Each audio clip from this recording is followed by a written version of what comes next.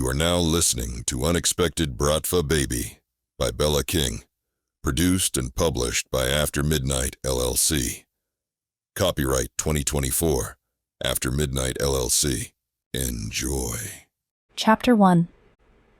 Phoebe. The morning sun streams through the windows of Cafecito Dreams while I tie my apron around my waist. The aroma of freshly ground coffee beans fills the air, mingling with the sweet scent of pastries. I glance at the clock. 6:45 a.m., 15 minutes until we open. I start the first batch of coffee. While working, my mind wanders to my dream of a cozy Scottish cultural shop filled with tartan, shortbread, and the soothing sounds of bagpipes. The bell above the door chimes, snapping me back to reality.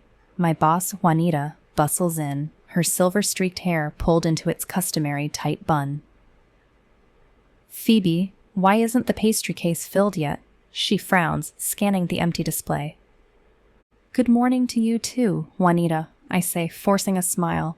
"I was just about to do that." "No excuses. Get to it. The morning rush will be here soon." I bite my tongue and nod, hurrying to the kitchen.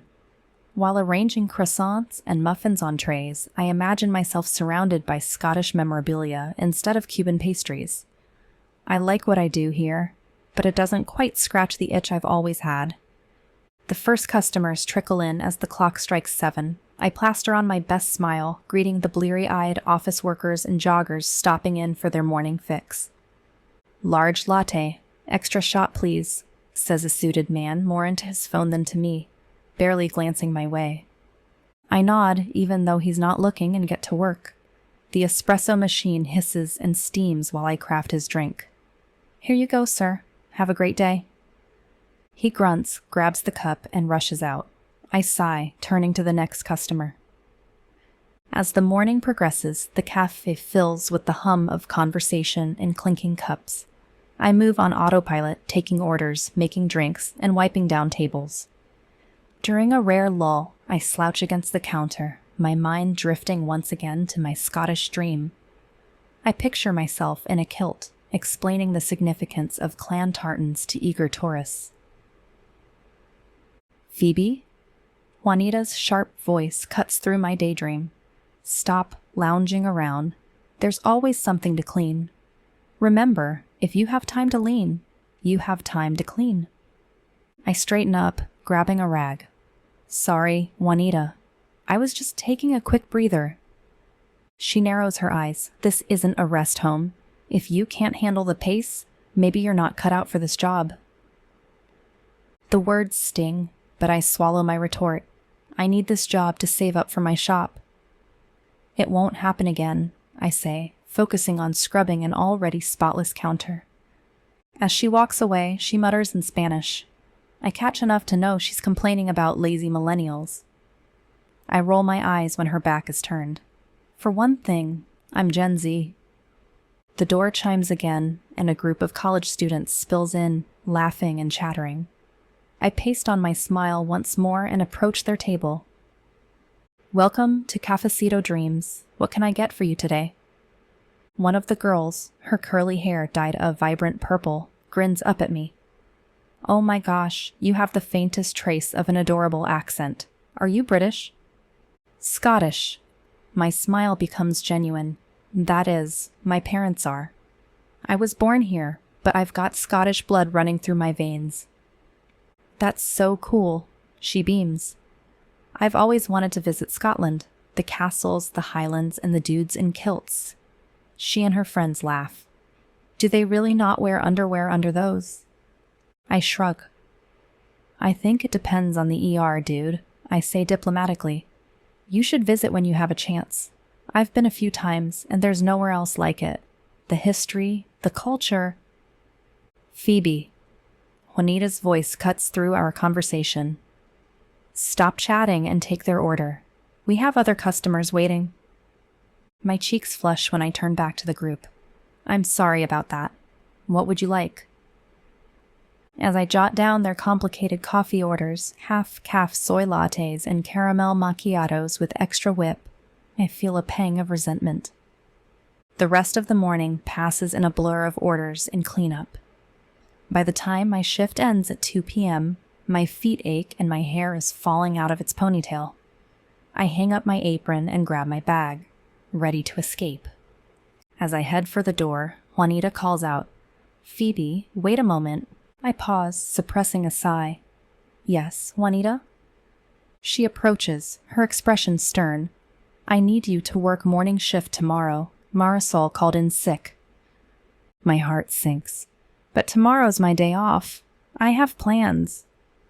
"Cancel them," she interrupts without sympathy. "This is a business, not a social club. We need reliable employees." I open my mouth to argue, but close it. The extra hours mean more money for my Scottish shop fund. "Okay, Juanita, I'll be here." She nods curtly. "Good. Be on time." I bite back the retort, wanting to remind her I'm always on time while stepping out into the Miami heat. The humid air feels heavy in my lungs and so different from the crisp Scottish air for which I long. I start walking home, already counting down the days until I can leave Cafecito Dreams behind and start my own business. There are far too many days remaining between me and my dream. I reach into my bag, pulling out a small keychain with the Scottish flag, and run my thumb over the blue and white cross, reminding myself why I'm working so hard. One day, I'll be back where I feel like I should have been all along. As I walk, I start planning my next day off, whenever that might be. Maybe I'll bake some shortbread or practice my Gaelic phrases. Anything to keep my dream alive while I'm stuck in this cafe. When I reach my small apartment and get inside, I collapse onto the worn couch, kicking off my shoes with relief. The cool pleather of the furniture soothes my aching body after a long day at work. I reach for my phone, scrolling mindlessly through social media to unwind. A notification pops up from my dog walking app. I tap it, curious. A new client request appears on the screen, the details making my eyes widen. Client, Mikhail Sokolov. Dog, Masha. Pitbull mix 3 years old. Location, Brickell Avenue. Pay, $100 per hour. I blink. Sure, I've misread the pay rate. $100 per hour? That's more than triple my usual rate. I hover over the accept button, but hesitate. My schedule is already packed between the cafe and my other dog-walking clients. This could really boost my Scottish shop fund, I mutter, chewing my lip. I click on Mikhail's profile, scanning for more information. His photo shows a strikingly handsome brunette man with intense blue eyes and a neatly trimmed beard. The brief bio mentions he's a businessman, new to Miami. My phone chimes with another notification from Juanita. "Need you to come in early tomorrow, 5 a.m. sharp." I groan, flopping back against the couch cushions. The idea of waking up even earlier makes my body ache. Then I glance at Mikhail's dog-walking request again, the generous pay rate taunting me. "Screw it," I say, hitting accept before I can change my mind. I'll figure out how to make it work. A confirmation message pops up, along with a note from Mikhail. "Thank you for accepting.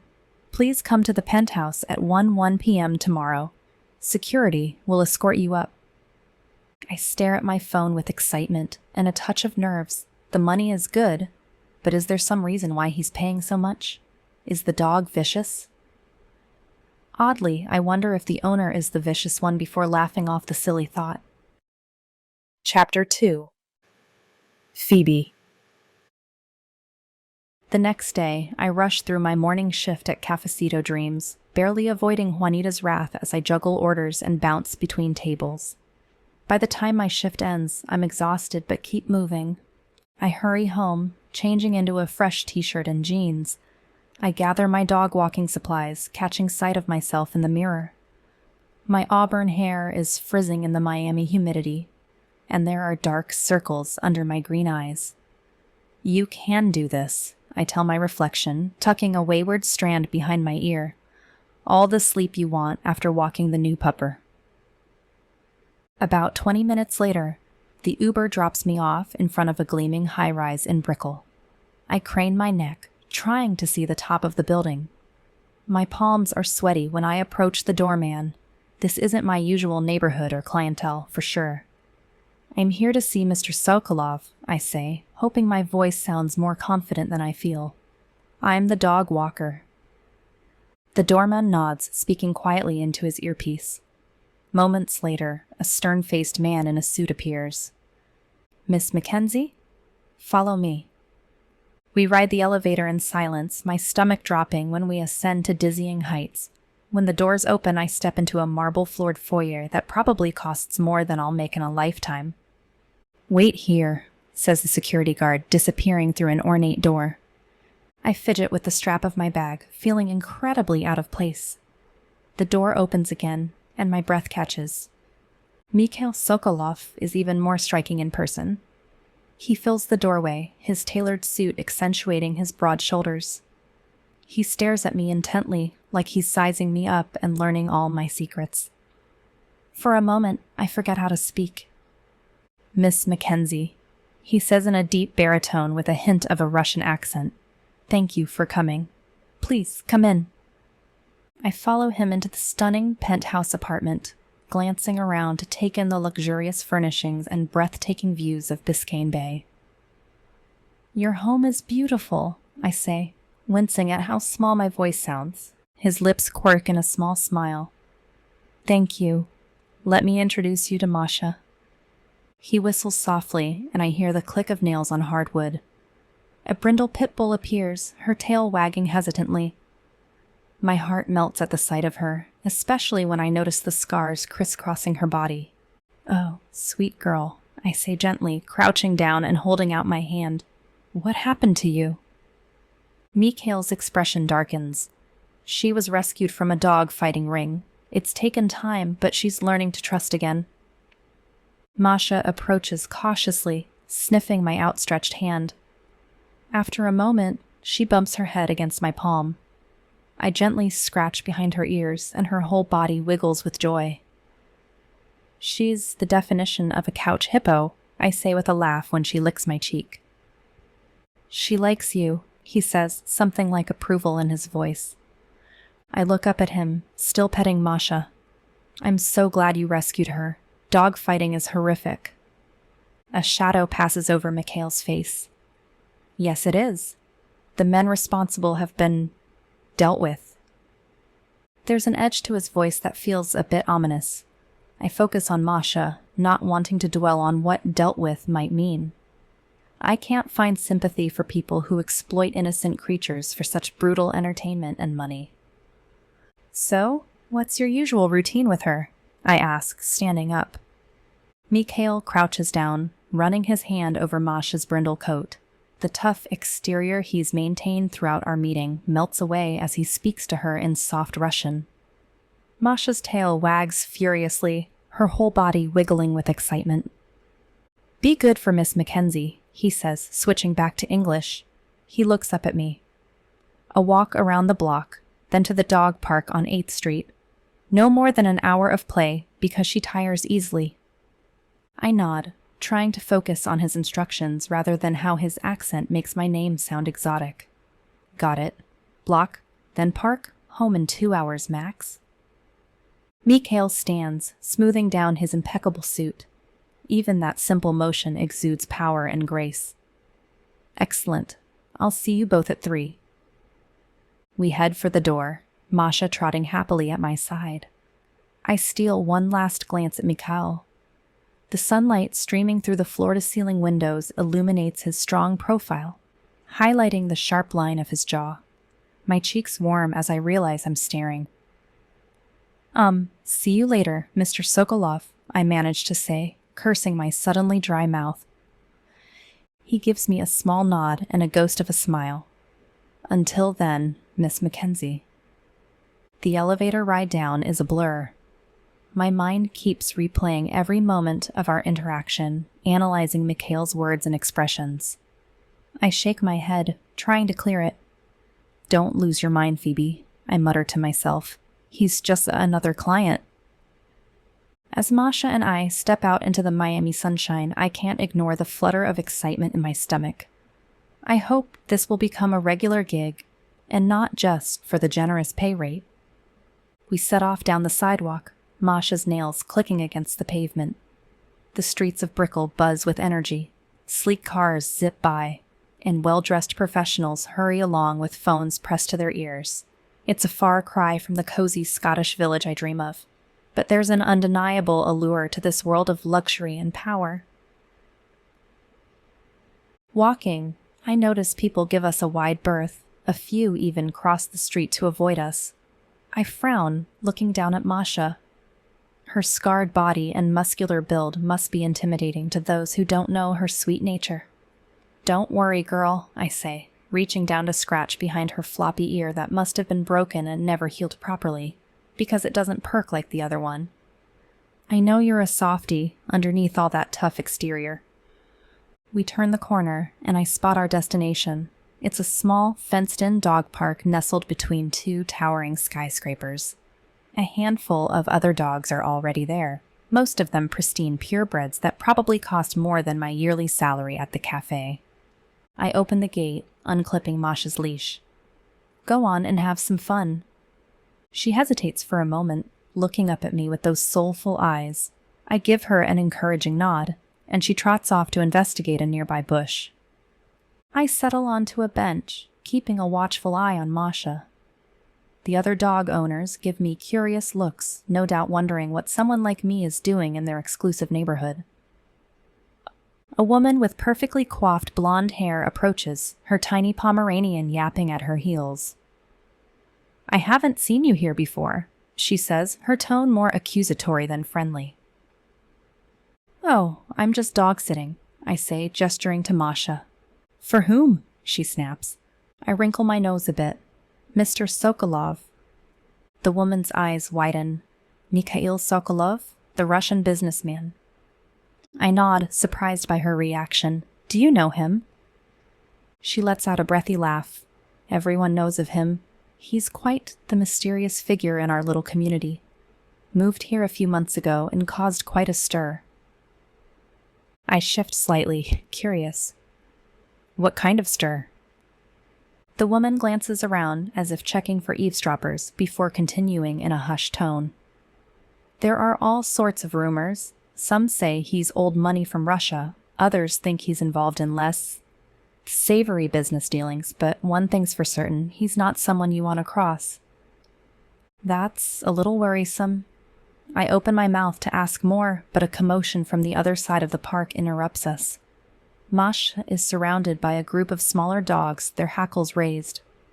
A chorus of growls fills the air.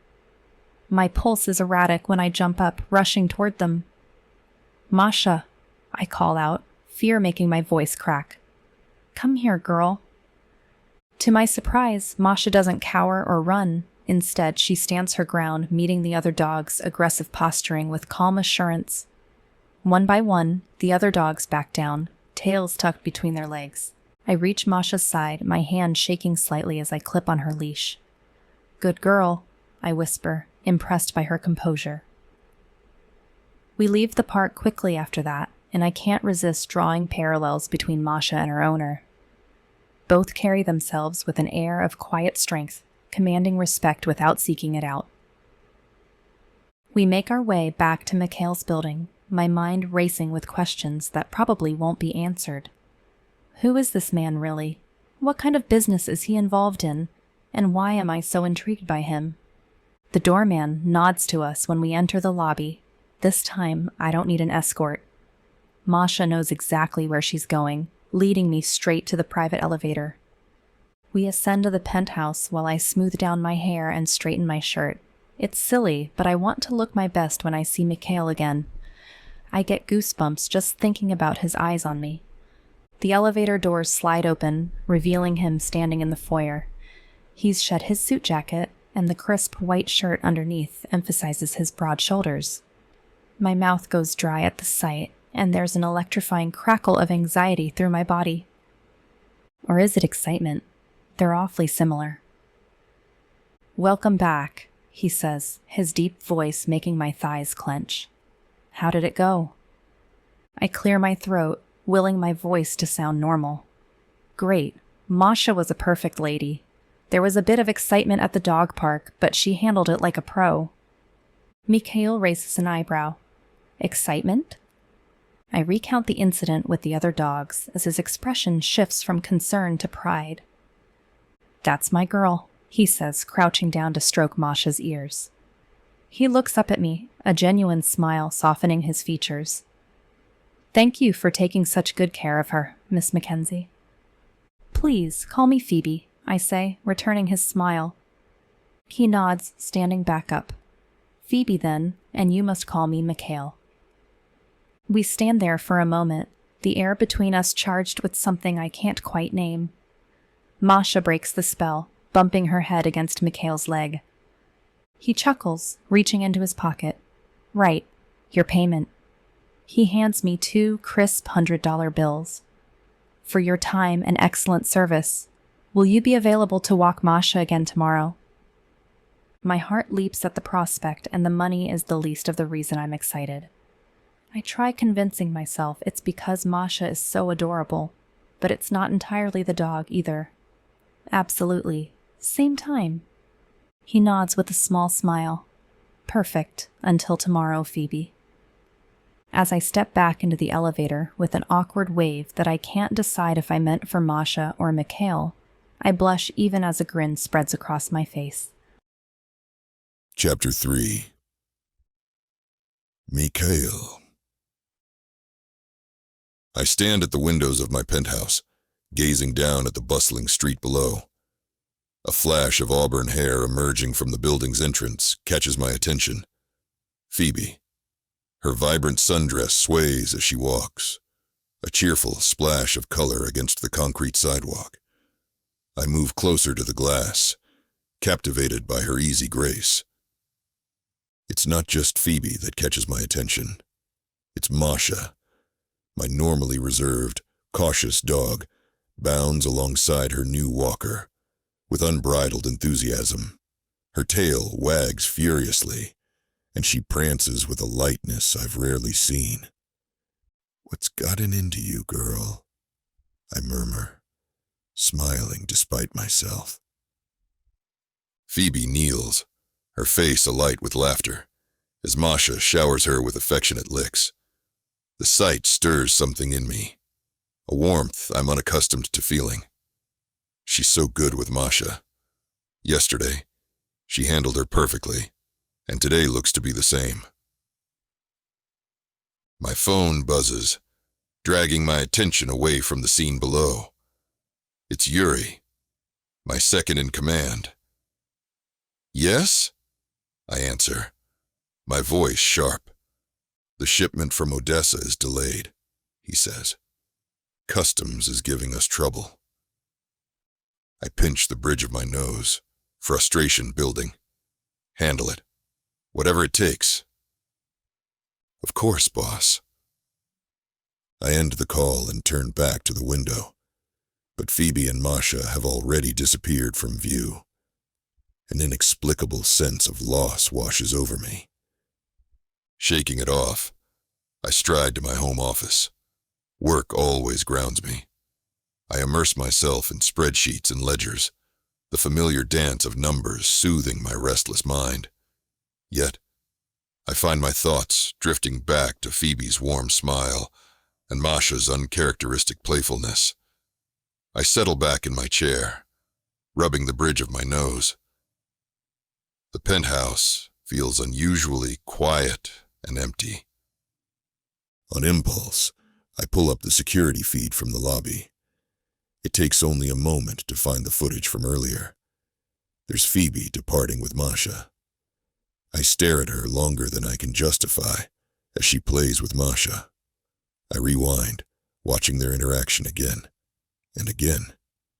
Each time, I notice something new. The way Phoebe's hand lingers on Masha's head, the dimple in her chin when she smiles, and the look of pure devotion my dog gives her within minutes. She's really something, and pretty too. Gorgeous in a way that makes me feel guilty for thinking of her as anything but innocent. But all women have a devil side to them. They like to have fun just as much as men do. A knock at the door startles me. I quickly close the security feed and say, "Coming." Phoebe's smile lingers in my mind, in contrast to the grim business awaiting me. With a long exhalation, I stand and straighten my suit jacket. It's time to focus. The conference room is already occupied when I enter. Sergei, Yuri, and Vladimir rise to their feet, a sign of respect that never fails to satisfy me. I nod curtly and take my place at the head of the table. "Gentlemen," I say, my voice low and authoritative, "report." Sergei, my second, speaks first. "The Cubans are getting bolder, boss. They've taken over 2 of our protection rackets in South Beach this week alone." I rest my elbows on the polished mahogany. "And how did we let that happen?" Yuri shifts uncomfortably in his seat. "They're offering better rates to the businesses. Some of our guys got sloppy and thought they could slack off. The Cubans swooped in." I drum my fingers against the table, a steady rhythm that betrays my irritation. Sloppy is unacceptable. Who was responsible?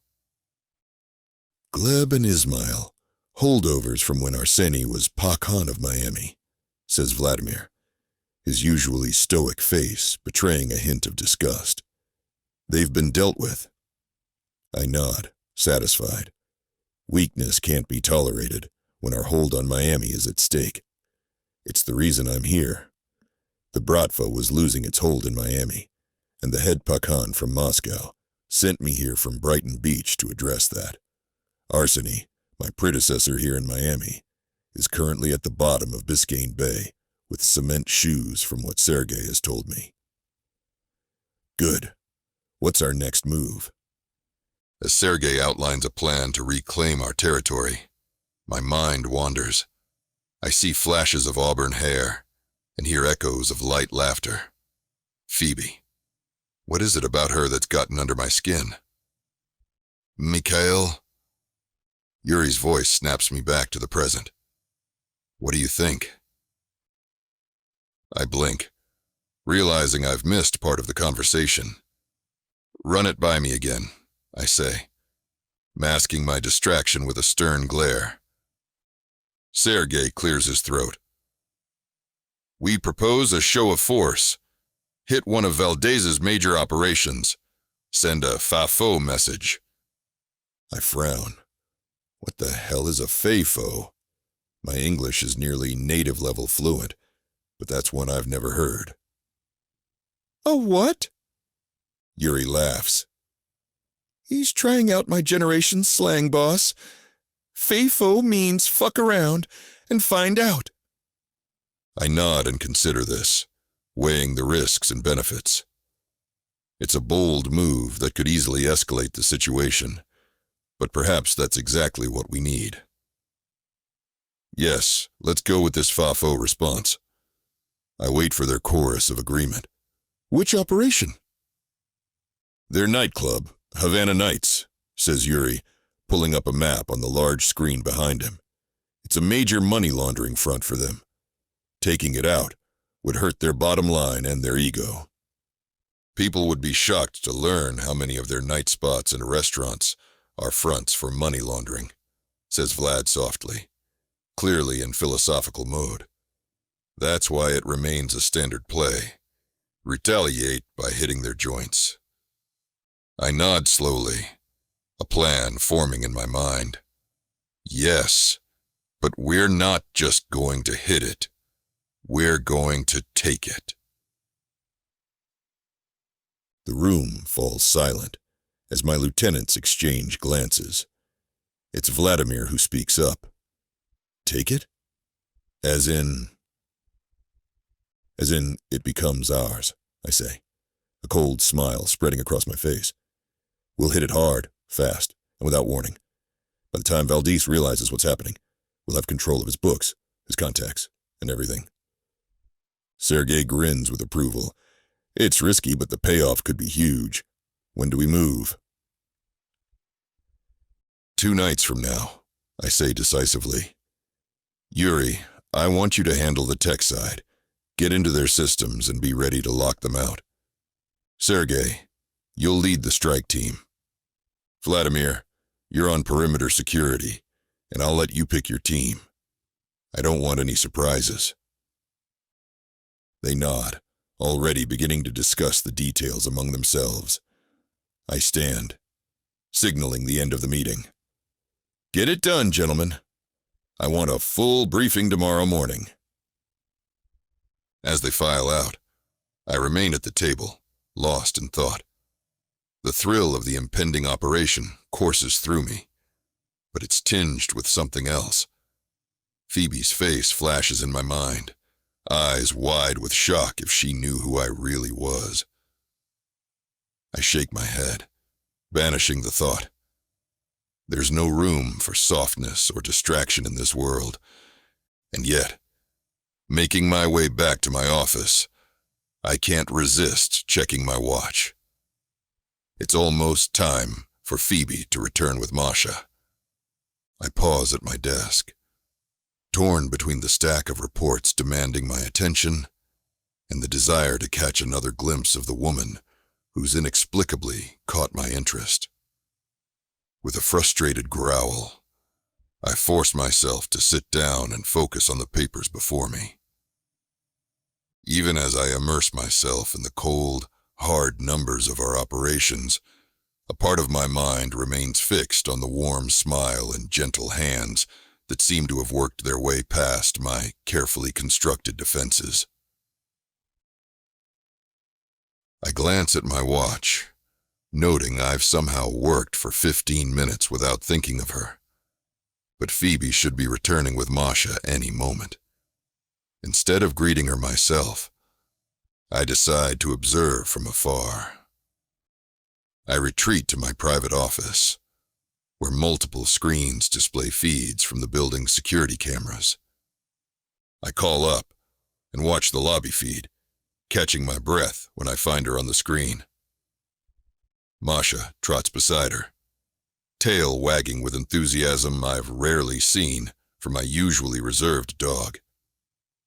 Rodion approaches them, his normally stern expression softening as he greets Phoebe.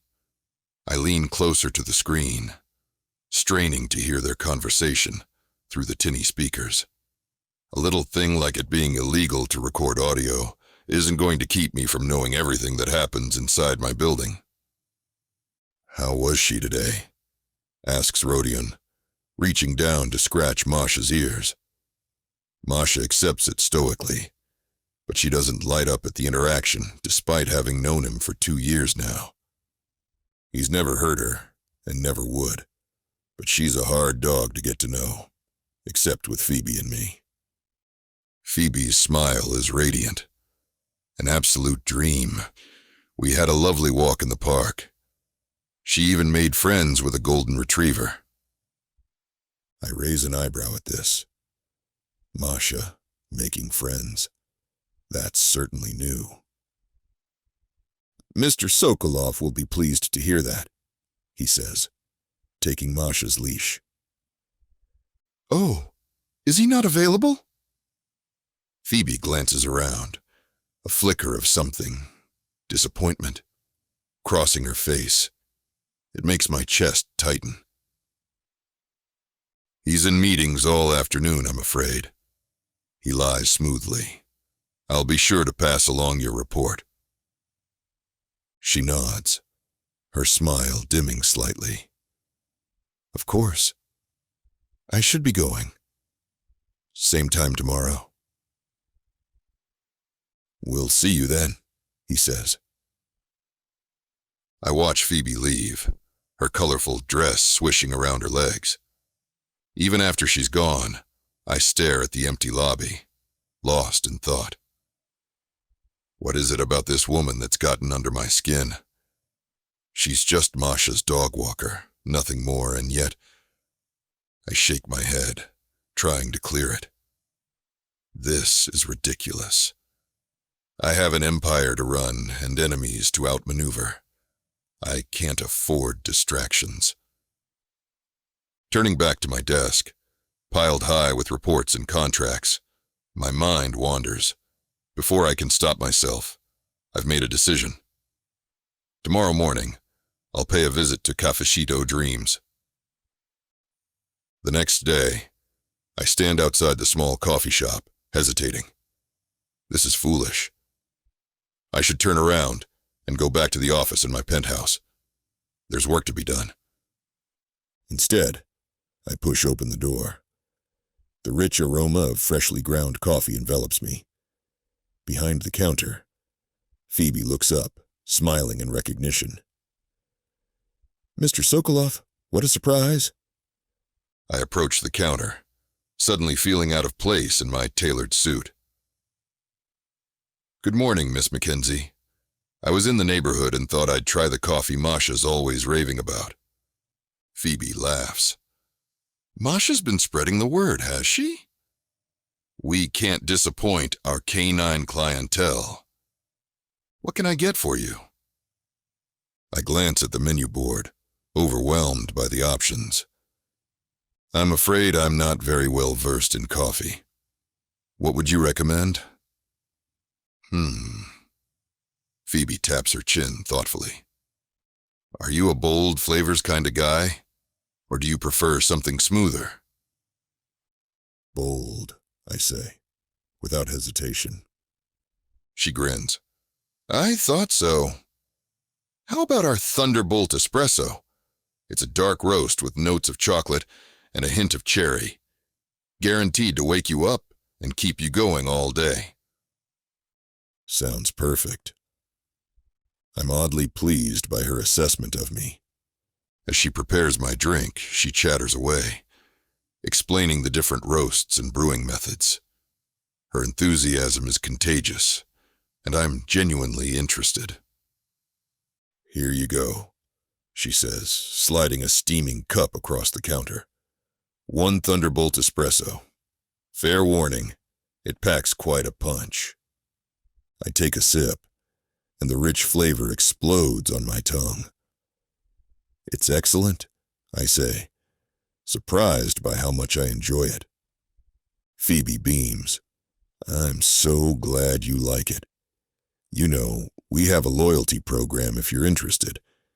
Buy 10 coffees and get one free." For a moment, I'm tempted to tell her I could buy the entire shop if I wanted. But looking at her earnest expression, I realize I don't want to be Mikhail Sokolov, feared leader of the Russian Bratva. Here in this cozy coffee shop, I can just be Misha, a man enjoying a good cup of coffee. "That sounds great," I say, pulling out my wallet. "Sign me up." As Phoebe fills out a loyalty card for me, I'm surprised by how normal this feels, how nice it is to have a conversation that doesn't revolve around territory disputes or profit margins. I haven't gotten my own coffee in years, and I certainly haven't chatted up a pretty barista in forever. "There you go," she says, handing me the card with a flourish. "One stamp down, 9 to go." "Thank you, Miss Mackenzie," I say, tucking the card into my wallet. "I thought we agreed on Phoebe. Anyone who Masha likes is a friend in my book." I smile, surprising myself. "All right, Phoebe, and you can call me Misha." "Misha," she repeats, testing the name. "I like it. It suits you better than Mr. Sokolov somehow." If she only knew how true that once was, how much I sometimes yearn for the simplicity of being just Misha, especially in moments like this. I should be going, I say reluctantly, glancing at my watch. "Thank you for the coffee, and for taking such good care of Masha." "It's my pleasure," she says warmly. "She's a special dog. You're lucky to have her." I nod, thinking of how Masha came into my life. The dog-fighting ring I'd shut down, and the way she'd cowered in the corner, scarred and terrified. She didn't have the temperament to fight, so they'd used her as a bait dog. Thinking of what humans did to her, I'm still amazed at how she'd slowly learned to trust me. I am. More than you know. My mouth stretches into a feral grin that makes Phoebe frown, as I briefly recall the pleasure of forcing the two men running the operation to fight to the death, then killing the one who'd survived. Upon leaving the coffee shop, I'm already planning my next visit despite the danger. The more time I spend around Phoebe, the greater the risk of her discovering who I really am and what I really do. But sipping my Thunderbolt espresso, savoring the rich flavor and the memory of Phoebe's smile, I can't bring myself to care. For a few minutes each day, I can be just Misha with Phoebe, and that's worth any risk. Chapter 4. Phoebe. The early morning sunlight is bright around Cafecito Dreams when I push open the door. The aroma of freshly ground coffee beans envelops me, and I inhale deeply, savoring the scent that's become a welcome part of my daily routine. I wonder if Mikhail will come today, but I already know he will. He's on his third coffee card, and he's visited every day for the last 3 weeks. "Morning, Phoebe," says Marco, my coworker, as he wrestles with a finicky espresso machine. "Can you give me a hand with this?" I nod, dropping my bag behind the counter and joining him. We work to unclog the steamer while he chats about his latest blind date with a guy who couldn't stop talking about himself. I want to focus, but my mind drifts to Mikhail and Masha.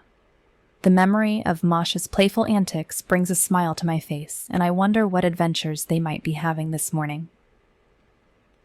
"Earth to Phoebe," he says, waving a hand in front of my face. "Where'd you go just now?" I blink, refocusing on the task at hand. "Sorry, just thinking about a dog I walk sometimes." Marco chuckles.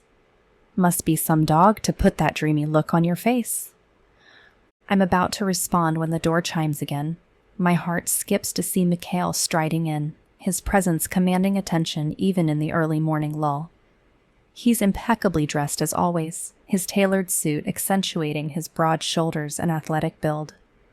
We look at each other, and he flashes that devastatingly charming smile that never fails to make my knees weak.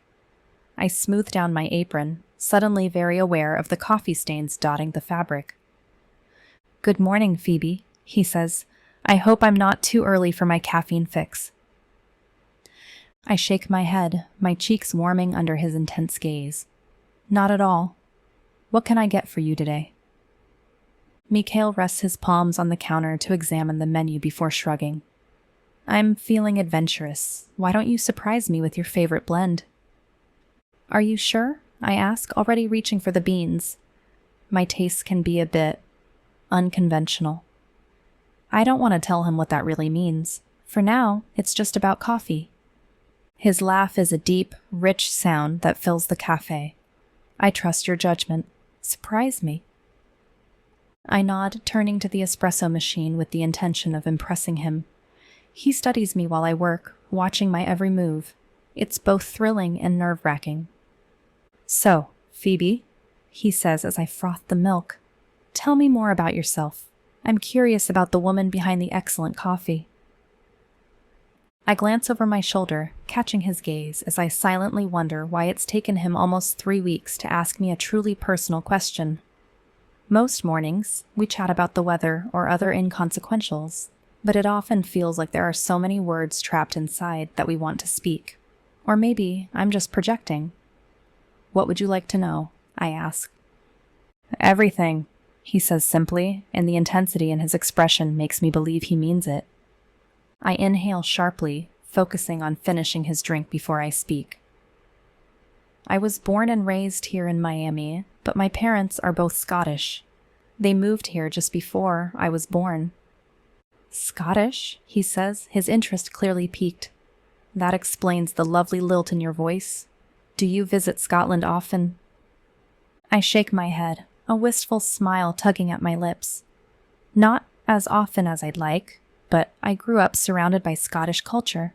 My mum made sure of that. When I hand him his coffee, our fingers brush, and a jolt of electricity seems to pass between us. It's enough to make me pause, but he's too busy with his coffee to notice my reaction. He takes a sip, his lips curling up in a smile. "This is exceptional," he says, genuine appreciation in his voice. "What's in it?" I grin, pleased by his reaction. It's a blend of Ethiopian yirgacheffe and Guatemalan beans with a hint of cardamom and a splash of coconut milk. I call it the Highland Sunrise. Mikhail raises an eyebrow. "Impressive. You have quite the talent, Phoebe. Have you ever thought of opening your own cafe?" My heart swells at his compliment, and before I know it, I'm pouring out my dreams to him. Actually, I've always wanted to open a Scottish cultural center and shop, a place where people can experience a bit of Scotland right here in Miami. With a cafe, of course, serving traditional Scottish treats alongside specialty coffees. I think it could really take off if it was done right. Mikhail listens intently, nodding along. That sounds wonderful. What's stopping you? I shrug, suddenly self-conscious. Oh, money, mostly, and finding the right location. It's just a pipe dream for now. I don't believe that for a second, he says, his voice firm but kind. You clearly have the passion and the skill. Dreams like that are worth pursuing. His words warm me from the inside out, and I end up sharing more about my Scottish heritage, growing animated when I describe the legends and traditions I grew up hearing about and experiencing. He asks thoughtful questions, clearly genuinely engaged in the conversation. For a moment, I forget we're in a busy cafe where I work. It feels like we're in our own little world. "Phoebe?" Juanita suddenly snaps at me. "Stop chatting and get back to work. There are customers waiting. If you want to stand around, you can do it at the unemployment office." I jump, startled by her sudden appearance. "Sorry, Juanita. I'll get right on it." Mikhail's expression darkens as he turns to face my boss. He says something in rapid Spanish, his tone firm and commanding.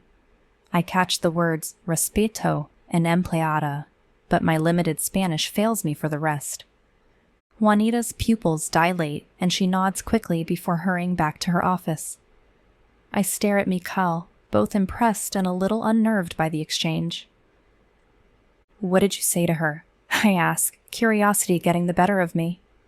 His expression softens as he looks back at me. "Just a gentle reminder about the importance of treating employees with respect. You shouldn't have to put up with that kind of behavior." I'm touched by his concern, but before I can respond, the door chimes again, signaling the arrival of the morning rush. "I should get back to work," I say reluctantly. Mikhail nods. "Of course. Thank you for the excellent coffee and even better company, Phoebe. I look forward to our next chat." As he leaves, I hate that he has to go. There's something about him that both thrills and unsettles me. It's unnerving, but exciting, and turning to serve the next customer, a smile lingers on my face.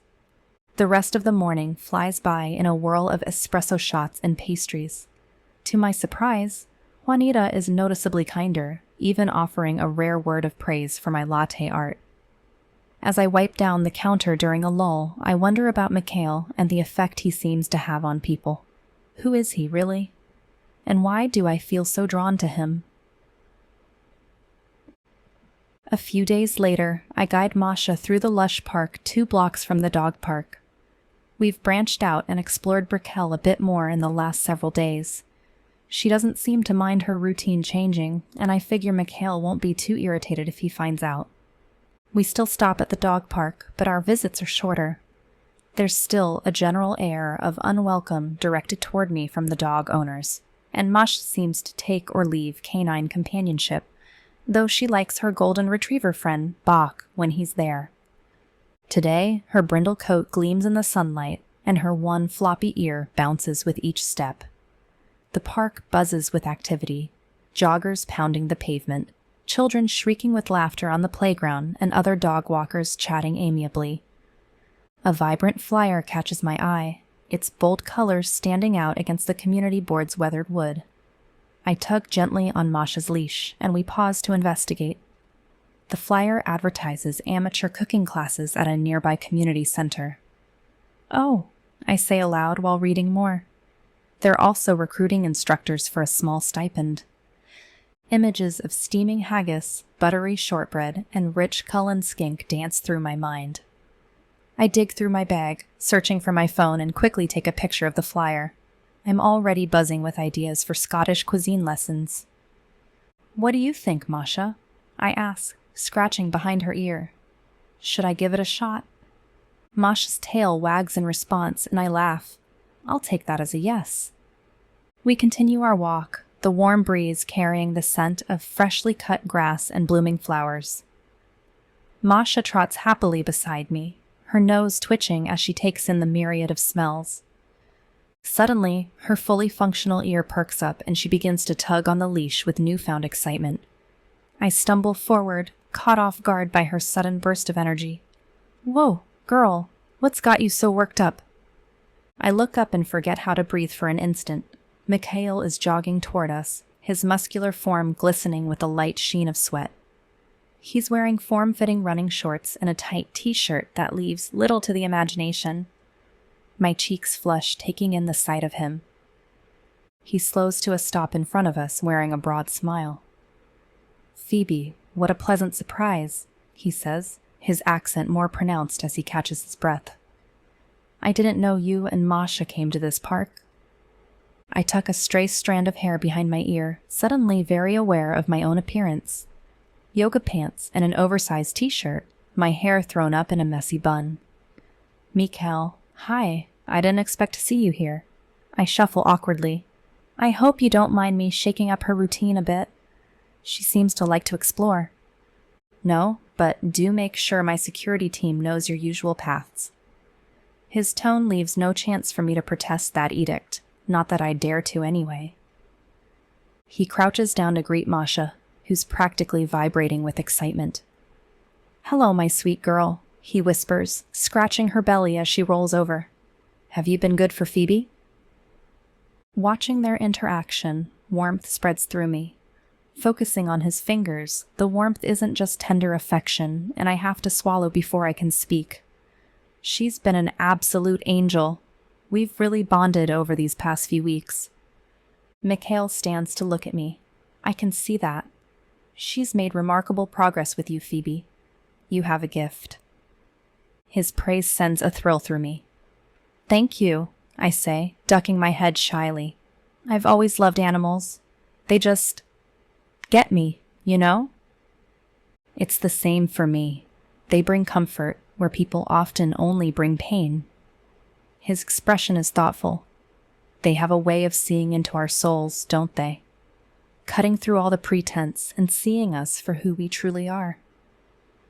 The depth of his words surprises me, and I sway slightly, drawn to the intensity in his voice and gaze.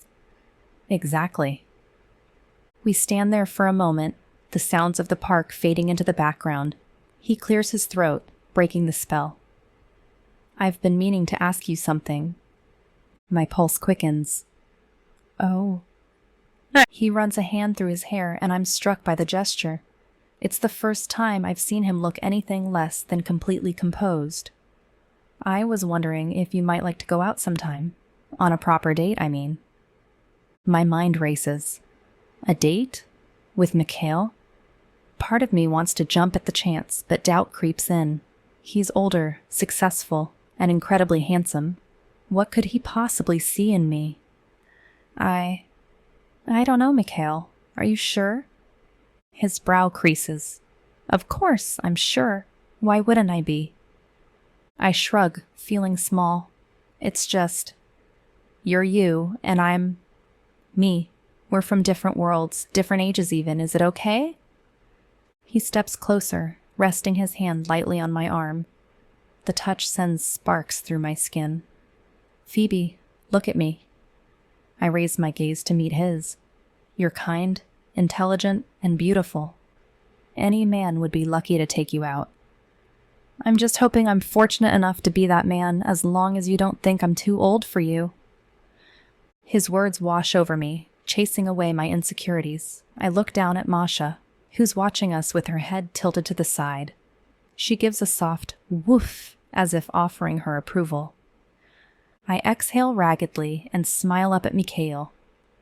No, age has little to do with someone's ability to have a good time. I'd love to go on a date with you. His answering grin is dazzling. Wonderful. How about Friday night? I know a lovely restaurant I think you'll enjoy. I quickly agree, and he asks for my phone so he can put in his number. Thus far, we've only communicated through the dog walking app or in person. Our fingers brush when I hand him my phone. The simple touch sends a spiral of desire through me, and my stomach tightens. I'll text you the details, he says. Until then. He looks at Masha. You don't mind seeing her home while I finish my jog? Of course not. Cutting short, the walk would mean losing $50, but that's not the reason I agree. I love spending time with her. And him. He gives Masha one last pat before jogging off, leaving me standing there with my heart thumping like a drum and wearing a goofy grin on my face. I watch him disappear down the path, and reality starts to set in. I have a date with Mikhail Sokolov, handsome, mysterious, wealthy Mikhail Sokolov. What am I going to wear? What will we talk about? What if I make a fool of myself? Masha nudges my hand with her nose, pulling me from my spiraling thoughts. I look down at her big amber eyes, full of trust and affection. You're right, girl, I say, giving her an affectionate scratch. No use worrying about it now. We'll just take it one step at a time. With a lighter heart, we continue our walk through the park.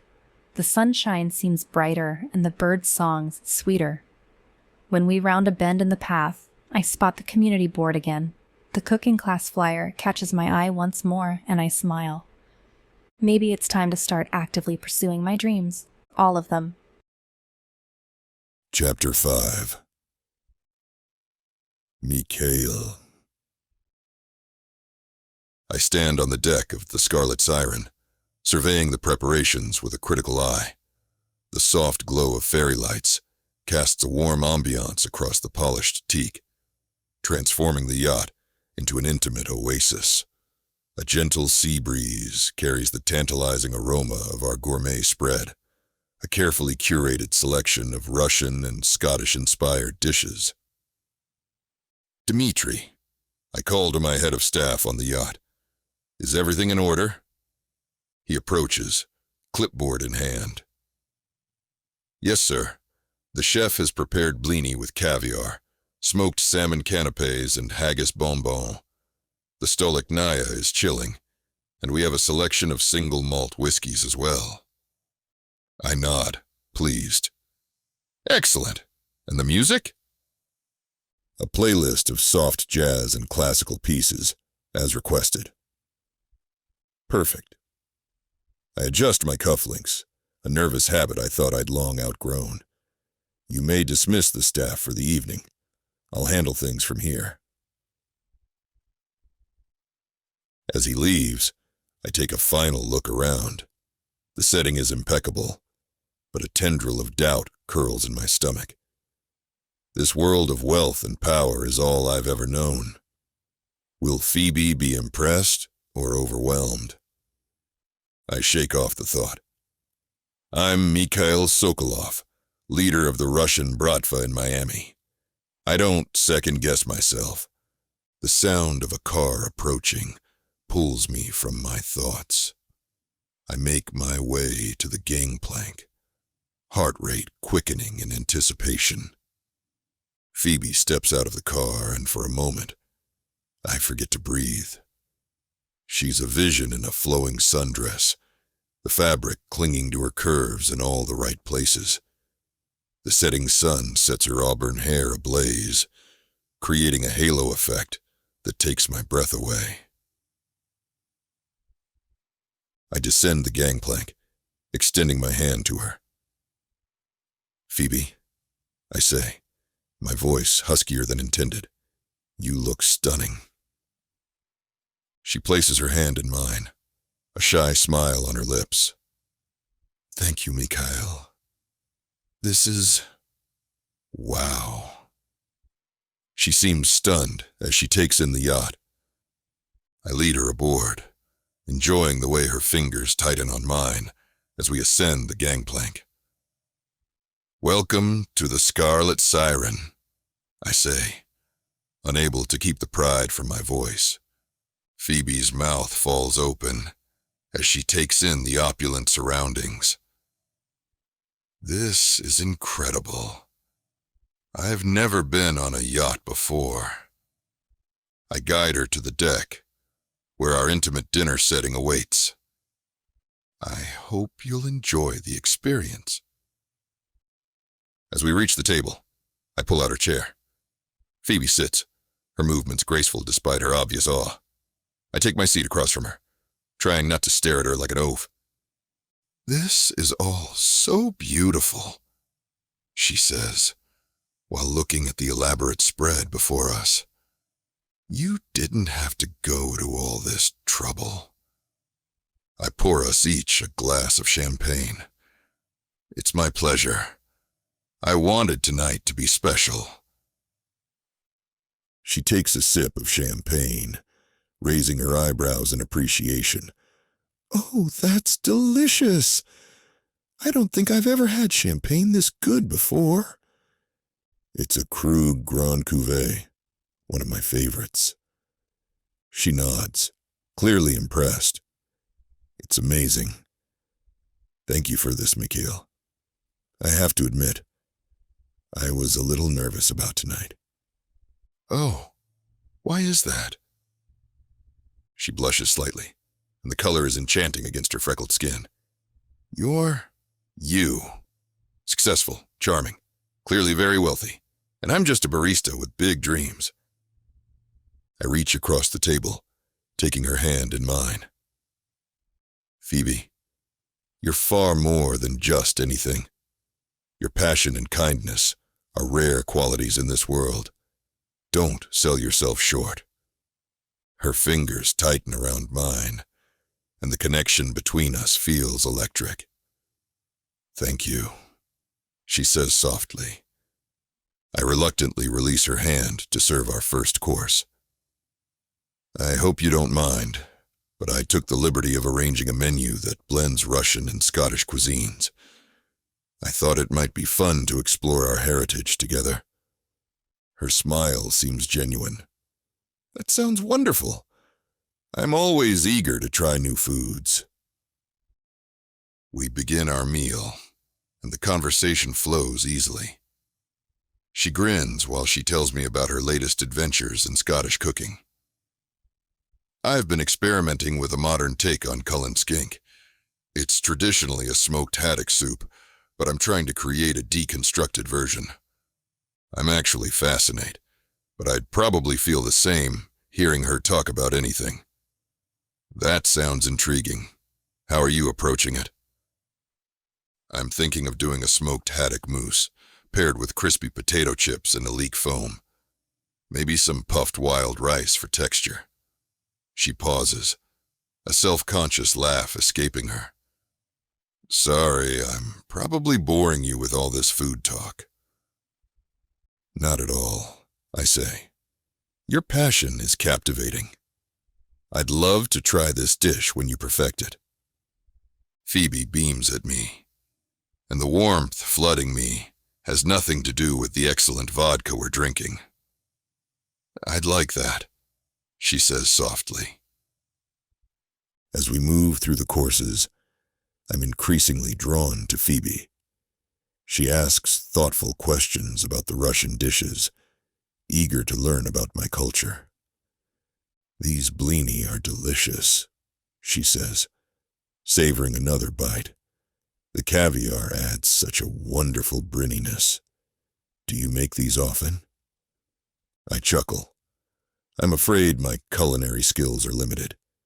These are the work of my chef, but they were a staple at family gatherings when I was growing up. Oh, you grew up in Russia? I nod, a pang of nostalgia hitting me unexpectedly. Yes, in St. Petersburg. It's a beautiful city, full of history and culture. I'd love to visit someday, she says wistfully. I've always been fascinated by Russian architecture, especially the onion domes on the cathedrals. Perhaps I could take you there sometime, I say, surprising even myself with the offer. Her eyes widen, but she doesn't shy away. Really? That would be amazing. As the evening progresses, we move from the dinner table to the comfortable seating area on the deck. The Miami skyline glitters in the distance, a stunning backdrop to our conversation. Phoebe settles into the plush cushions, tucking her legs beneath her. The movement causes her dress to ride up slightly, revealing more of her creamy thigh. I force myself to look at her face, not wanting to be caught staring. So, Mikhail, she says, her tone playful. Tell me something about yourself that would surprise me. I consider for a moment, swirling the vodka in my glass. There's so much I can't tell her, about my true identity, my business, and the danger that surrounds me. But I want to share something real. I have a secret passion for ballet. I used to sneak out to watch performances at the theater when I was younger. I sigh. My father didn't like or approve of ballet, which was an anomaly among Russians. Phoebe's eyebrows shoot up. Really? I wouldn't have pegged you for a ballet enthusiast. I shrug. There's something mesmerizing about the grace and strength of the dancers. The way they can tell a story without words is powerful. That's beautiful, she says softly. I'd love to see a Russian ballet someday. Perhaps we can make that part of our St. Petersburg trip, I say, only half joking. She laughs. Planning our second date already, are we? I move a bit closer. I'm certainly hoping there will be a second date, and a third, and many more after that. The air between us feels charged with electricity. Her breath catches as she looks at my lips. I want nothing more than to close the distance between us, to taste her, and lose myself in her warmth, but I hold back, not wanting to rush things. Instead, I stand, offering her my hand. Would you like to see the rest of the yacht? She nods, slipping her hand into mine. I guide her through the yacht, resting my hand lightly on the small of her back. She blinks when we enter the main salon, taking in the opulent surroundings. This is incredible. She runs her fingers along the polished mahogany table. I'm glad you like it, I say, as she explores with childlike wonder. The craftsmanship is exquisite. Each piece was handmade by artisans in Italy. She turns to me with a bright smile. You must have quite the eye for design. Everything is so beautiful. I shrug, feeling a hint of pride at her admiration. I appreciate quality. Shall we continue the tour? We move through the yacht, and I point out various features. There's a state-of-the-art entertainment system, a fully equipped gym, a swimming pool, and a sauna. Phoebe asks intelligent questions, appearing genuinely interested in every detail. She's smart, and I like that about her. Approaching the master suite, I hesitate for a moment. This is the main stateroom, I say, pushing open the door. Phoebe steps inside, and I hear her sharp intake of breath. The room is a masterpiece of luxury, with its king-sized bed draped in fine linens, and a panoramic view of the ocean through the wall, made completely from glass. "Oh my," she murmurs, her gaze drawn to the bed. She stares at it for a long moment, and I do the same. The air between us grows thick with unspoken tension. We're clearly sharing similar thoughts. I clear my throat. "There's an ensuite bathroom as well," I say, my voice sounding rougher than I intended. "Would you like to see it?" Phoebe tears her gaze away from the bed, a flush creeping up her neck. "No, that's okay. I think I get the idea." We stand there for a moment, the silence stretching between us. I'm acutely aware of how close she is, and the scent of her perfume. My fingers itch to reach out and touch her, to pull her close, and "Should we head back to the deck?" she asks, breaking the spell. I nod, perhaps a bit too eagerly. "Of course. The night air will be refreshing." We make our way back to the deck, and I pour us each another glass of wine. Phoebe rests against the railing, gazing out at the twinkling lights of Miami's skyline. "This view is breathtaking," she says, taking a sip of her wine. I move to stand beside her, our arms almost touching. It is, though not as breathtaking as the company. Phoebe turns to me, smiling. "You're quite the charmer, Mikhail." "Only when properly inspired," I say, raising my glass in a small toast.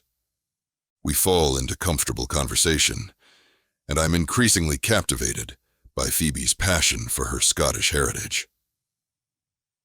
"Tell me more about Scottish cuisine," I say, genuinely curious. "You mentioned experimenting with traditional dishes earlier." Phoebe's face lights up.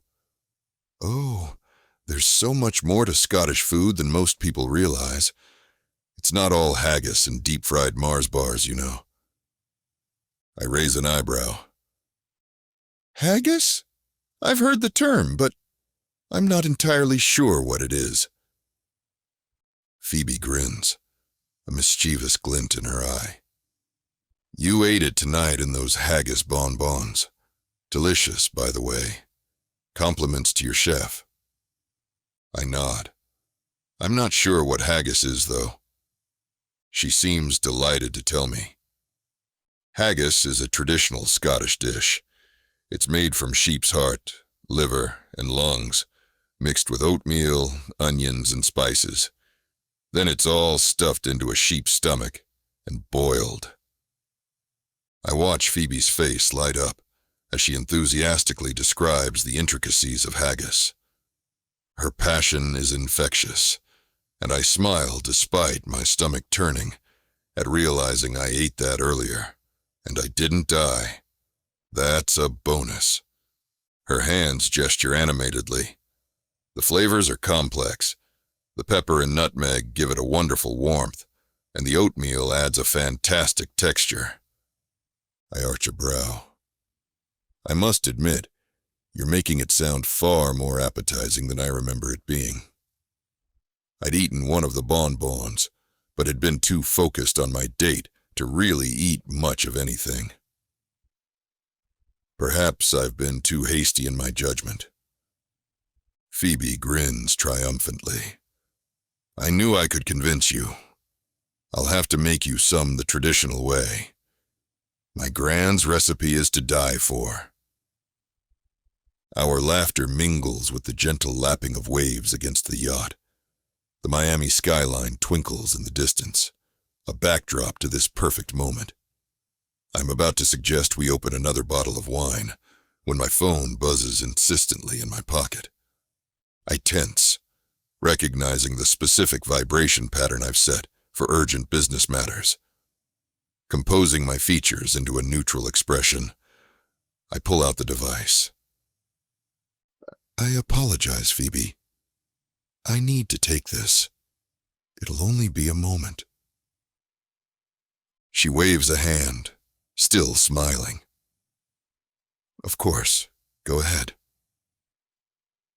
I step away, moving toward the bow of the yacht. The message on my screen makes me bite back an oath. Shipment compromised. Feds closing in. Need instructions. ASAP. I clench my jaw, sorting through potential solutions.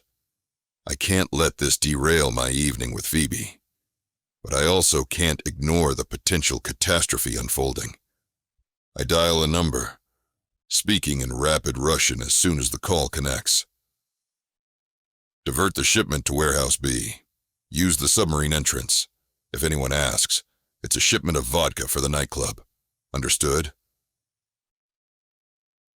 The voice on the other end confirms my orders, and I swiftly end the call. With a deep breath, I force my features to relax before turning back to Phoebe. She's standing at the railing, silhouetted by the last rays of the setting sun. The sight of her momentarily pushes away thoughts of compromised shipments and federal agents. I approach her, placing a hand lightly on her lower back. I hope I didn't keep you waiting long. She turns to me with a warm smile. Not at all. I was just admiring the view. It's breathtaking. Yes, it is. I'm staring at her, rather than the scenery. We stand in comfortable silence, watching as the sun dips below the horizon. The sky transforms into a canvas of deep purples and fiery oranges, reflected in the calm waters of the bay. Phoebe shivers slightly as a cool breeze sweeps across the deck. Without thinking, I step closer, wrapping an arm around her shoulders. She leans into me, her warmth seeping through my shirt. This has been an incredible evening, Mikhail, she says softly.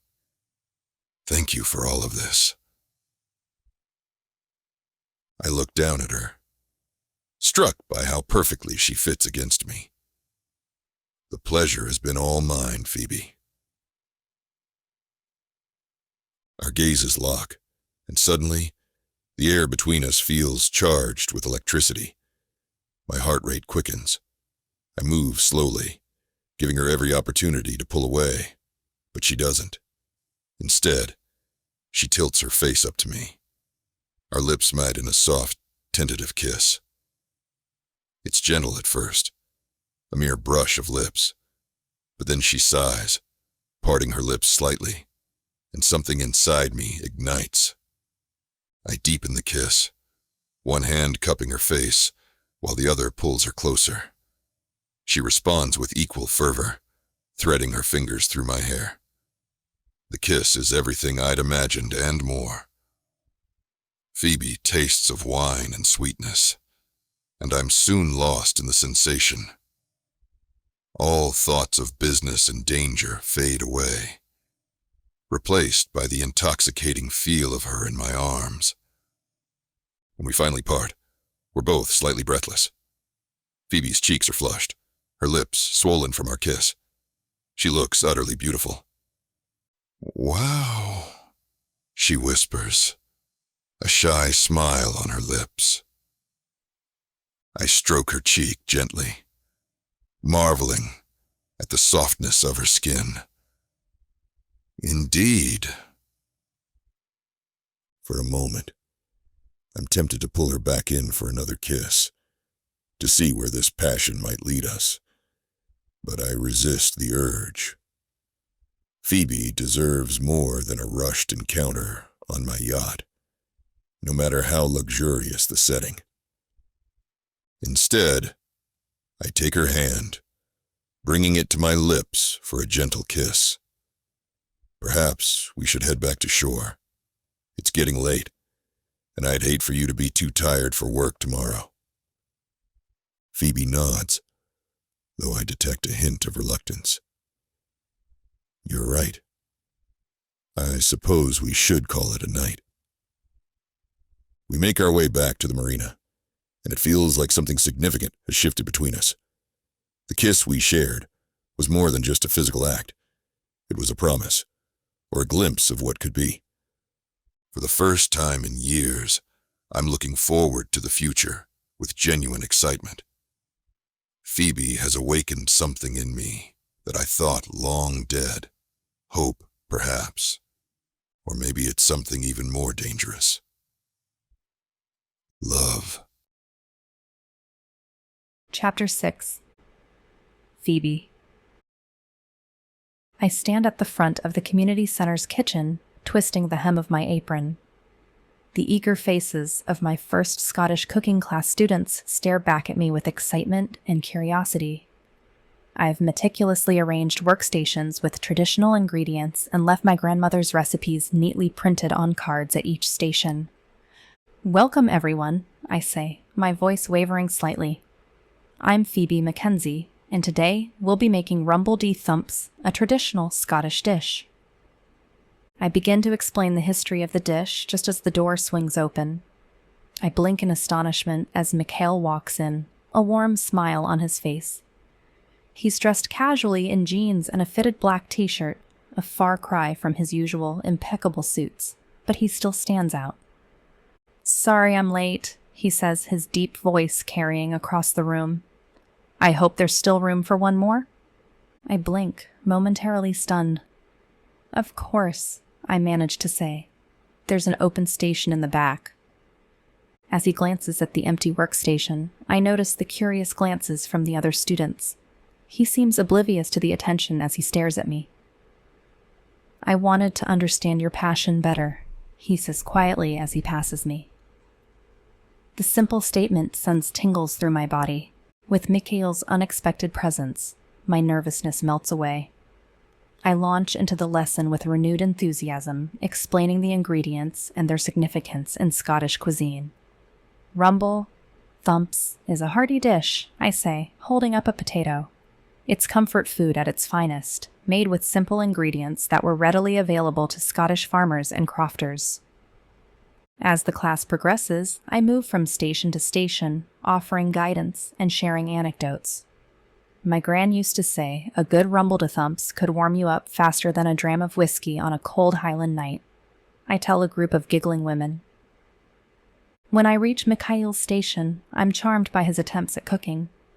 His usual grace and confidence are nowhere to be seen as he awkwardly peels potatoes, his brow creased in concentration. "Having trouble there, Mr. Sokolov?" I tease, unable to keep the smile from my voice. He looks up with a rueful grin. "I'm beginning to think I should stick to takeout. How do you make this look so easy?" I laugh, stepping closer to demonstrate. "Here, like this," I say, taking the peeler from his hand. Our fingers brush, and I feel a jolt of electricity at the contact. "You want to use long, smooth strokes." I guide his hand, showing him the proper technique, and I'm acutely aware of his presence behind me. His chest is barely an inch from my back, and warmth radiates from him. "Like this?" he asks, his breath tickling my ear. I swallow hard, trying to focus on the task at hand. "Yes, that's perfect," I say, sounding breathless even to my own ears. I step away, clearing my throat. "Just keep practicing," I say, forcing a smile. "You'll get the hang of it." I move on to the next station, but Mikhail's gaze follows me. The intensity makes me burn everywhere. When it comes time to taste the finished dishes, I make my way around the room, sampling each student's creation. Finally, I reach Mikhail's station. He stands back, looking worried when I take a bite. The moment the food touches my tongue, I have to fight to keep my expression neutral. The potatoes are undercooked, the cabbage is overcooked, and there's far too much pepper. Mikhail watches me intently, waiting for my verdict. "Well?" he asks, a hint of nervousness in his voice. I swallow with difficulty, then force a smile. "It's unique," I say diplomatically. He narrows his eyes and takes a bite himself.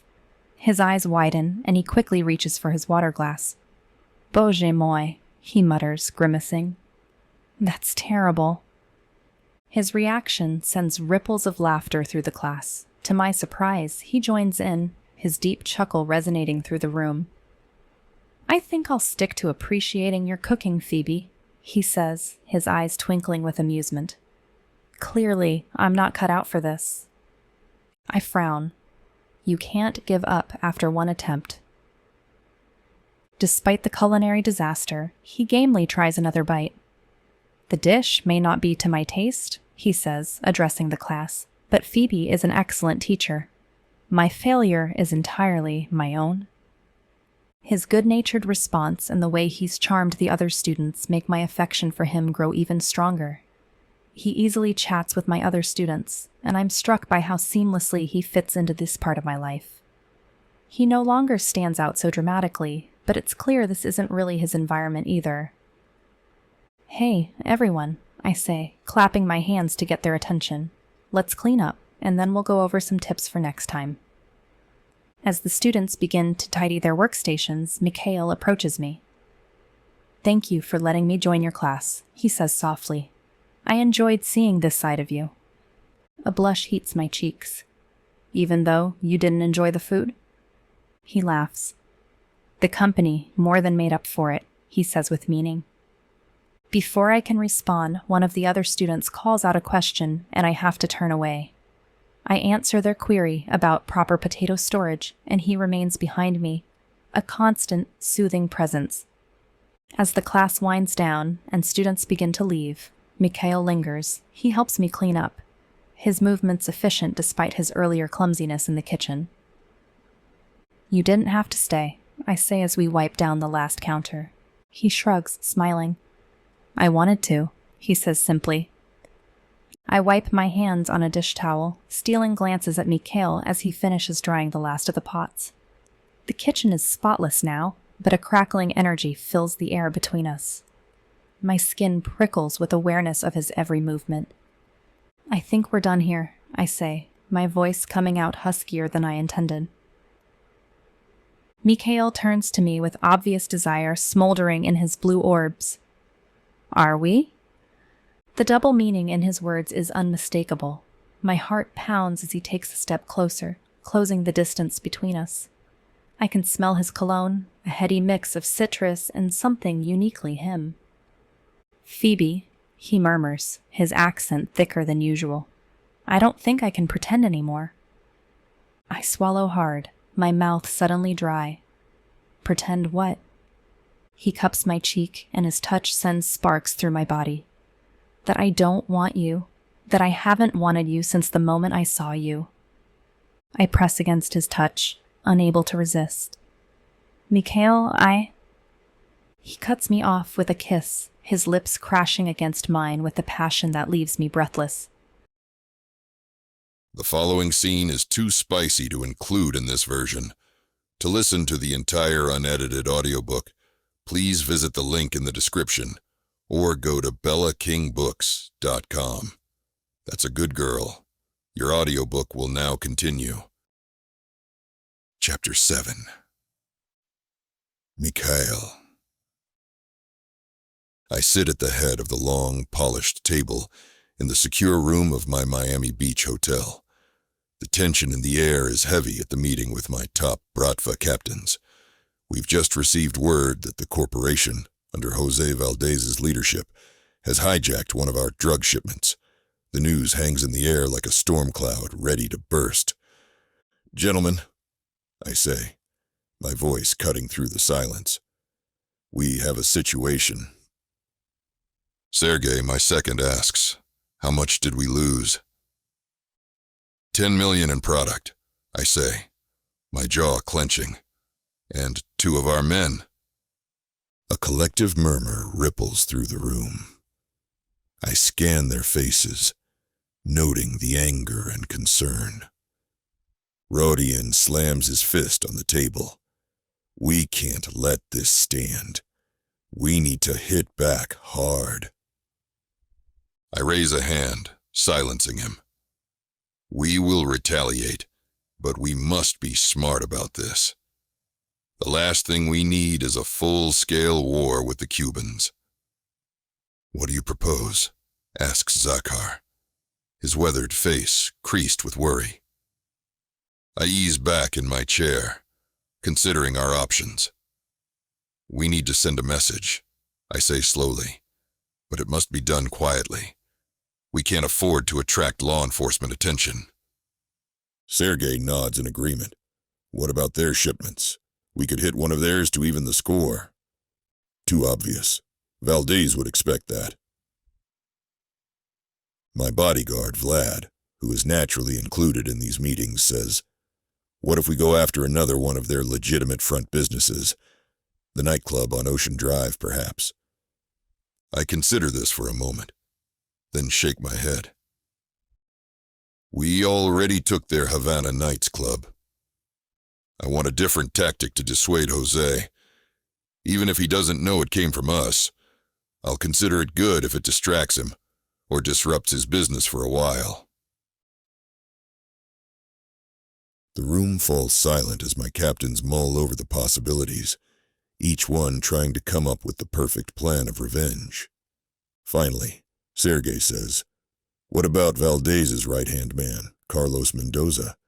He's been seen frequenting a certain establishment outside of town. We could arrange for an unfortunate accident. A slow smile spreads across my face. That's an idea with potential. Sergei, I want you to handle this personally. Make it look like a mugging gone wrong. No connections to us. He nods, a predatory grin on his face. Consider it done, boss. The rest of you, I say, addressing the room. I want our security tightened. Double the guards on our remaining shipments, and start looking for any weak links in our organization. Valdez may have had inside information. The captains nod in agreement, but they seem as skeptical about a mole as I do. My people are loyal. A chorus of "Yes, boss" echoes around the table. Good.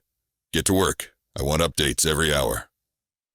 The captains file out of the room, their hushed conversations fading as they disperse to carry out their tasks.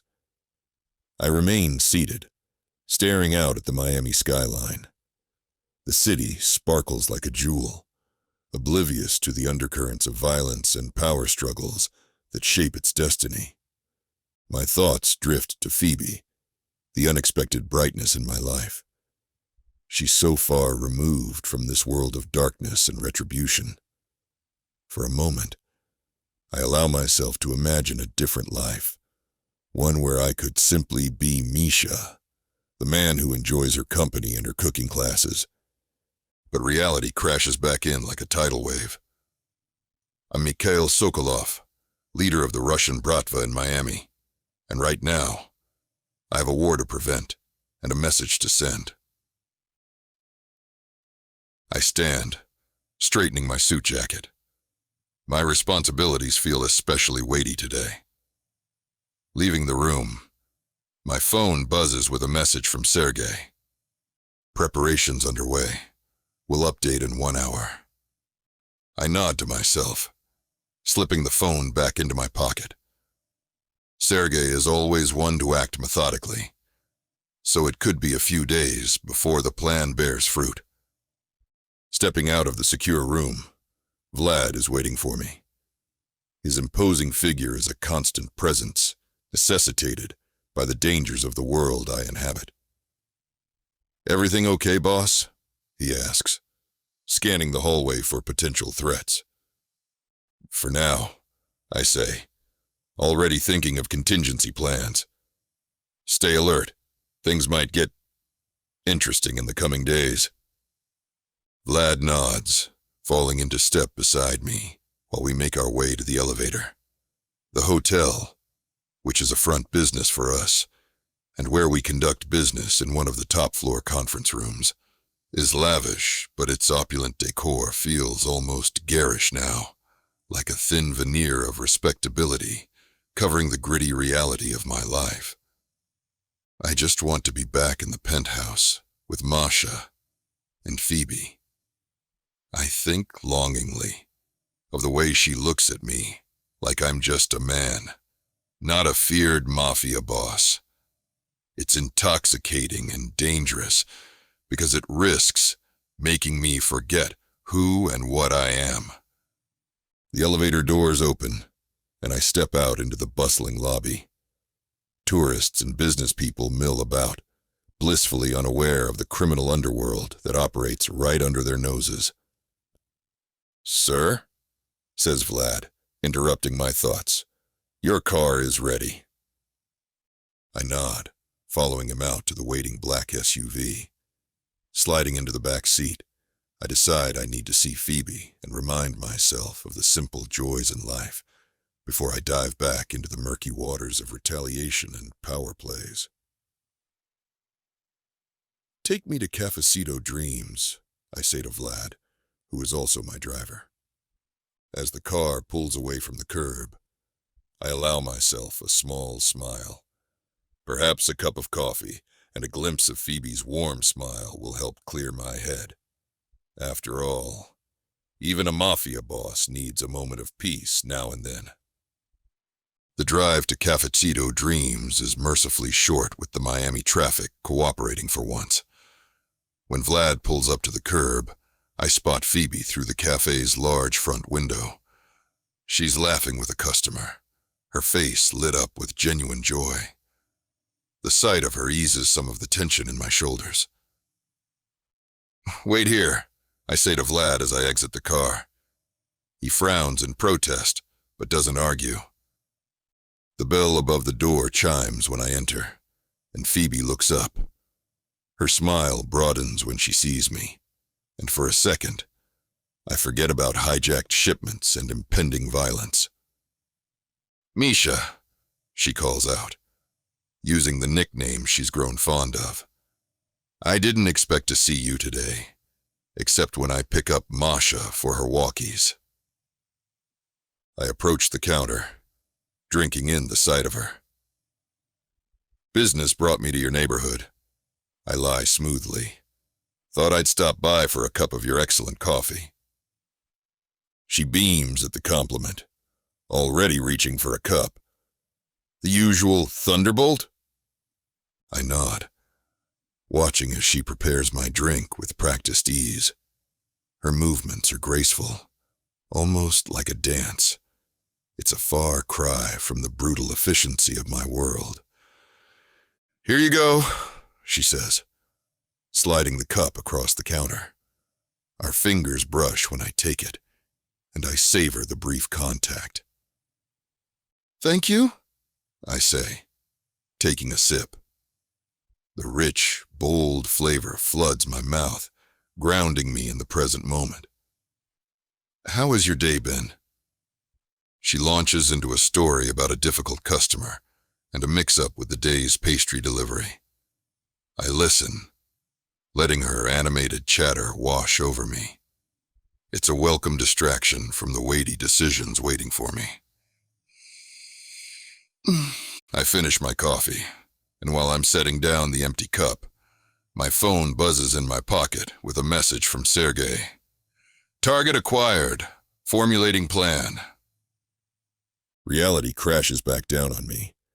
I need to get back to the business at hand, but part of me wants to stay here, in this bubble of normality with Phoebe. "I have to go," I say reluctantly. "Thank you for the coffee and the company." Her smile is tinged with disappointment. "Anytime, Misha. You know where to find me." Turning to leave, I pause. Against my better judgment, I look back at her. "Phoebe?" "Yes?" "Be careful walking home tonight. The streets can be dangerous after dark." She looks at me quizzically but nods.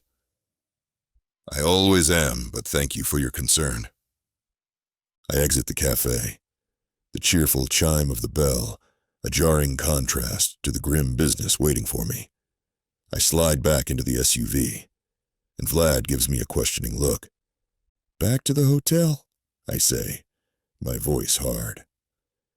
While we pull away from the curb, I allow myself one last glance at Cafecito Dreams.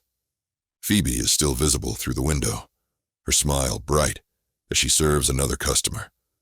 Briefly, I let myself imagine a different life, one where I could be the man she thinks I am. But that life isn't mine. I have a war to prevent and an empire to protect. With a deep breath, I push aside thoughts of Phoebe and focus on the task at hand. The time for coffee and dreams is over. Now, it's time for action. Chapter 8. Mikhail. Later in the week, I'm back to being just Misha again for a while during a stroll down the bustling street in Brickell with Masha's leash in one hand and Phoebe by my side. The sun warms my face, a pleasant contrast to the cool breeze off the nearby bay. For a moment, I allow myself to bask in the mundanity of it all. I'm just a man walking his dog with a beautiful woman. Phoebe's laughter draws my attention. "Look at that poodle's haircut," she says, pointing to a dog across the street. "It's like a topiary gone wrong." I chuckle, but my amusement is short-lived. My trained eye catches a black sedan creeping along behind us, its tinted windows concealing the occupants. It's been following us for the last 2 blocks. "Why don't we take a different route?" I say casually, guiding Phoebe down a side street. "I know a lovely little park nearby."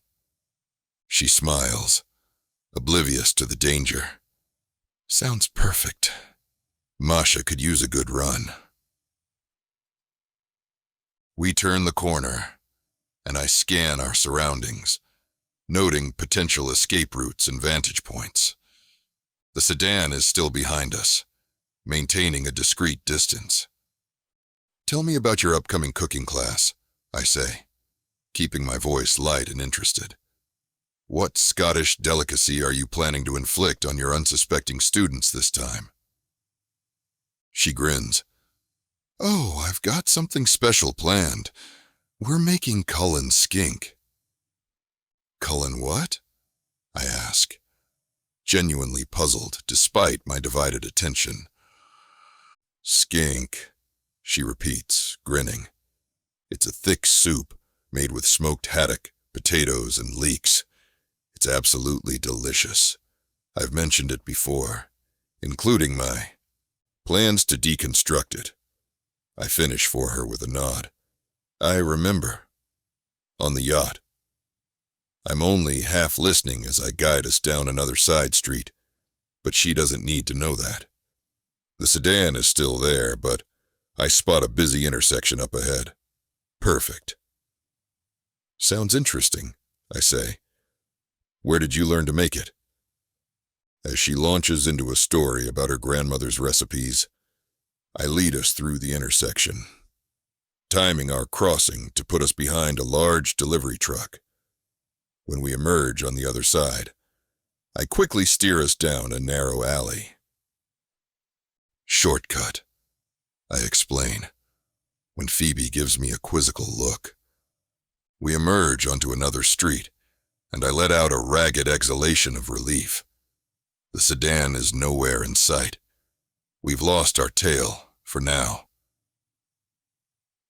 "Will you be at the next class again?" she asks, looking hopeful. I'm about to respond when I spot a cyclist barreling toward us, head down and pedaling furiously. Without hesitation, I pull Phoebe close, spinning us so my body shields her from the oncoming bike as Masha presses against her thigh. The cyclist swerves at the last second, missing us by inches. "Sorry," he calls over his shoulder, not slowing down. I keep Phoebe pressed against me for a moment longer, my heart thumping erratically for more than just the near miss. Her body is warm against mine, and her flowery scent fills my nostrils. I want her again already. "Are you okay?" I ask, reluctantly letting her go. She nods, a bit breathless. "Thanks to you. Those delivery cyclists are menaces sometimes." I force a laugh, trying to dispel the tension. Maybe we should get you a suit of armor for these walks. Phoebe giggles, the sound lightening the mood. Only if it comes in tartan. We continue our walk, but I remain alert and constantly scanning for any sign of the black sedan or other potential threats. Vlad and the SUV are surely tailing us discreetly, and it wouldn't surprise me if he's already sent a different SUV to intercept the sedan and find out why they were following us. Allowing myself to relax slightly, I steal glances at Phoebe, amazed by how she can make me feel so normal. We round another corner, heading back toward the busier streets of Brickell, and I see Vlad in the SUV. I allow myself to relax even more. The immediate danger seems to have passed, but it's only a temporary reprieve. Sooner or later, I'll have to deal with whoever was in that sedan. For now, I push aside those thoughts, focusing instead on Phoebe's animated description of her upcoming class. Her enthusiasm is infectious, and I'm genuinely looking forward to it. You know, I say, interrupting her mid-sentence about the proper way to smoke haddock, I actually enjoy cooking. It's not so different from what I do, really. Phoebe raises an eyebrow. Oh? And what exactly do you do, Misha? You've always been rather vague about your work. I freeze for a moment, realizing my slip. I just mean business, you know. It's all about following a recipe, mixing the right ingredients. Only instead of fish and potatoes, it's numbers and strategies. She looks at me skeptically, but shrugs. I suppose that makes sense, though I have to say, I prefer my ingredients to be a bit more hands-on. I laugh, as her eyes sparkle with amusement, and Masha seems to perk up at the sudden burst of joy. I never thought I'd be debating the merits of smoked haddock versus fresh. You're turning me into quite the foodie, Phoebe. She grins, a light blush coloring her cheeks. Just wait until you try my Cullen skink. You'll be singing its praises from the rooftops. We continue our stroll down the bustling Brickell sidewalk. The air is thick with the scent of nearby restaurants, a tantalizing mix of garlic, spices, and grilled meats. Speaking of food, she says, her stomach growling audibly. I'm starving. Any chance we could grab a bite? I glance at my watch, considering. I should be getting back to check on the situation with Jose's lieutenant, due to go down tonight. But the thought of spending more time with Phoebe is too tempting to resist. I know just the place, I say, steering us toward a small outdoor cafe, tucked between two towering office buildings. They have excellent tapas and a view of the bay, and Masha will be welcomed. As we approach the cafe, I spot an empty table near the railing overlooking the water. Perfect. I guide Phoebe and Masha toward it, pulling out a chair for her before taking my own seat. Masha lies down at my feet like a perfect lady. A waiter appears almost instantly, handing us menus and filling our water glasses. Can I get you anything to drink? I'll have a glass of the house red, she says, then looks at me expectantly. Make that two, I add, nodding to the waiter. He looks down at Masha. And a bowl of our finest tap water for your other guests, sir. I nod, appreciating the extra attention this place always gives Masha. And she'll have raw steak for dinner, cut into small pieces. She's a delicate eater. He doesn't blink. Of course. As he walks away, Phoebe rests her elbows on the table. Tell me more about this mysterious business of yours.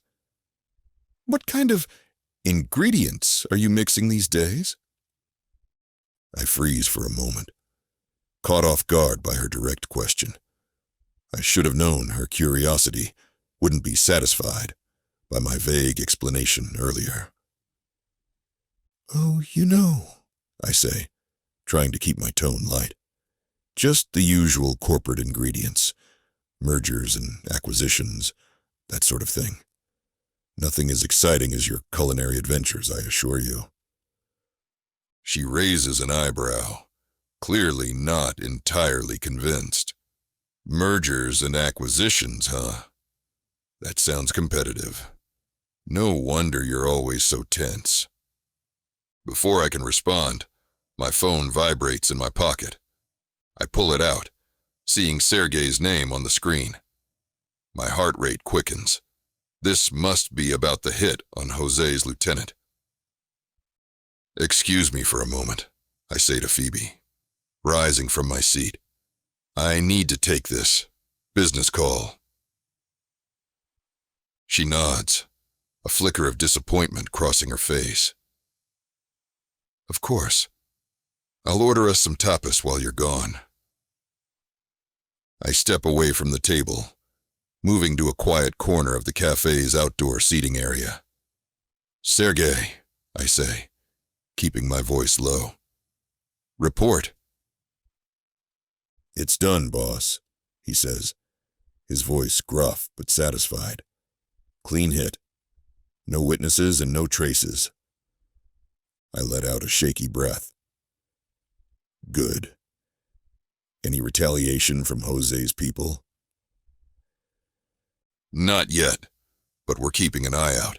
He hasn't even heard about Mendoza's unfortunate demise yet, and there's no concrete proof tying it back to us." "Excellent work," I say. "Keep me updated on any developments." I end the call and take a moment to compose myself before returning to the table. Phoebe is studying the menu intently. "Sorry about that," I say, sliding back into my seat. Unavoidable business matter. She looks up, staring at me for a long second. "Everything okay?" I force a smile, pushing thoughts of assassinations and rival mafias to the back of my mind. Of course, just a small issue with a merger. Nothing to worry about. What delicacies have you chosen for us? She launches into a description of the tapa she's ordered, and her enthusiasm makes my stomach rumble. As she speaks, I relax, the tension from the call with Sergei slowly ebbing away. Masha laying her head on my foot for a hopeful bite of bread also distracts me, and I comply. The dog's stainless steel bowl of water and our wine arrives, and I take a sip, savoring the rich flavor. The waiter begins setting down small plates of food: patatas bravas, gambas al ajillo, pan con tomate, and more. Lastly, he places a larger plate of delicately sliced steak on the patio ground in front of Masha. She waits until he backs away before starting to eat. "This looks amazing," I say, genuinely impressed by Phoebe's selections. She beams, clearly pleased. "I thought we could use a little variety. Plus, I've always wanted to try authentic Spanish tapas." We dig in, the conversation flowing as easily as the wine. I'm laughing more than I have in years. It's a strange feeling, this lightness of being, so at odds with my typical responsibilities. As we're finishing our meal, Masha, who has been quietly lying at our feet after eating her steak, suddenly perks up, ears twitching. I follow her gaze and spot a familiar face in the crowd of pedestrians passing by the cafe. It's one of Jose's men, trying and failing to look inconspicuous as he surveys the area. My muscles tense, ready for action if necessary. "Misha?" Phoebe's voice pulls me back to the present. "Are you all right? You look worried." I force my attention back to her, plastering on a smile. I'm fine. Just thought I saw someone I knew, but I was mistaken. She nods, but I see the doubt in her expression. If you say so. Sometimes, I get the feeling there's a lot you're not telling me. I reach across the table, taking her hand in mine. Her skin is soft and warm. Phoebe, I pause, searching for the right words. There are things about my life, my work, that are complicated. Things that I can't always share, for your safety as much as mine. Her fingers tighten around mine. That sounds ominous. Misha, are you in some kind of trouble? I shake my head, hating her wariness. No, nothing like that. It's just the nature of high-level business. Corporate espionage, fierce competition, that sort of thing. Nothing for you to worry about. She doesn't look entirely convinced, but slowly nods. Okay, but you know you can trust me, right? If you ever need to talk. I know, I say, squeezing her hand gently. I appreciate that more than you know. Our moment is interrupted by the waiter returning with the check. I quickly pay, leaving a generous tip, and stand. Shall we continue our walk? I ask, extending my hand to help Phoebe up. She takes it, rising gracefully. Lead the way, Mr. Mysterious Businessman. We leave the cafe with Masha trotting happily beside us, and I worry our peaceful evening is about to be shattered. Jose's man was here for a reason, and I doubt it was just a coincidence. I guide us toward a more populated area, constantly scanning our surroundings. Phoebe chatters away, oblivious to the potential danger, and I'm torn between the desire to protect her and the need to keep her in the dark about my true identity. For now, I'll enjoy this glimpse of what life could be like if I were just Misha, the man Phoebe thinks I am, even though it can't last. Sooner or later, my two worlds will collide, and when they do, I can only hope Phoebe will understand why I've kept so many secrets and won't run from me. Chapter 9. Phoebe. The kitchen bustles with energy as I chop vegetables for the Cullen skink. The rhythmic sound of the knife hitting the cutting board fills the air, blending with the simmering of the pot on the stove. The aroma of leeks and potatoes wafts through my small apartment, reminding me of cozy evenings in Scotland. My phone lights up, interrupting my cooking flow. It's a message from Mikhail. He's running late for our lunch date but promises to make it up to me. I frown, setting down the knife. Lately, he's been so distracted. I push aside the thought and return to my prep work, not wanting to dwell on why that might be. Is he getting bored with me? No, I won't think like that. The doorbell rings just as I'm finishing up. I wipe my hands on a dish towel and hurry to answer it. Mikhail stands there as handsome as ever in his tailored suit, but something's off. His usual confident smile seems strained. Hey, I say, stepping aside to let him in. Everything okay? He nods, leaning in to kiss my cheek. Of course, just a busy morning at work. As he moves past me, I notice a small cut on his hand. What happened there? Mikhail glances at his hand, as if just noticing the injury. Oh, this? It's nothing. I was trying to recreate your rumble-to-thumps last night. Turns out I'm not as skilled with a knife as you are. I raise an eyebrow. You were cooking? He laughs, but it doesn't quite reach his eyes. Attempting to, anyway. Let's just say I won't be quitting my day job anytime soon. Something about his explanation doesn't sit right with me, but I push aside the doubt. Instead, I focus on the warmth in his gaze as he looks at me.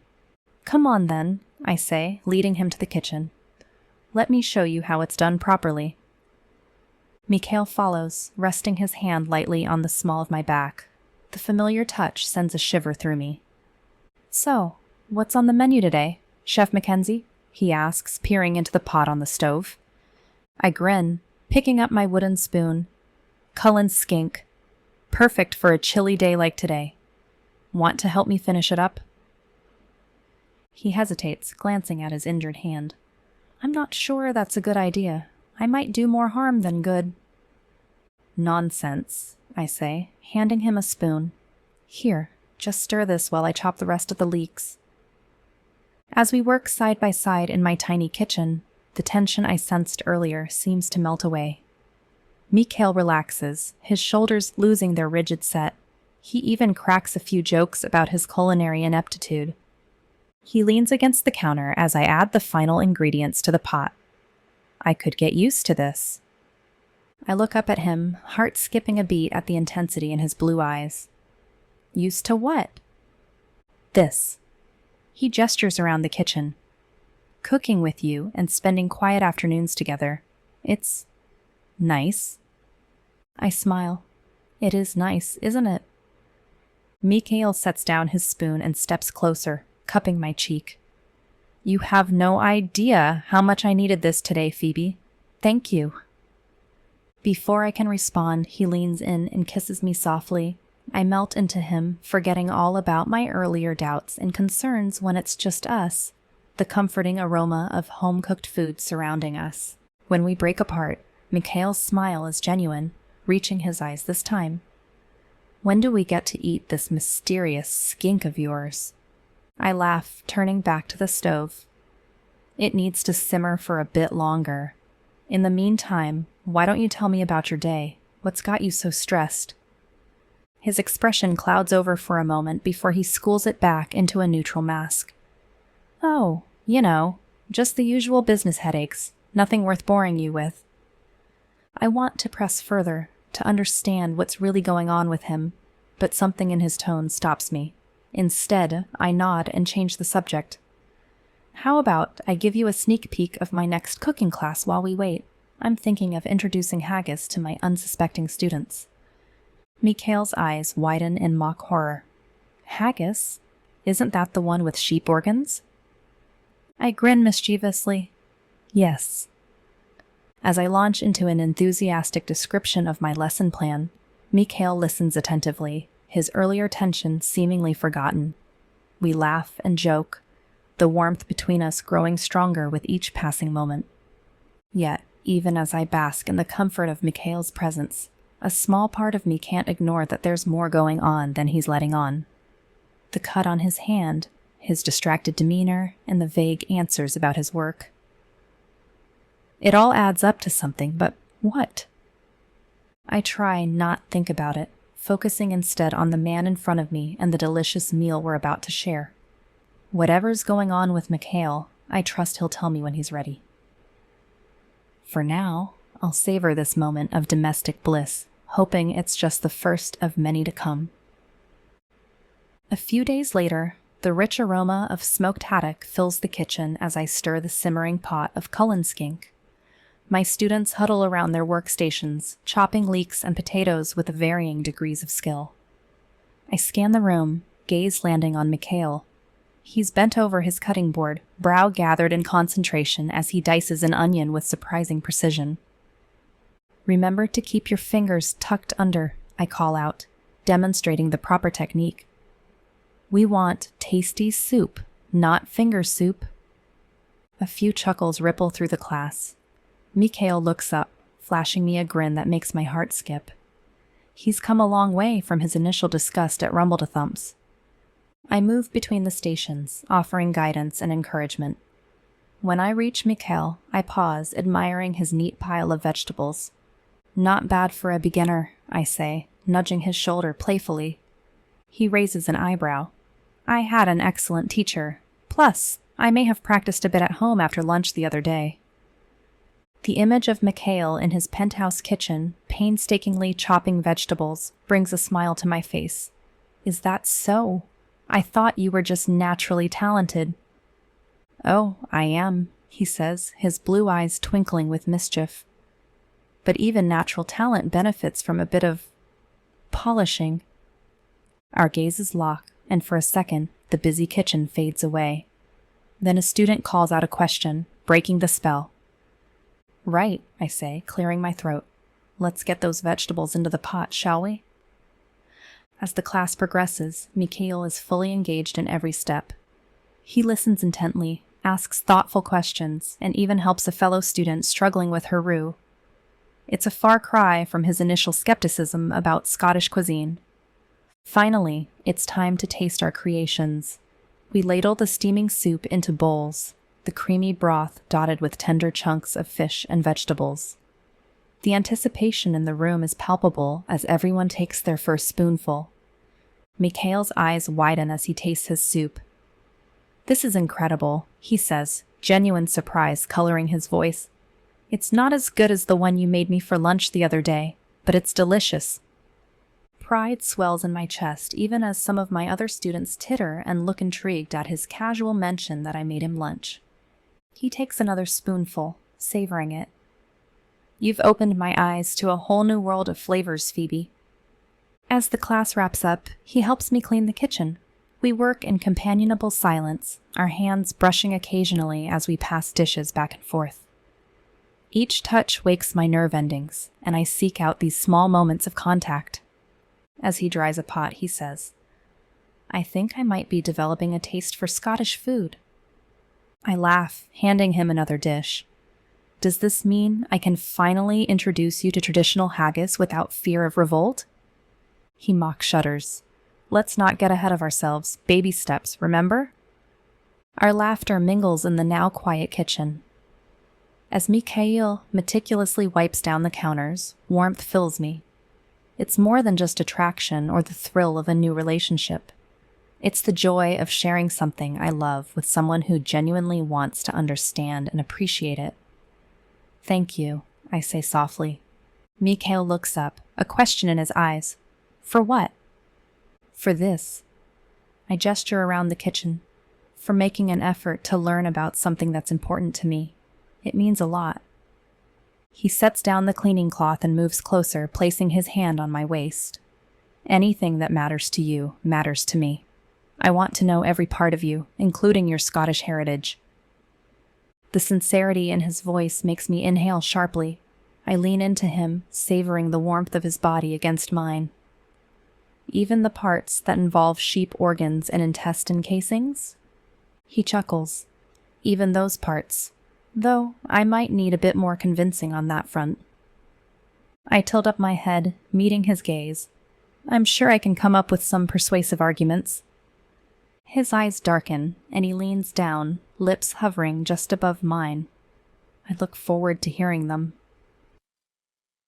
As our lips meet in a slow, deep kiss, I melt into him. The lingering scent of smoked haddock and herbs surrounds us, a reminder that we're in a public space.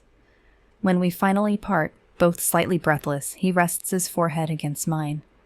He asks with a trace of playfulness, "What's next on the Scottish cuisine adventure?" I grin, already mentally planning our next culinary exploration. "How do you feel about tablet?" "Tablet? Like an iPad?" "Not quite." I laugh. "It's a kind of sweet. Imagine fudge, but even more indulgent."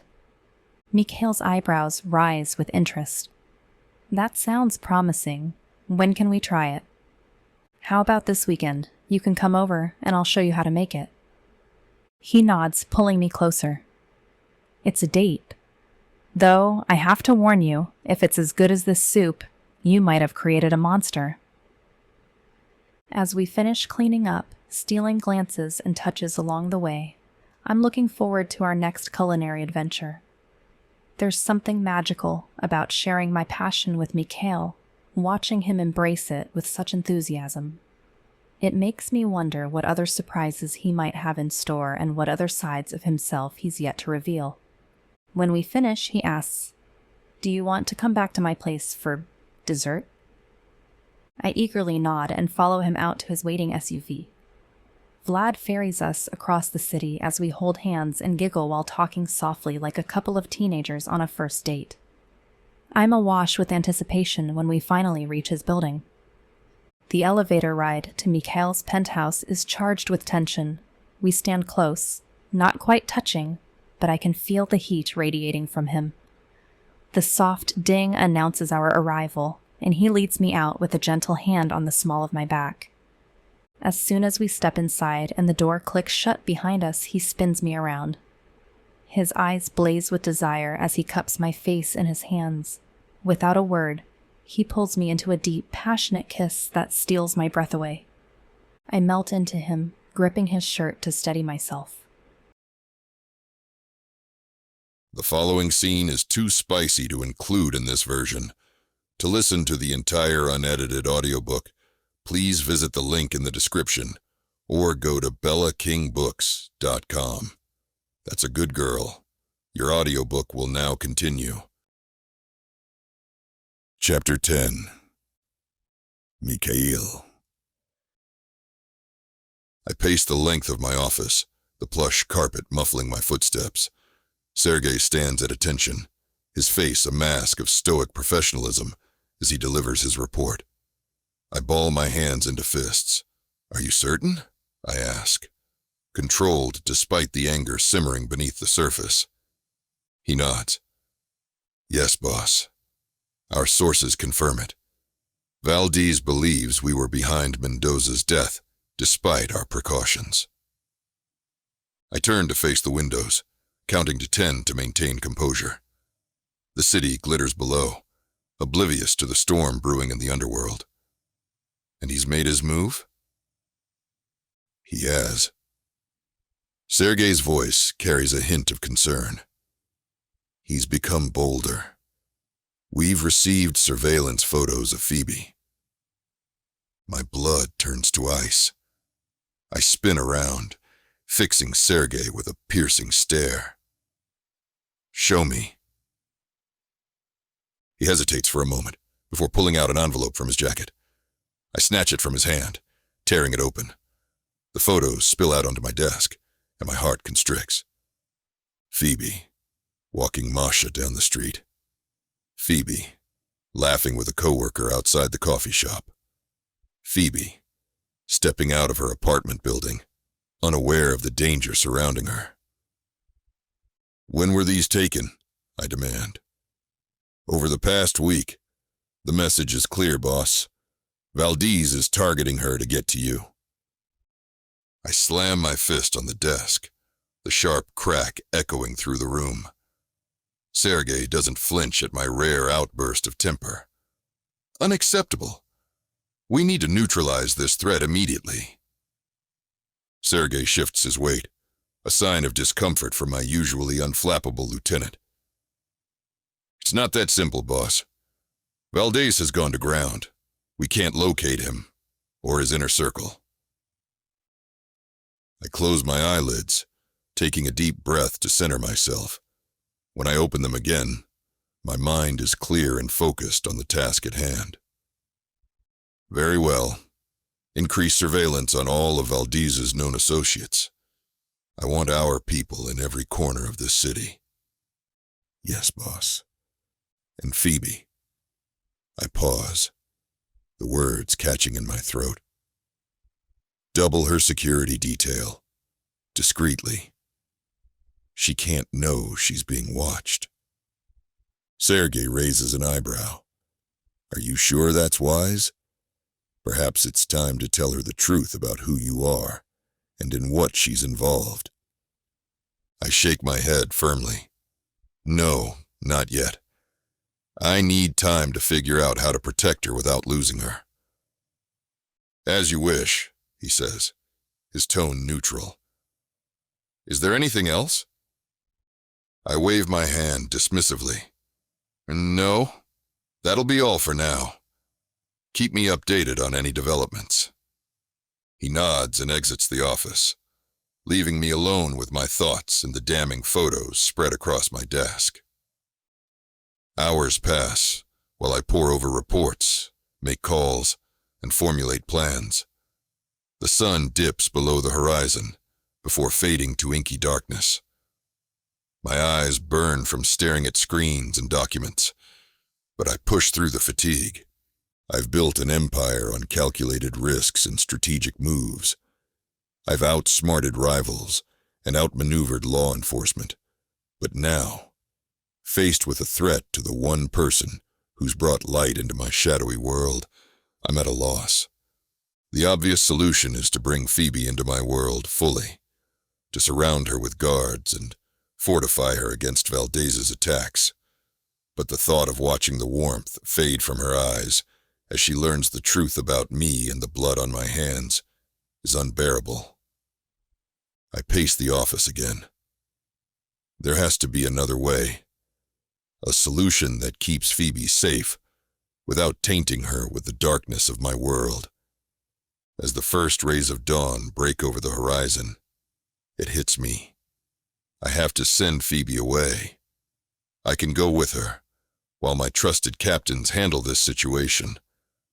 It will give us time to solidify our bond and ensure she's fully in love with me before I have to reveal the truth. I reach for my phone, fingers hovering over Phoebe's number. Not yet. First, I need to make arrangements and create a cover story that she'll believe. Something that will take her far away from Miami and far from Valdez's reach. The next afternoon, I stand outside Phoebe's apartment door, hand poised to knock. The envelope in my other hand feels heavy, weighted with the lies I'm about to tell. I brace myself and rap my knuckles against the wood. Coming. Phoebe's muffled voice calls from inside. The door swings open, and there she is. She's wearing a pair of worn jeans and a faded t-shirt with a cartoon Highland cow on it. My heart constricts at the sight of her. Mikhail? She beams. I wasn't expecting you. Come in? She looks behind me. Where's Masha? Napping. I hope I'm still welcome even without her? She pouts and feigns that she's considering it. I suppose, but I prefer Masha come with you. She winks and opens the door wider. I step inside, feeling instantly peaceful in her small, cozy apartment, just like every time I've been inside. It's cluttered but homey, with Scottish memorabilia scattered throughout. The scent of cinnamon and apples hangs in the air. I hope I'm not interrupting, I say, glancing at the kitchen, where I can see a mixing bowl and ingredients spread out on the counter. Phoebe waves her hand dismissively. Just experimenting with a new recipe. Nothing that can't wait. She looks at the envelope in my hand curiously. What's that? I clear my throat, suddenly nervous. I have a surprise for you. Her eyebrows shoot up. A surprise? What kind of surprise? I hold out the envelope. Open it and see. Phoebe takes it, brushing her fingers against mine. She tears it open, pulling out the contents. Her lips part in a gasp as she reads the plane tickets and itinerary. She looks up at me in disbelief. Are we going to Scotland? First class all the way. I force a smile. I've planned everything. Historic castle tours, advanced cooking classes with renowned Scottish chefs, and even a whiskey tasting at a famous distillery. Her eyes fill with tears as she launches herself at me, throwing her arms around my neck. I catch her, holding her close and breathing in her scent. I can't believe this, she says, her voice muffled against my chest. It's like a dream come true. Guilt churns in my stomach. I stroke her hair, trying to keep my voice steady. I wanted to support your passion, and I want to share this experience with you. Phoebe pulls back, still seeming stunned but thrilled. You're coming too? I nod. Of course. I wouldn't miss it for the world. She kisses me then, her lips soft and warm against mine. I return the kiss, pouring all my conflicted emotions into it. When we break apart, she's breathless and flushed. When do we leave? She asks, excitement bubbling in her voice. End of the week, I say. I hope that's not too soon. I know it's short notice, but... It's perfect, except for my job. Leave that to me. I give her a charismatic smile. I'm sure I can charm your boss into holding your position. She nods eagerly and hugs me again before stepping back. Oh, I have so much to do. I need to pack. I need to arrange a backup dog walker for my other clients during my time away. She stops suddenly, frowning. Wait. What about your work? Can you really take time off so suddenly? I've prepared for this question. I've arranged everything. My business can run without me for a few weeks, though I might have to do a little work on the trip. She studies my face, a hint of suspicion in her eyes. Are you sure? You've seemed so stressed lately. Is everything okay? I cup her face in my hands, hating the lies I'm about to tell. Everything's fine. I just realized life's too short to always be working. I want to make memories with you. Her expression softens, and she leans into my touch. Oh, Mikhail, that's so sweet. I kiss her forehead, closing my eyelids briefly. When I open them, she's looking at me with such a trust and adoration that it nearly breaks me. So, I say, forcing lightness into my tone, shall we celebrate? Phoebe grins. Absolutely. I was just about to make some apple and cinnamon scones. Want to help? I smile, genuinely this time. I'd love to. We move to the kitchen, and she hands me an apron. I tie it around my waist, while she starts explaining the recipe. The trick is to use cold butter, she says, demonstrating as she speaks. And you want to handle the dough as little as possible to keep it flaky. I watch her work, admiring her skill and enthusiasm. She catches me staring and blushes. What? She asks, a smile playing at her lips. Nothing, I say, shaking my head. I just love watching you in your element. Her blush deepens. Don't just stand there. Start cutting the apples. I chuckle and get to work.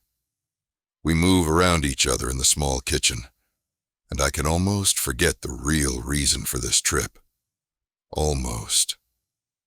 She needs the dough. Tell me more about this itinerary you've planned. I slouch against the counter, crossing my arms. I thought we'd start in Edinburgh. There's a medieval cooking class I've booked for you with a chef who specializes in historical Scottish cuisine. She looks intrigued. Really? That sounds amazing. I nod, warming to the subject. Then we'll tour Edinburgh Castle, of course. After that, we'll head to the Highlands. I've arranged for us to stay in a renovated 16th century castle. A real castle? Phoebe gasps. Mikhail, that must have cost a fortune. I wave off her concern. Don't worry about that. This trip is my gift to you. She sets down the dough and turns to face me fully. Why are you doing all this? It's so much. I swallow hard, choosing my words carefully. Because you deserve it. Because I care about you, Phoebe. More than I've cared about anyone in a long time. She steps closer, flower-covered hands coming to rest on my apron-clad chest. I care about you too, Mikhail. So much. I wrap my arms around her waist, pulling her close. We stand there for a moment, just holding each other. The oven beeps, startling us both. She laughs, stepping back. Time to get these scones in the oven. What else is on the itinerary? She asks, as she slides the tray into the oven. I pull myself from my thoughts. There's a whiskey tasting at a famous distillery. I thought we could learn about the process together. Phoebe grins. That sounds fun. I'm not much of a whiskey drinker, but when in Scotland, right? I chuckle. Exactly. And of course we'll visit Loch Ness. It's a bit touristy, but I thought you might enjoy it. Are you kidding? I've always wanted to see Loch Ness. She pauses, tilting her head. You've really thought of everything, haven't you? I shrug, trying to appear nonchalant. I want it to be perfect. She steps nearer again, wrapping her arms around my neck. It already is perfect, because I'll be there with you.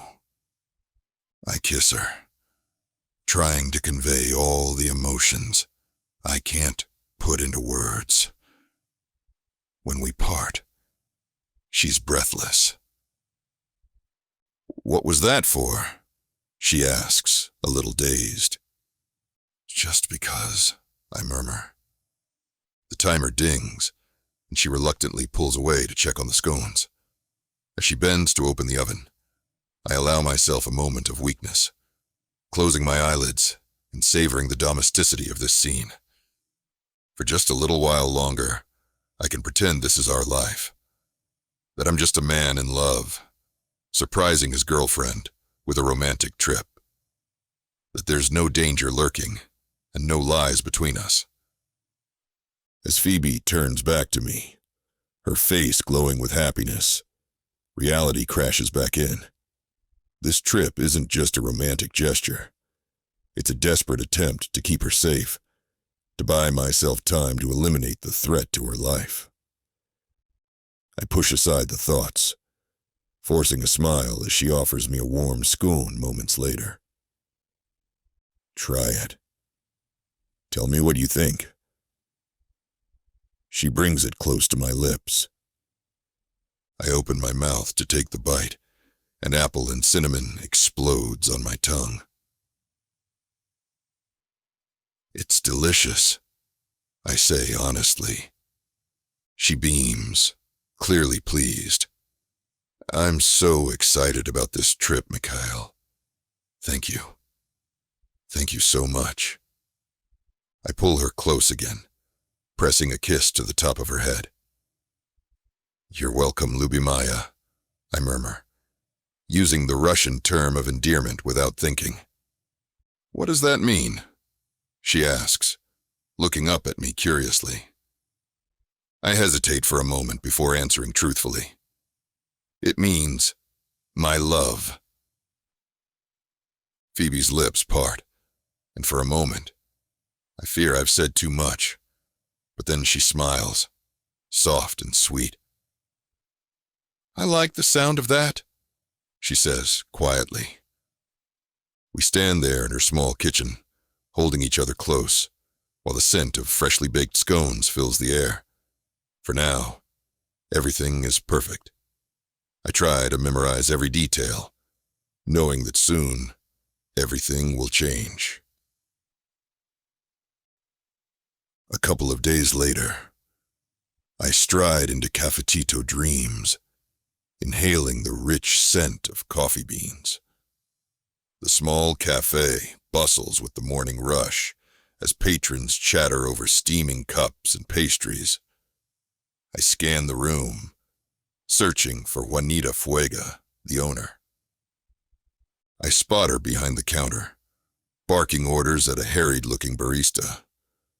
Her silver hair is pulled back in a tight bun, and her dark eyes narrow as she catches sight of me. I approach, maintaining a neutral expression. "Mr. Sokolov," she says, her tone clipped. "What brings you here?" I brace my hip against the counter and keep my voice low. I need to discuss Phoebe's employment situation. Juanita's eyebrows raise. "Oh? Is she quitting?" "No," I say, pulling an envelope from my jacket. "She's taking a vacation. I want to ensure her job will be waiting when she returns." I slide the envelope across the counter. Juanita looks at it suspiciously before picking it up. She opens it, eyes widening as she counts the cash inside. "This is generous," she says, looking up at me. I nod. It's enough to hire 3 temps while Phoebe's away. I trust that won't be a problem. Juanita purses her lips, considering. After a moment, she nods. "Fine. Her job will be here when she gets back." "Excellent." I straighten up. "I appreciate your cooperation, Miss Fuega." As I turn to leave, Juanita calls out, "Mr. Sokolov?" I pause, glancing back. "Take care of her," she says, her expression softening slightly. "Phoebe's a good kid." I nod once, then exit the cafe, the bell above the door chiming when I step out into the Miami sunshine. My phone buzzes in my pocket while approaching my car, where Vlad waits. I pull it out, frowning at the caller ID. It's Sergey. "What is it?" I ask, sliding into the back seat and nodding to Vlad to drive. Sergey's voice is tense. "Boss, we've got a problem. Valdez sent men to Phoebe's apartment. She wasn't home," he adds hastily. My blood runs cold. "What? When?" "Just now. Our guys spotted them snooping around. They broke in but got away when our men tried to stop them." I grip the phone so hard, I worry it will break. "What did they want, Sergey?" He hesitates. "They left a message of sorts." In Russian, reverting in my panicked state, I snap at Vlad to start driving toward Phoebe's. "I'm on my way. Keep watch on the apartment, especially if she gets home before I get there." I hang up as Vlad peels out of the parking lot, weaving through traffic with reckless speed. My heart pounds as I imagine what kind of message Valdez might have left. Whatever it is, I know it's not good. Halfway through the drive, she calls me to tell me someone has broken in. I'm expecting the call because Sergey texted me that she'd gotten home moments before. He'd already cleared the apartment, so it was safe for her to go up. But there was no time to keep her from discovering whatever Valdez's men did. I arrive at Phoebe's apartment building in record time and rush inside. Approaching her door, I see it slightly ajar. My hand instinctively goes to the gun hidden beneath my jacket. "Phoebe," I call out, slowly pushing open the door, though Sergey has advised me it's safe. He wouldn't dare let her come up if it weren't, but these are ingrained instincts, built from years in my line of work. I hear a soft sob from inside. "Mikhail?" I enter cautiously, scanning the room for any immediate threats. The apartment is a mess. Drawers pulled out with contents strewn across the floor. It seems to be just random destruction for destruction's sake, and the message is clear. Valdez will destroy something innocent to lash out at me. In the middle of it all sits Phoebe, her arms wrapped around her knees, tears streaking her face. I rush to her side, kneeling beside her. Are you hurt? Did they touch you? She shakes her head, hiccuping slightly. No, I just got home and found it like this. I was about to call the police. I pull her into my arms, relief washing over me. She's safe, at least physically, but Valdez is escalating things. It's okay, I murmur, stroking her hair. I'm here now. We'll figure this out. Phoebe pulls back, wiping her eyes. Who would do this? Why? I hesitate, torn between telling her the truth and protecting her from the harsh reality of my world. In the end, I choose a half-truth. Sometimes, in my line of work, people try to intimidate business rivals. I say carefully, this might be related to that. She scowls. You think this is because of you? I nod grimly. It's possible.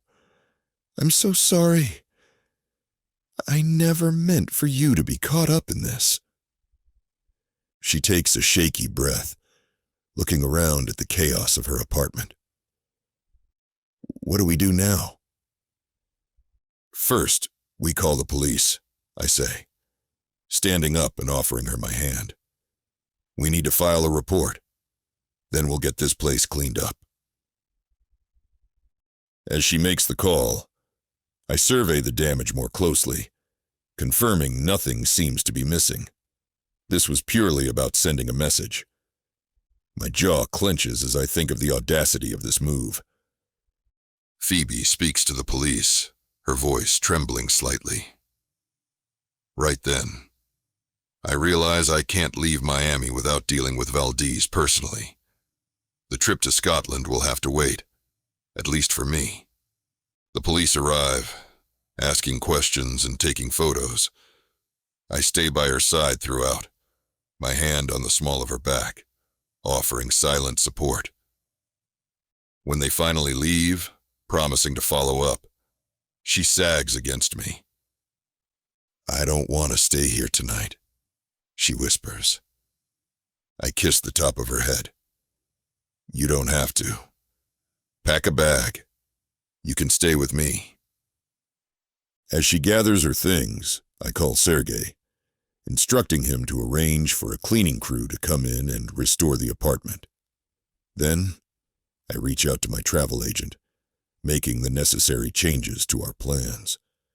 Later that night, as Phoebe sleeps in my bed, I sit in my office, brooding about what has to be done. Phoebe will go to Scotland as planned, but I'll have to stay behind to ensure it's safe when she returns. Chapter 11. Mikhail.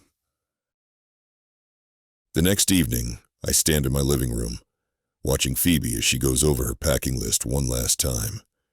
She had her luggage packed and in her closet before the break-in.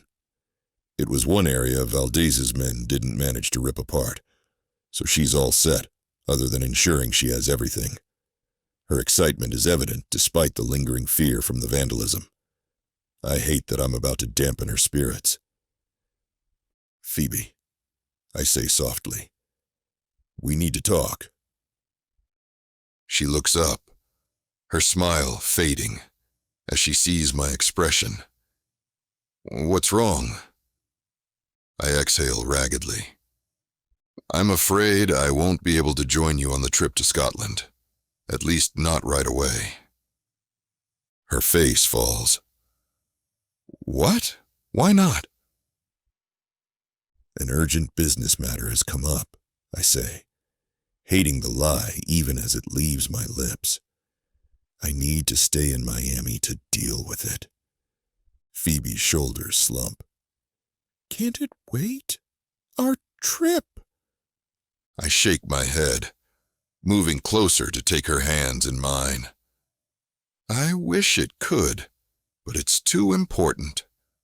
I'm so sorry.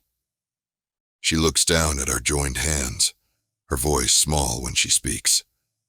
Should I stay too? We could reschedule the trip. No, I say firmly. You should go. Enjoy Scotland. Take those cooking classes and visit the castles. I'll join you as soon when I can. Phoebe looks up at me, searching my face. You're sure? I nod, forcing a smile. Absolutely, and I promise I'll make it up to you when I get there. She sighs, but nods. Okay, but you better not miss the whole trip. I pull her into my arms, breathing in her unique scent. I wouldn't dream of it. As I hold her, I'm already planning. I need to arrange security for her in Scotland. Someone to keep an eye on her, without her knowledge. She wouldn't have thought twice about me having security, but I already know she'd refuse if I offer it, not understanding the need. No, I'll have to be discreet. Nastia would be perfect for the job. She can play the role of a fellow tourist, befriending Phoebe while keeping her safe. I make the arrangements discreetly, ensuring Phoebe will be protected every step of her journey.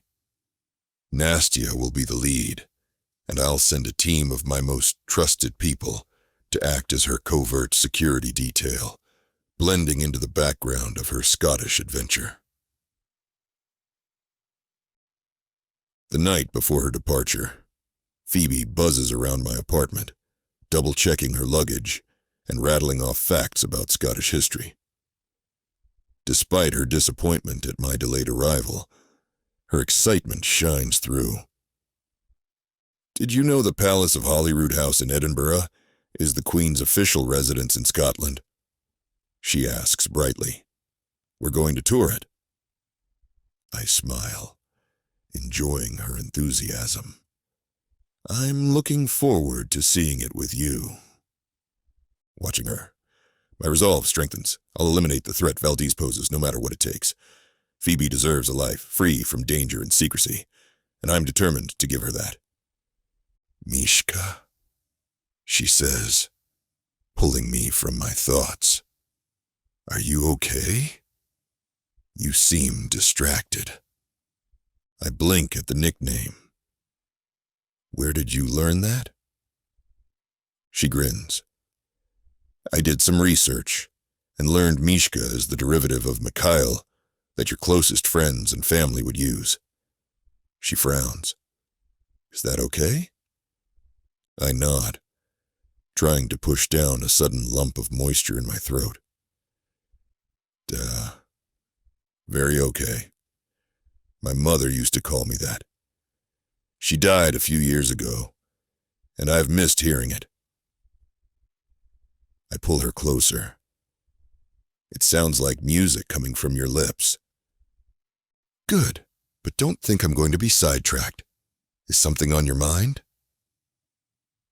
I shake my head, forcing a smile. I'm fine.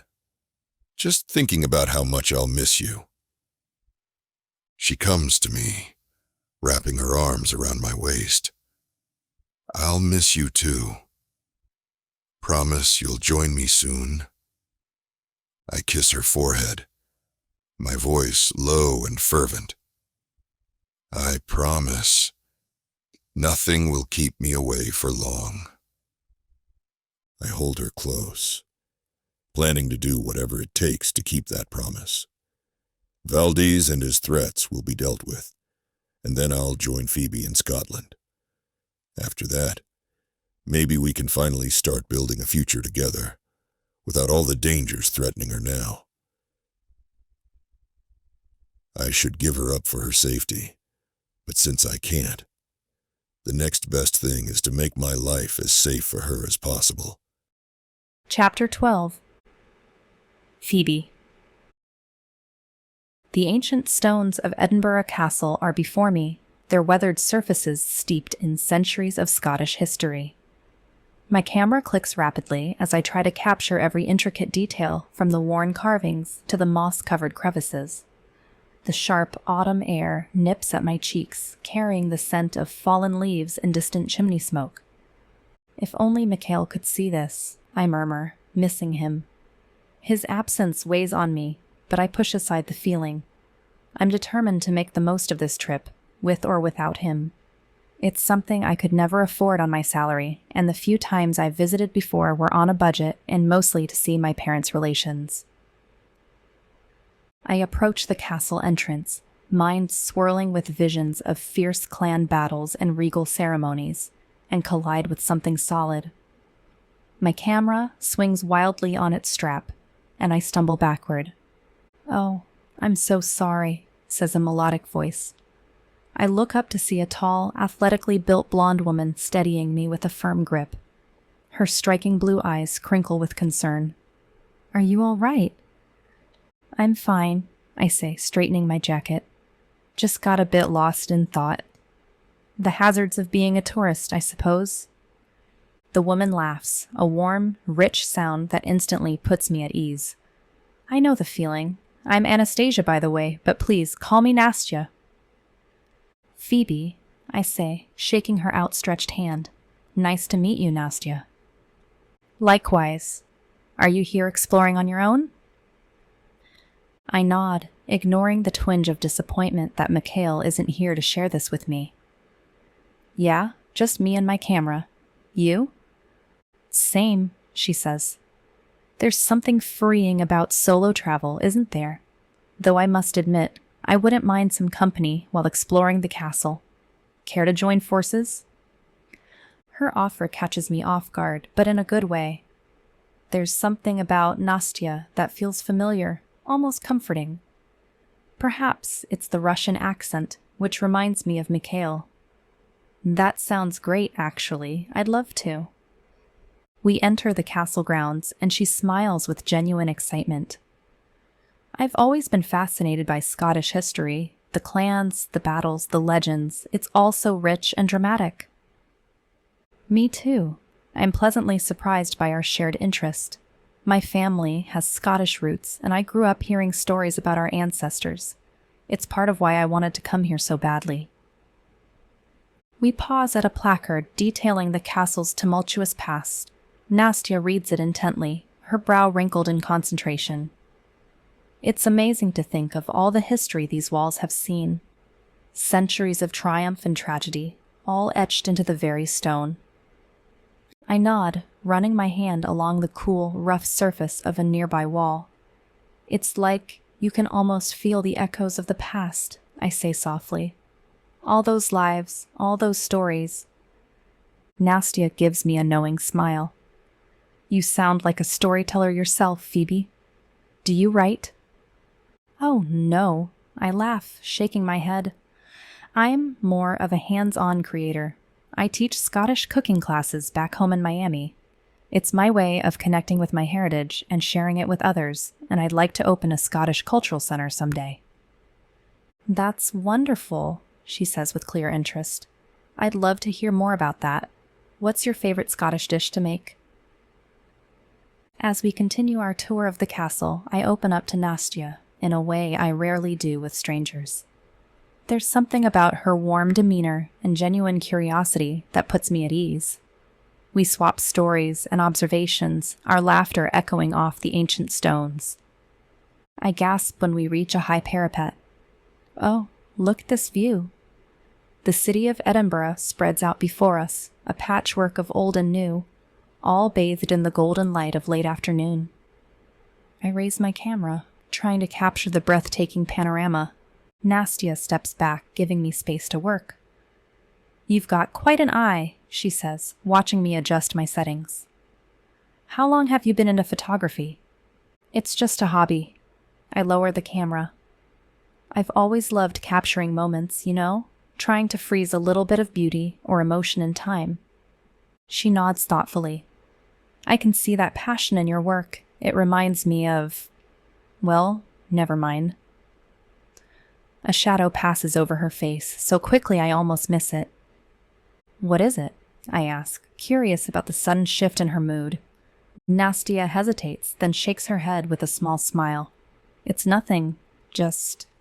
Your enthusiasm reminds me of someone I used to know. She had that same fire in her eyes when she talked about her passions. There's a story there, I can tell, but I don't push. Instead, I gesture toward a nearby bench. Want to sit for a bit? My feet could use a break, and I'd love to hear more about what brought you to Scotland. We settle onto the worn wooden seat, and her posture relaxes slightly. It's a bit of a long story. I grew up in Russia, but I've always been drawn to other cultures and histories.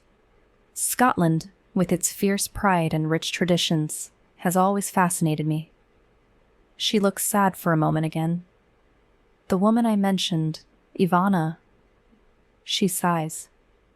We used to talk about all the places we'd travel when she got better. Her eyelids close for a moment, and a spasm of pain crosses her features before they open again. The illness was stronger than our plans. I'm so sorry. I'm sure she would have enjoyed being here with you. Her smile is slightly forced, but she nods. Scotland wasn't on our list, but she would have loved this. We would have loved experiencing it together. I can relate to that. I nod, thinking of Mikhail and how I'm traveling alone now. Changing the subject slightly, since I don't want to end up depressed and I doubt she does either, I say, there's something about this place that just pulls you in, isn't there? Exactly. It's like... Oh, how do I explain it? She pauses, searching for the right words. It's like the land itself has a soul. You can feel it in the mist on the moors and in the ancient stones of places like this. Her poetic description is pure perfection. That's beautiful, Nastia. You should be the writer, not me. She laughs, a light blush coloring her cheeks. Oh, I don't know about that. I'm more of an observer than a creator, but I do love a good story. Speaking of good stories, I say, leaning in conspiratorially, have you heard any of the local legends yet? I've been dying to learn more about the ghostly tales associated with the castle. As we continue to trade ghost stories and historical anecdotes, I relax more in Nastia's company. Her steady warmth reminds me a bit of Mikhail, but she's interesting and witty in her own right. The thought of him sends a pain through my chest. I miss him fiercely, wishing he could be here to share in this experience. But maybe I won't be alone for a while. It seems like I've made a new friend. During a lull in our conversation, I say, I'm really glad we literally ran into each other earlier. This has been so much more fun than exploring on my own would have been. Nastia's smile is warm and genuine. I feel the same way. It's not often you meet someone you click with so quickly. Shall we continue our adventure? I heard there's a fascinating exhibit on the Scottish crown jewels we shouldn't miss. Agreed, we stand to make our way to the next part of the castle with a renewed sense of excitement. The day stretches out before us, full of history and mystery waiting to be discovered. Mikhail's absence still tugs at my heart, but I'm grateful for this unexpected companionship. Lead the way, Nastia, I say with a grin. I can't wait to see what other secrets this castle has in store for us. A few days later, the morning sun streams through the window of our cozy bed and breakfast. Nastia and I had almost the same itinerary, and when we haven't, one or both of us has made changes to stay and travel together, since we've hit it off so well. I stretch languidly, savoring the softness of the tartan quilt against my skin. The scent of freshly baked scones wafts up from the kitchen below, mingling with the crisp, clean air of the Scottish countryside. A gentle knock at the door pulls me from my reverie. "Phoebe, are you awake?" asks Nastia. I smile, swinging my legs over the side of the bed. "Come in, I'm up." The door creaks open, and she enters, already dressed in hiking boots and a cozy sweater. Her blonde hair is pulled back in a neat braid. Ready for another day of adventure? Absolutely, I say, reaching for my own sweater. What's on the agenda today? She perches on the edge of my bed. I thought we might explore the Highlands. There's a beautiful loch not far from here, and the hiking trails are supposed to be spectacular. I lace up my boots, still pleasantly surprised at how quickly we've bonded over the past few days. It's as if we've known each other for years rather than just a short time. Her warmth and genuine interest in Scottish culture have made her the perfect traveling companion. We make our way downstairs, where Mrs. McGregor, our kindly landlady, has laid out a hearty breakfast. The table groans from all the food: scones, eggs, bacon, and a steaming pot of tea. "Eat up, lassies," she says, her wrinkled face creasing into a smile. "You'll need your strength for the hills." We tuck into our meal, and Nastya says, "Tell me more about this Mikhail of yours. You've been rather tight-lipped about him so far." A blush creeps up my cheeks. "Oh, there's not much to tell, really. We haven't been together that long." She raises an eyebrow, clearly not buying my evasion. "Come now. I've seen the way your face lights up when you mention his name. There must be something special about him." I sigh, unable to keep the smile from my face when thinking of him. He's powerful, passionate. When he looks at me, it's like I'm the only person in the world. I pause, searching for the right words. But there's a gentleness to him too, especially when we're alone. He makes me feel safe, and he's so tender with his rescue dog. You can tell a lot about people by how they treat animals. Nastya nods, her expression thoughtful. He sounds wonderful. What does he do for work? I hesitate, suddenly aware of how little I actually know about Mikhail's business dealings. He's in imports and exports, I think. To be honest, we don't talk much about his work. If she notices my vague response, she doesn't comment on it. Instead, she changes the subject, launching into an animated description of the hike we're about to undertake. We finish our breakfast and gather our supplies, and I push aside the nagging questions about Mikhail's business. This trip is about connecting with my Scottish heritage, not worrying about what's happening back in Miami. The Highland air is crisp and invigorating when we set out on our hike. The path winds through fields of purple heather, the delicate flowers swaying gently in the breeze. In the distance, mist-shrouded mountains are like smudges against the sky, their peaks disappearing into low-hanging clouds. "It's breathtaking," I say, pausing to take in the view. I've dreamed of seeing this landscape for so long, but nothing could have prepared me for how beautiful it is in person. Despite a few family visits to Scotland over the years, I've never been to the Highlands before. Nastya's eyes are also wide with wonder. "I know what you mean. There's something almost magical about this place, isn't there?" We continue our hike, stopping occasionally to admire particularly stunning vistas or interesting flora. Nastya proves to be surprisingly knowledgeable about local plants and wildlife, pointing out rare species and explaining their significance in Scottish folklore. I'm impressed until I see she's cheating by using her phone to look up facts and tidbits. It's still educational, though. When rounding a bend in the trail, a shimmering expanse of water comes into view. The loch stretches out before us, its surface like a mirror reflecting the cloudy sky above. We find a rocky outcropping overlooking the water and settle down for a picnic lunch. Between bites of her sandwich, she says, "Tell me more about your Scottish cooking classes. How did you get started with that?" I smile and start to tell her about seeing the flyer, always eager to talk about my passion. As I finish my story, my new friend smiles. "That sounds incredible. You must be an amazing teacher." I blush at the compliment. I don't know about that, but I do love sharing my passion with others. It's not just about the food, it's also about connecting with history and tradition. Every dish has a story behind it. She nods thoughtfully. "I can see why Mikhail is so taken with you. Your passion is compelling." The mention of Mikhail makes my chest constrict. I miss him and Masha so fiercely, wishing he could be here to share in this experience. I just wish he could have made it on this trip, I sigh. He's supposed to join me when he can. Nastya gives me a sympathetic look. I'm sure he wishes he could be here already, but hey, at least you've got me for company, right? I laugh, grateful for her attempt to cheer me up. Absolutely. I don't know what I would have done without you these past few days. While we pack up our picnic and continue our hike, I end up telling her more about my relationship with Mikhail. She listens attentively, offering thoughtful comments and asking perceptive questions. He sounds like quite a man, she says while we make our way back down the trail.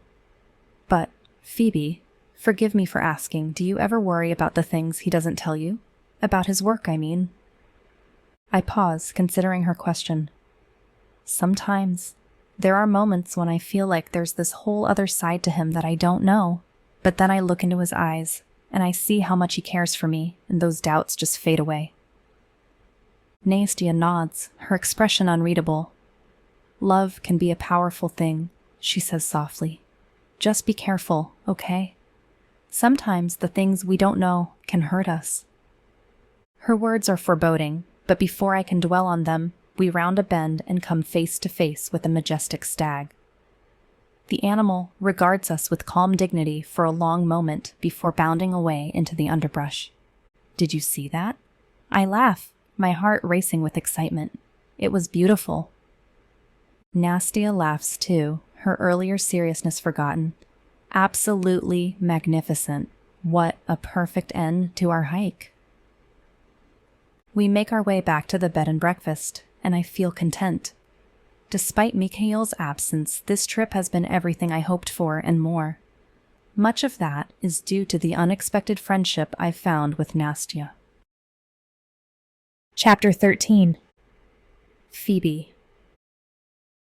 The cobblestones of the Royal Mile gleam with a recent rain as Nastia and I meander through the bustling street a few more days into the trip. Tourists brush past us, their excited chatter mingling with the haunting melody of a nearby bagpiper. The scent of freshly baked shortbread wafts from a nearby shop, making my stomach growl despite our hearty lunch. We should grab some of those biscuits before we head back, I say to Nastia, nodding toward the bakery. They smell heavenly. Nastia smiles. Absolutely. I've developed quite a taste for Scottish sweets since we've been here. As we continue our leisurely stroll, a prickle of unease crawls up my spine. I glance over my shoulder, catching a glimpse of a man in a dark jacket ducking behind a group of tourists. My heart rate quickens. I've seen him before, lurking in the periphery of my vision throughout the afternoon. I grab Nastia's arm, pulling her closer. Don't look now, but I think someone's following us.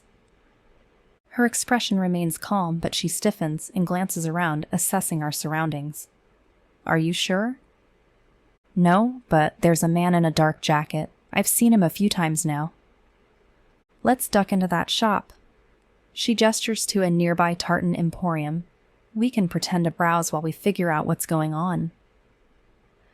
We slip into the store, the cheerful jingle of the bell above the door at odds with the tension coiling in my stomach.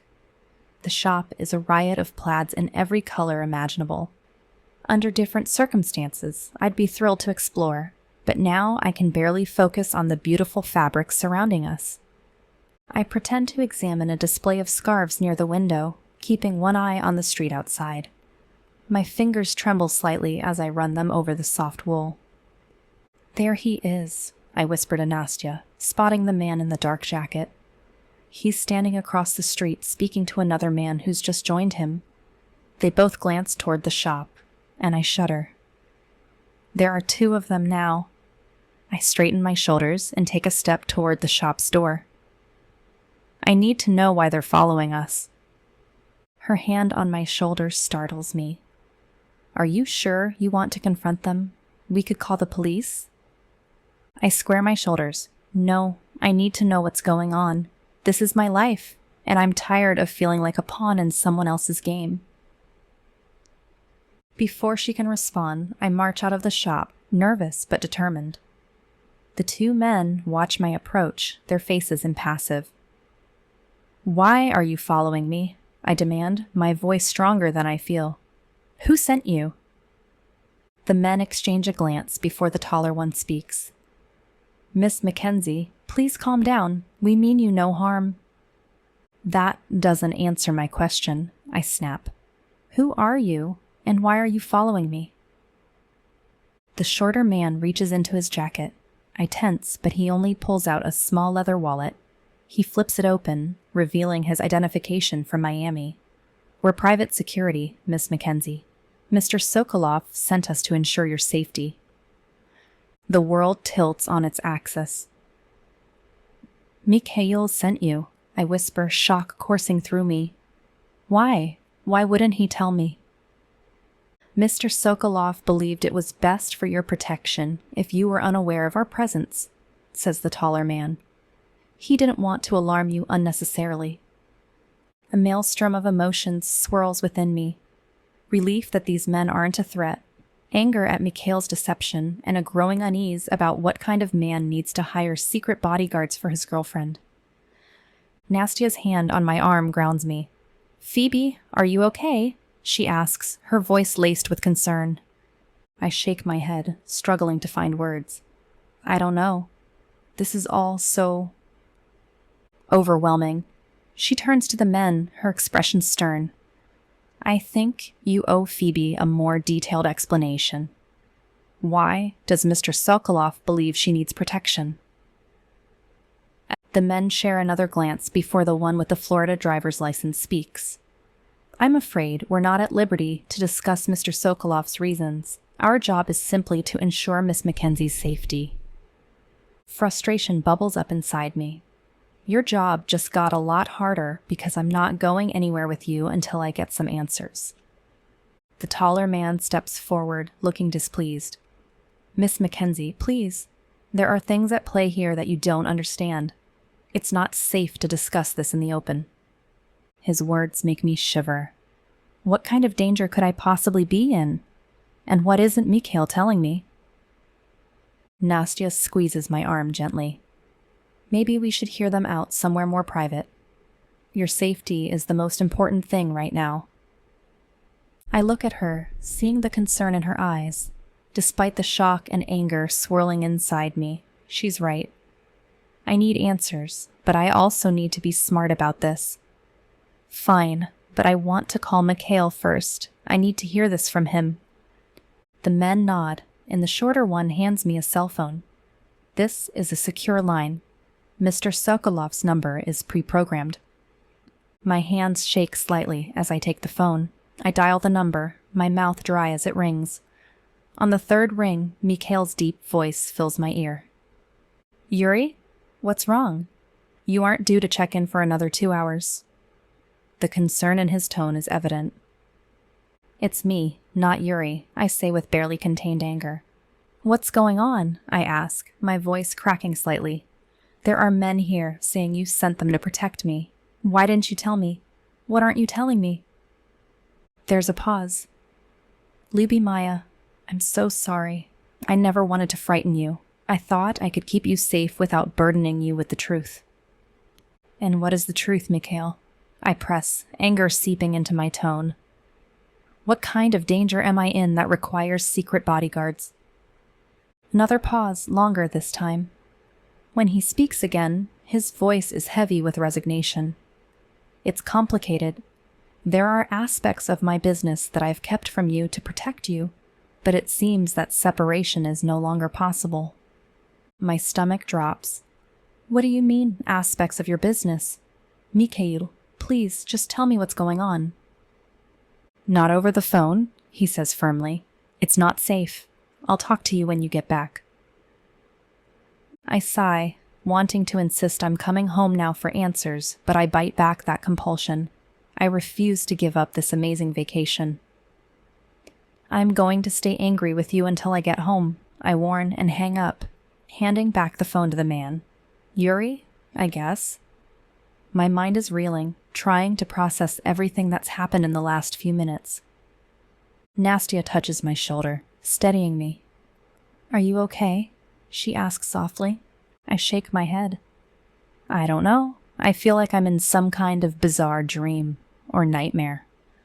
I'm here for you, Phoebe. Whatever happens, I've got your back. I manage a weak smile, grateful for her presence. Then I turn to the men, squaring my shoulders. All right. turning away from the unwanted bodyguards and no longer feeling the need to hear more from them when it's clear they won't tell me much. I say to my friend, "What's our next stop?" Chapter 14. Mikhail. I stand at the windows of my penthouse, but my mind is far away in Scotland. Phoebe's angry voice lingers in my head, her frustration almost physical, even through the phone. I picture her face, green eyes flashing with hurt and confusion. Damn it, I mutter. I should have told her everything before she left and explained why I sent her away. But how could I make her understand the danger without revealing too much? I turn back to the room, looking over the organized chaos spread across every surface. Maps of Miami cover the dining table, marked with red pins indicating Valdez's known properties and operations. Surveillance photos are tacked to a large corkboard, faces of his lieutenants and associates, staring back at me. My phone buzzes, and I snatch it up, hoping it's Phoebe. It's not. Just another update from Sergei. "Any news?" I ask, my voice gruff. "We've identified 3 more of Valdez's shell companies," he says, "and our man inside his organization says there's unrest among the lower ranks. They're not happy with how he's handling the recent setbacks." I allow myself a small smile. "Good. Keep pushing. We're close to finding a weak spot. I can feel it." "Yes, boss, and there's something else." Sergei hesitates. "We've intercepted some chatter. Valdez is planning something big, but we don't know what yet." My jaw tightens. "Double your efforts. I want to know everything he's planning before he does it." I end the call and toss the phone onto the coffee table. I glance at a framed photo of Phoebe and me, taken during happier times on the deck of my yacht. She's laughing as the wind whips through her locks. I'm looking at her with a smile I barely recognize on my own face. "I'm sorry, Lubomaya," I whisper to her image. "I'm doing this to keep you safe." My phone buzzes again. This time, it's a text from Nastya. "P is safe, exploring the castle, still angry." I type back a quick "thank you" before tossing aside the phone again. At least Phoebe is safe, even if she hates me right now. I'd rather have her alive and angry than in danger here. I pour myself a glass of vodka, savoring the burn as I swallow.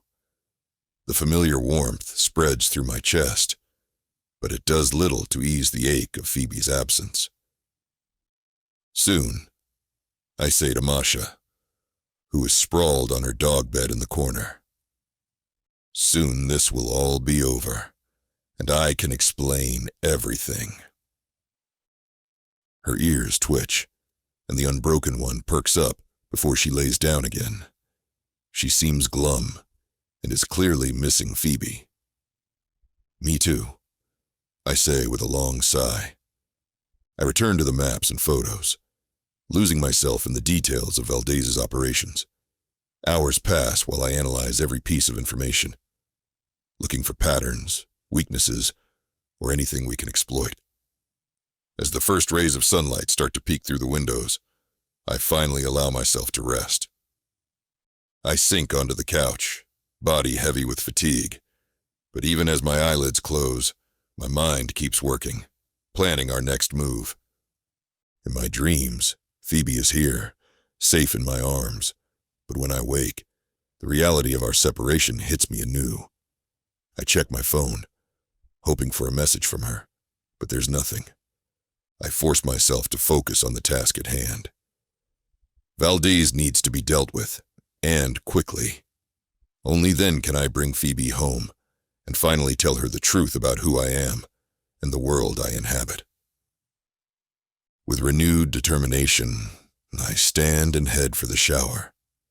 Another long day awaits, filled with strategizing and maneuvering, but with every move we make, we get closer to our goal, and closer to the day when I can hold Phoebe in my arms again and never let her go. The next afternoon, the harsh ring of my phone cuts through the silence of my penthouse. I snatch it up, recognizing Sergei's number. "What is it?" I ask, my voice tense. "Boss, we've got trouble," he says, his tone grim. "Our informants have uncovered Valdez's plans. It's big." I straighten, instantly alert. "Tell me everything." Sergei lays out the detail. It's a coordinated attack on our businesses across Miami, including our main money laundering front in South Beach. My jaw clenches as he continues. "There's more," he says. "Valdez has put out a hit on you. A substantial bounty." "Understood. Assemble the team. Secure a room at the hotel. 1 hour." I end the call and move swiftly, grabbing my jacket and gun. Holstering the weapon, I glance at Phoebe's photo. Her smile, frozen in time, makes me ache to hold her again, but I push aside the feeling. There's no room for sentiment now. An hour later, I stand at the head of a table in the hotel's secure room. Maps and surveillance photos cover every inch of the surface. Sergei, Vladimir, Rodion, and my other trusted lieutenants gather around, their faces grim. "Gentlemen, we face a significant threat. Valdez is making his move." I outline what we know, watching their reactions. Anger, determination, and a hint of fear flicker across their faces. "We need a plan," I say. "One that will cripple Valdez without starting an all-out war." Sergei looks sharp. "I have an idea. We use our banking connections to freeze his offshore accounts. Cut off his cash flow." I nod, considering. "Good. Make it happen. What else?" Rodion speaks next. "A cyber attack. Yuri's in Scotland, but I know some things about cybercrime. I can create a virus to slowly corrupt their data. It'll make their intelligence unreliable and cause internal chaos." "Excellent," I say. "Get started immediately." Vlad clears his throat. "There's another angle we could exploit. The rivalry between Valdez and the Torellos. If we anonymously tip them off about Valdez encroaching on their territory," I flash a predatory grin. "It could ignite a conflict, dividing Valdez's attention and resources. I like it." The room falls silent while I pace, thinking. Then an idea strikes me. "We know Valdez is expecting a major drug shipment soon," I say. "Instead of destroying it, we replace it with a harmless substitute. Let him distribute it unknowingly." Sergei slowly grins. It would damage his reputation with customers and suppliers alike. I nod. "Exactly. And finally, we plant a mole in his organization. Not for intelligence, but to sow distrust among his lieutenants." The room buzzes with energy, while we flesh out the details of each part of the plan. Hours pass strategizing, arguing, and refining our approach. Finally, as dawn breaks, I stand. "You all have your assignments. Let's move." As the others file out, Sergei lingers. "Boss, what about Phoebe? Should we bring her back?" I pause, considering. The thought of Phoebe here in danger makes my blood run cold. But the idea of her alone in Scotland, angry and confused, isn't much better. "No," I say finally. "She's safer where she is for now. Double her security detail, but keep it discreet." Sergei nods and leaves. I turn to the window, watching the sun rise over Miami. The city sparkles, beautiful and oblivious to the war brewing in its shadows. My phone buzzes with a text from Phoebe. "When are you coming? We need to talk." I close my eyelids, allowing myself a moment of weakness. I miss her. The warmth of her smile, the softness of her skin, the way she looks at me like I'm just a man, not a crime lord. How will she look at me when she knows? The thought makes my stomach clench. I can't think about that now. I have a war to win. I type a quick reply. Soon. I promise. Stay safe. Tucking away the phone, I fortify myself for the fight ahead. Valdez won't know what hit him, and when the dust settles, I'll go to Phoebe and finally tell her the truth. About everything. Nearly a week later, I pace the length of my penthouse. My mind is consumed with thoughts of Phoebe, alone in Scotland, and the growing threat from Valdez. The past few days have been a whirlwind of violence and retribution. We've struck back at the corporation, but each blow we land seems to invite two in return. The situation is spiraling, and I can no longer ignore the nagging fear in the pit of my stomach. I pick up my phone, staring at Phoebe's contact photo. Her smile, so warm and genuine, makes my chest ache. I've kept her at arm's length, thinking distance would keep her safe. Now, I'm not so sure. With a deep breath, I press the call button. The phone rings twice before her voice fills my ear. "Mikhail? Is everything okay?" Her concern is evident, and guilt gnaws at me. "Phoebe," I say, struggling to keep my voice steady. "I need you to come home." "What?" "We've only been here 3 weeks, and you and I have plans for next week when you—" "I know," I interrupt, hating the disappointment in her voice. "Something's come up. It's complicated. I can't explain over the phone, but I need you here, in Miami, as soon as possible." There's a long pause, and I can almost see her frowning, trying to make sense of my request. What's going on? Are you in some kind of trouble? I pinch the bridge of my nose. "No, I'm fine. It's just... Please, Phoebe. I wouldn't ask if it wasn't important."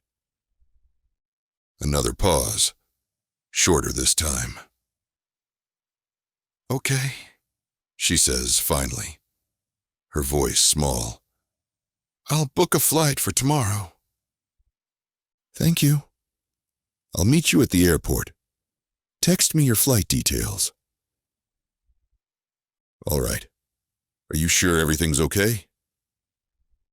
She still sounds angry with me, but it's tempered now with true concern, letting me know she still cares. I swallow hard, hating the lie I'm about to tell. "Everything's fine, Lubimaya. I just miss you." We say our goodbyes, and I end the call, tossing the phone onto the nearby couch. My decision presses down on me. I've disappointed her, but the alternative, leaving her vulnerable to Valdez's men, is unthinkable. I walk to the bar, pouring myself a generous measure of vodka. The first sip burns, a welcome distraction from the turmoil in my mind. Images flash before my eyes.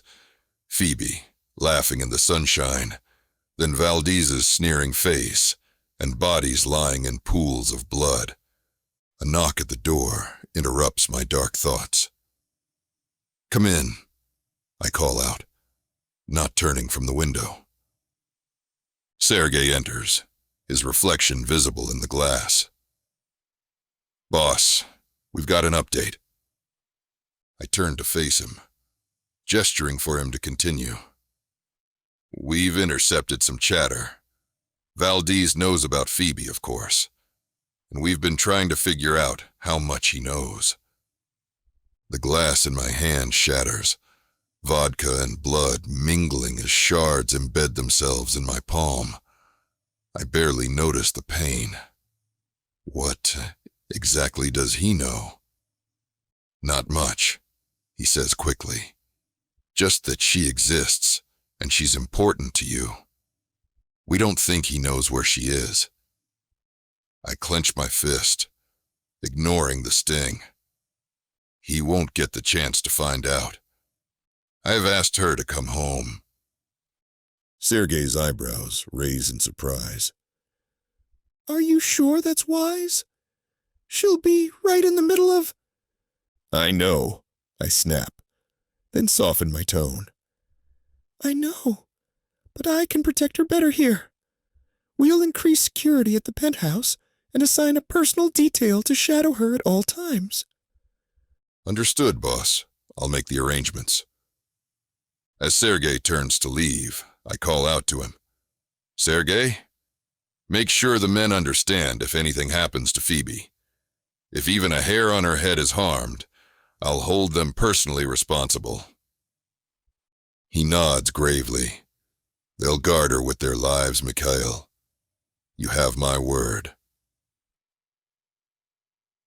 Once I'm alone again, I walk to the bathroom to clean my injured hand. While I pick out the glass shards, my thoughts wander to Phoebe. How will I explain all this to her? The danger, the violence, and the life I've kept hidden from her. I wrap a bandage around my palm, clenching my jaw as I think of Valdez. He's crossed a line, trying to use Phoebe against me. I'll make him regret ever hearing her name. Returning to the living room, I survey the maps and documents spread across every surface. Somewhere in this mess is the key to bringing down Valdez and his entire operation.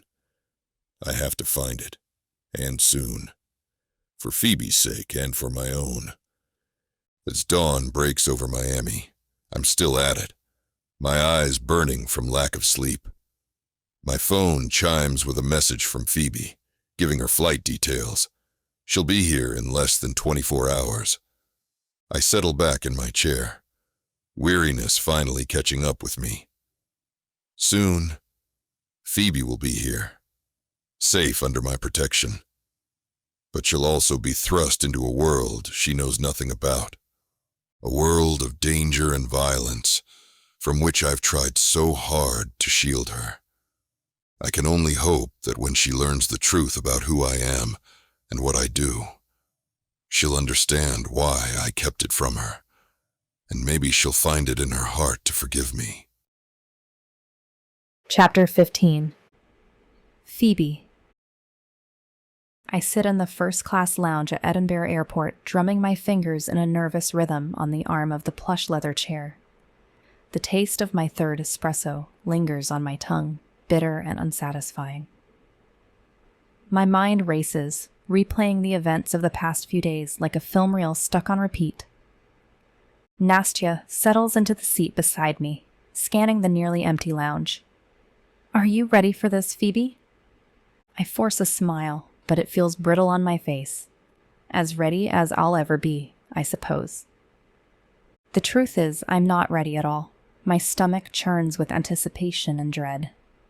Mikhail's sudden call, demanding I return home immediately, only confirmed the suspicions that had been growing in my mind throughout this trip. I'm sure Mikhail's hiding something from me. Those men who were following us. I mean, who sends bodyguards without telling their girlfriend? Nastya's expression softens. Perhaps he was just concerned for your safety. I shake my head, frustration bubbling up inside me. But why not tell me? And it's not just that. There are phone calls he won't take around me and meetings that come up at odd hours. Sometimes I catch this look in his eyes, like he's carrying the weight of the world on his shoulders. Men can be strange creatures, she says with a small laugh. Especially successful businessmen like Mikhail. I'm sure he has his reasons. Her words are meant to be comforting, but they do little to ease the knot in my stomach. I open my mouth to press further, but an announcement cuts through the air, calling for first-class passengers to board. We gather our things and make our way to the gate. As we settle into our seats on the plane, the reality of what I'm about to do hits me full force. I'm flying back to confront the man I love about the secrets he's keeping from me. What if I'm wrong?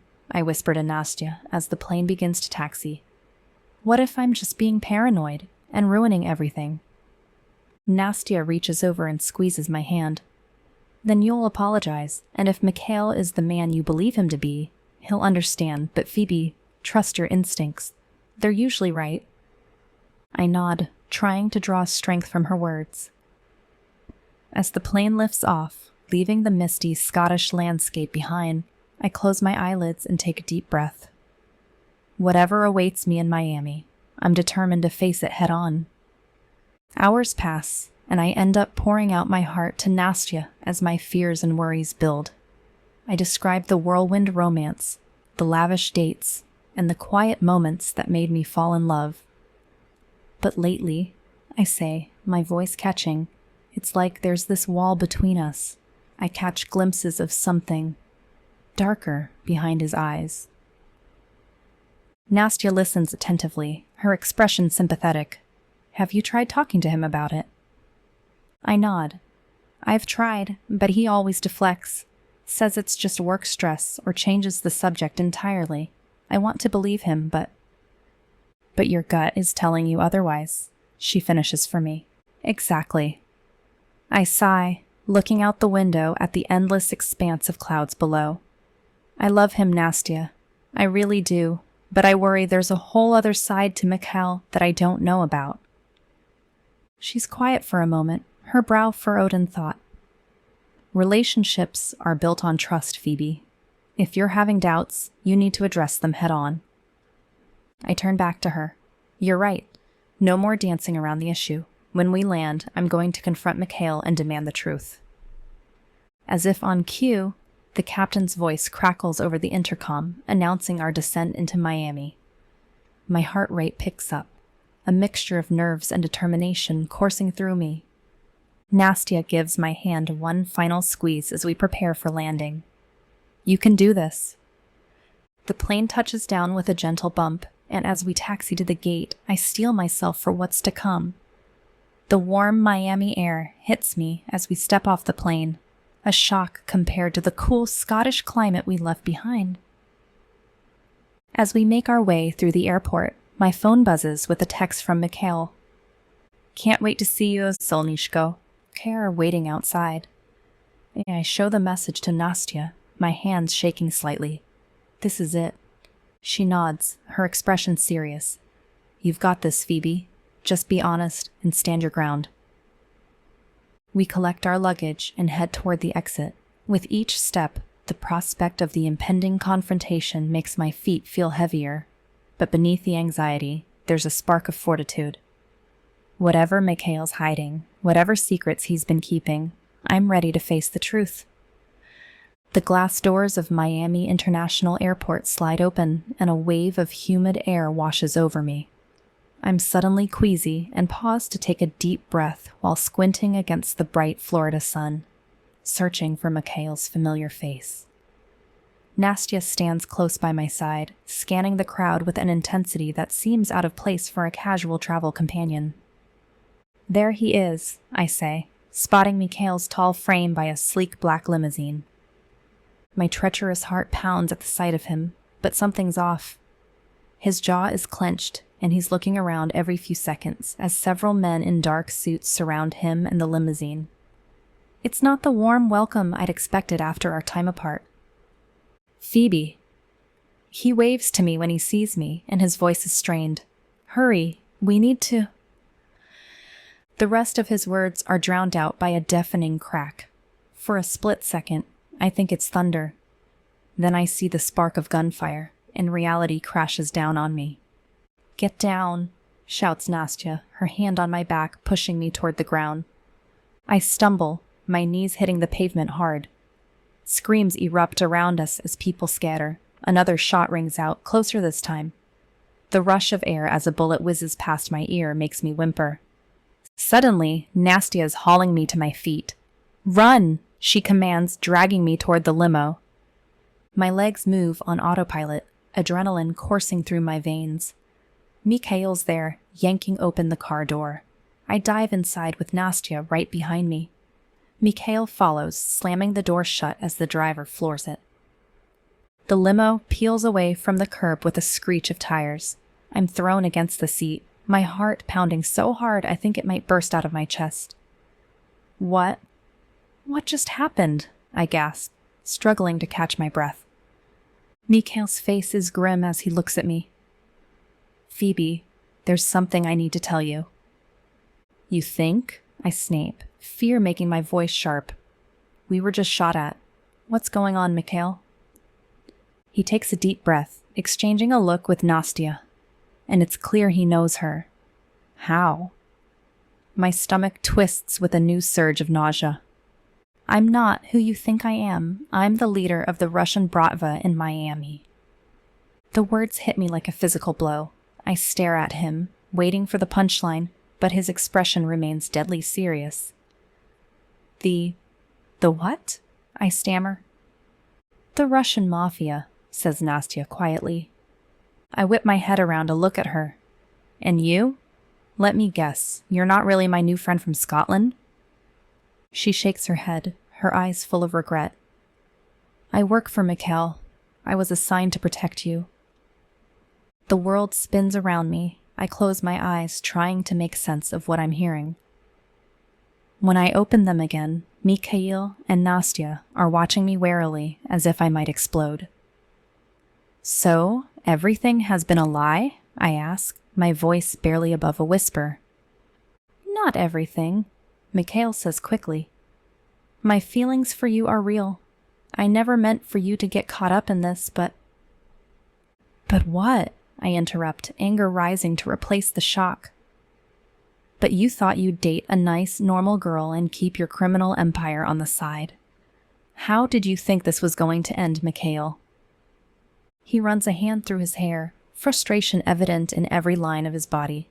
"I didn't think. I fell for you, Phoebe.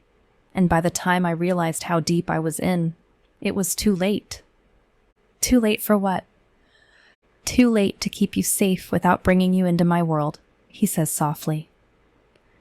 The limo turns sharply, and I grab onto the door handle to steady myself. Outside the tinted windows, Miami's streets blur by, familiar landmarks made strange by the surreal turn my life has taken. "The gunshots at the airport," I say slowly, piecing things together. "They were trying to kill us?" Mikhail nods. "A rival organization. They've been pushing into our territory for months. When they found out about you..." He trails off, but I can fill in the blanks. I've become a target, a way to get to Mikhail. "So what happens now?" I ask, hating how small my voice sounds. "Now we keep you safe," says Nastya firmly, "no matter what it takes." I look between them, these two people I thought I knew. Mikhail, the charming businessman I'd fallen for. Nastya, the friendly traveler I'd bonded with in Scotland. Both of them are dangerous criminals, apparently. And if I don't want to be kept safe, if I want to go home and forget any of this ever happened. His expression hardens. "That's not an option. They know about you now and have since that break-in at your apartment." I close my eyes, having mostly blocked out the sense of violation that accompanied that. I chalked it up to addicts looking for something to sell, but finding nothing valuable. "Of course, that was you as well." "Them," he says in a biting tone. "To hurt me. You'll never be safe on your own." "So, I'm your prisoner now." He scowls, "if you want to look at it that way." He speaks to the driver. "Take us to the marina, Vlad." Chapter 16. Mikhail. As we approach the marina, I scan our surroundings, alert for any signs of pursuit or danger. The yacht is anchored ahead, a gleaming fortress on the water. I tap the driver's shoulder. Circle the block once more. Make sure we're not followed. Vlad nods, and I turn my attention back to Phoebe. Her face is pale, her eyes wide with fear and uncertainty. I want nothing more than to comfort her, to tell her everything will be all right, but I can't. Not yet. Not until she's safe, and it's clear she wouldn't welcome my touch right now anyway. The limo completes its circuit and pulls up to the marina. I exit first, scanning the area before I help Phoebe out. She stumbles slightly, and I steady her with a firm grip on her arm. Nastia follows right behind us. Stay close, I murmur, guiding her toward the yacht. I keep a hand on her wrist, expecting her to bolt just to prove a point, or because I'm insisting she stay with me to keep her safe. We board swiftly, and I nod to the captain. He understands the unspoken order, and immediately begins preparations to cast off. I lead Phoebe to the main salon, but she barely looks at it today. Mikhail, she whispers, her voice cracking. What's happening? Why? I hold up a hand, silencing her questions. Please, Phoebe, let's wait until we're out to sea. I promise I'll explain everything. She nods mutely, sinking onto one of the plush sofas. I pour her a glass of water, pressing it into her hands. Our fingers brush, and I linger for a moment, wishing I could take away her fear. The yacht's engines rumble to life, and we begin to move. I watch from the window as the lights of Miami recede, replaced by the vast darkness of the open ocean. Only when the coastline has disappeared entirely do I turn back to Phoebe. She sits rigidly on the sofa, her knuckles white around the untouched glass of water. I prepare myself for the conversation ahead. You asked why this is happening. I've tried to keep this part of my life separate from you, to protect you, but now that's no longer possible. Why? She asks again. Because of a man named Jose Valdez. He's the leader of the Cuban mafia in Miami, and he's my rival. We've been locked in a power struggle for months, since I was sent here to replace the failed Pacan before me. Recently, things have escalated. I sit beside her on the sofa, close enough to touch, but maintaining a respectful distance. Valdez discovered your connection to me. He sees you as a weakness he can exploit. Phoebe shakes her head, as if trying to deny the reality of my words. This is insane. I'm nobody. Why would he care about me? Because I care about you, I say softly. More than I should. More than is safe in my world. What happened this afternoon was my fault. I underestimated Valdez. I thought I could keep you safe by keeping you in the dark. I was wrong. She stands abruptly, pacing the room. So what now? Am I supposed to just accept that my life is in danger because of what?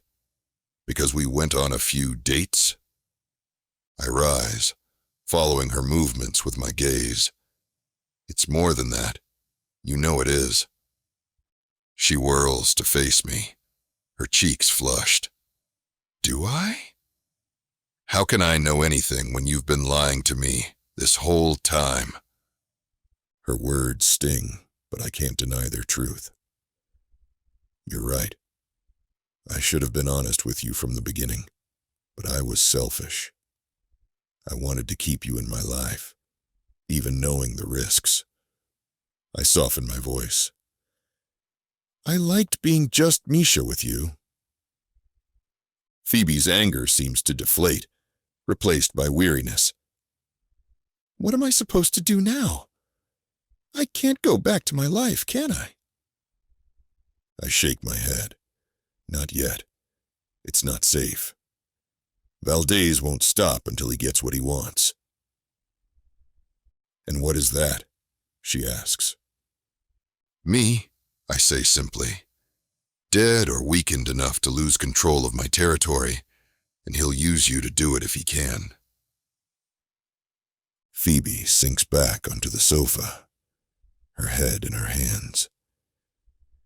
This is a nightmare. I kneel before her, gently prying her hands away from her face. This is overwhelming, but I promise I'll do everything in my power to keep you safe, no matter what it takes. She looks at me with unshed tears. How can you promise that? You're just one man. I smile grimly. I'm not just one man. I have resources, people I trust. We'll find a way to end this threat. And then what? She asks. Do I just go back to my normal life, like none of this ever happened? The question hangs in the air between us, heavy with implications. I stand, moving to the bar to pour myself a drink. The smooth burn of vodka steadies my nerves. That depends on you, I say finally, turning back to face her. Once this is over, once you're safe, you'll have a choice to make. Phoebe's brow furrows. What kind of choice? My next words could change everything between us. You can choose to walk away, go back to your life, and pretend none of this ever happened. I'll make sure you're protected, but from a distance. You'll never have to see me again. Her face pales at my words, and I hurry on before I lose my nerve. Or you can choose to stay, to be with me, knowing who I am and what that means. It won't be easy. My world is dangerous, but I swear to you, if you choose me, I'll spend every day of my life making sure you never regret it. Silence falls between us, broken only by the gentle hum of the yacht's engines. She stares at me, her expression unreadable. I wait with bated breath for her response. It's obvious when the reality of her situation really sinks in. Her expression flashes with anger and betrayal. The sight twists something deep inside me, but I force myself to remain stoic. Her safety is far more important than her happiness right now. You lied to me, she says, her voice trembling with suppressed rage. This whole time, everything between us was all a lie. I shake my head, taking a step toward her. No, my feelings for you are real. They always have been. She backs away, her hands held up as if to ward me off. How can I believe anything you say? You're a criminal, Mikhail. A murderer. The words sting, but I can't deny their truth.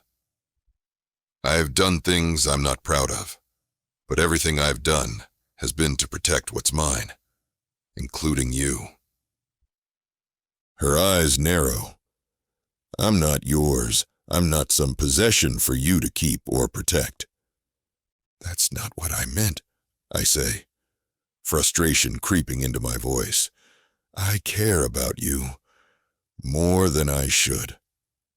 That's why you're in danger now. She turns away from me, staring out at the dark ocean beyond the yacht's windows. Take me back, she says quietly. What? Phoebe whirls to face me. Take me back to shore. Now. I want off this boat. I feel my jaw clench. I can't do that. It's not safe. Not safe? She laughs bitterly. I'm on a yacht with the leader of the Russian mafia. How is that safe? I move closer, trying not to sound angry. Because I can protect you here. On shore, Valdez's men could be anywhere. They could get to you at any time. She shakes her head, tears glistening in her eyes. I don't want your protection. I want my life back, the life I had before I met you. Her words cut deeply, but I push aside the pain. That life is gone for now, Phoebe. The moment Valdez learned about you, everything changed. Because of you, she spits out. This is all because of you and your criminal empire. I breathe deeply, trying to maintain control. I never wanted this for you. I tried to keep you out of it, to keep you safe. By lying to me? By pretending to be someone you're not? I was protecting you, I insist. She sneers. No, you were protecting yourself, your secrets, your precious Bratva. You didn't care about what finding out the truth would do to me. I count to 10 to sustain calmness. That's not true. Everything I've done has been to keep you safe. Safe? Phoebe laughs, the sound harsh and brittle. I was shot at, Mikhail. How is that safe? And my woman, Nastya, saved you. I counter. If I hadn't had people watching you, you'd be dead right now.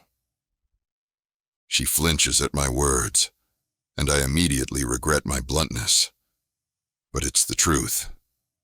And she needs to understand the gravity of the situation.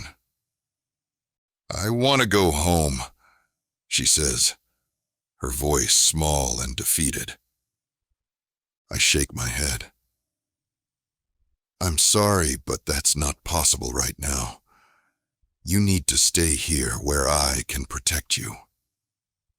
She glares at me, fire rekindling in her eyes. You can't keep me here against my will. That's kidnapping. It's protection. Please try to understand. If you go back now, you'll be walking into a war zone. Valdez won't stop until he gets to you. And what about my family? She demands. My friends? My job? Am I just supposed to disappear without a word? I run a hand over my face. We'll figure something out. Make up a story about an emergency trip. But right now, the priority is keeping you alive. Her shoulders slump, and she sinks onto one of the plush sofas. This can't be happening. I sit beside her, careful to maintain some distance. I know this is a lot to take in, but I will fix this and make you safe again. She looks at me with fear and anger that breaks my heart. And then what? Do you expect me to just forgive you? To forget all the lies and go back to how things were? I don't look away from her. No, I don't expect forgiveness, but I hope that once this is over, you'll give me a chance to explain, to show you who I really am. Phoebe shakes her head. I don't know if I can do that. I don't know if I want to. Her words hit me like a physical blow, but I force myself to nod. I understand. But right now, I need you to trust me. Just long enough to keep you safe. She's quiet for a long moment, staring down at her hands. Finally, she looks up at me. How long? What? How long do I have to stay here? On this yacht? I hesitate, not wanting to lie to her again. I don't know. Until we can neutralize the threat from Valdez. It could be days, maybe weeks. She lets out a shocked sound. Weeks? Mikhail, I can't just disappear for weeks. People will notice. They'll look for me. Everyone still expects you to be in Scotland for the next 3 weeks. No one will suspect anything. She shakes her head, a bitter laugh escaping her lips. This is insane. My whole life has been turned upside down in a matter of hours. I reach out, wanting to comfort her, but she flinches away from my touch. The rejection stings, but I can't blame her. I'm sorry, I say softly. I never wanted any of this for you. If I could go back and change things. But you can't. She sounds defeated. We're here now, and I have to deal with the consequences of your choices. I nod, accepting her anger. You're right, and I promise to make this right. She looks at me intently. And if you can't? If Valdez doesn't back down? I let her see my determination. Then I'll deal with him. Permanently. She shivers at my words. There's a flicker of fear in her eyes. It hurts to know she's afraid of me now, but I can't soften the truth for her anymore. Get some rest, I say, standing up. There's a bedroom down the hall. I'll have someone bring you some clothes and anything else you need. She nods, her shoulders slumping with lethargy. And you? Where will you be? I'll be in the main cabin, making calls and coordinating with my men. If you need anything, just ask one of the crew. They'll be able to reach me. Phoebe stands, wrapping her arms around herself, as if for protection. Okay, she says quietly. As she turns to go, I call out to her. Phoebe?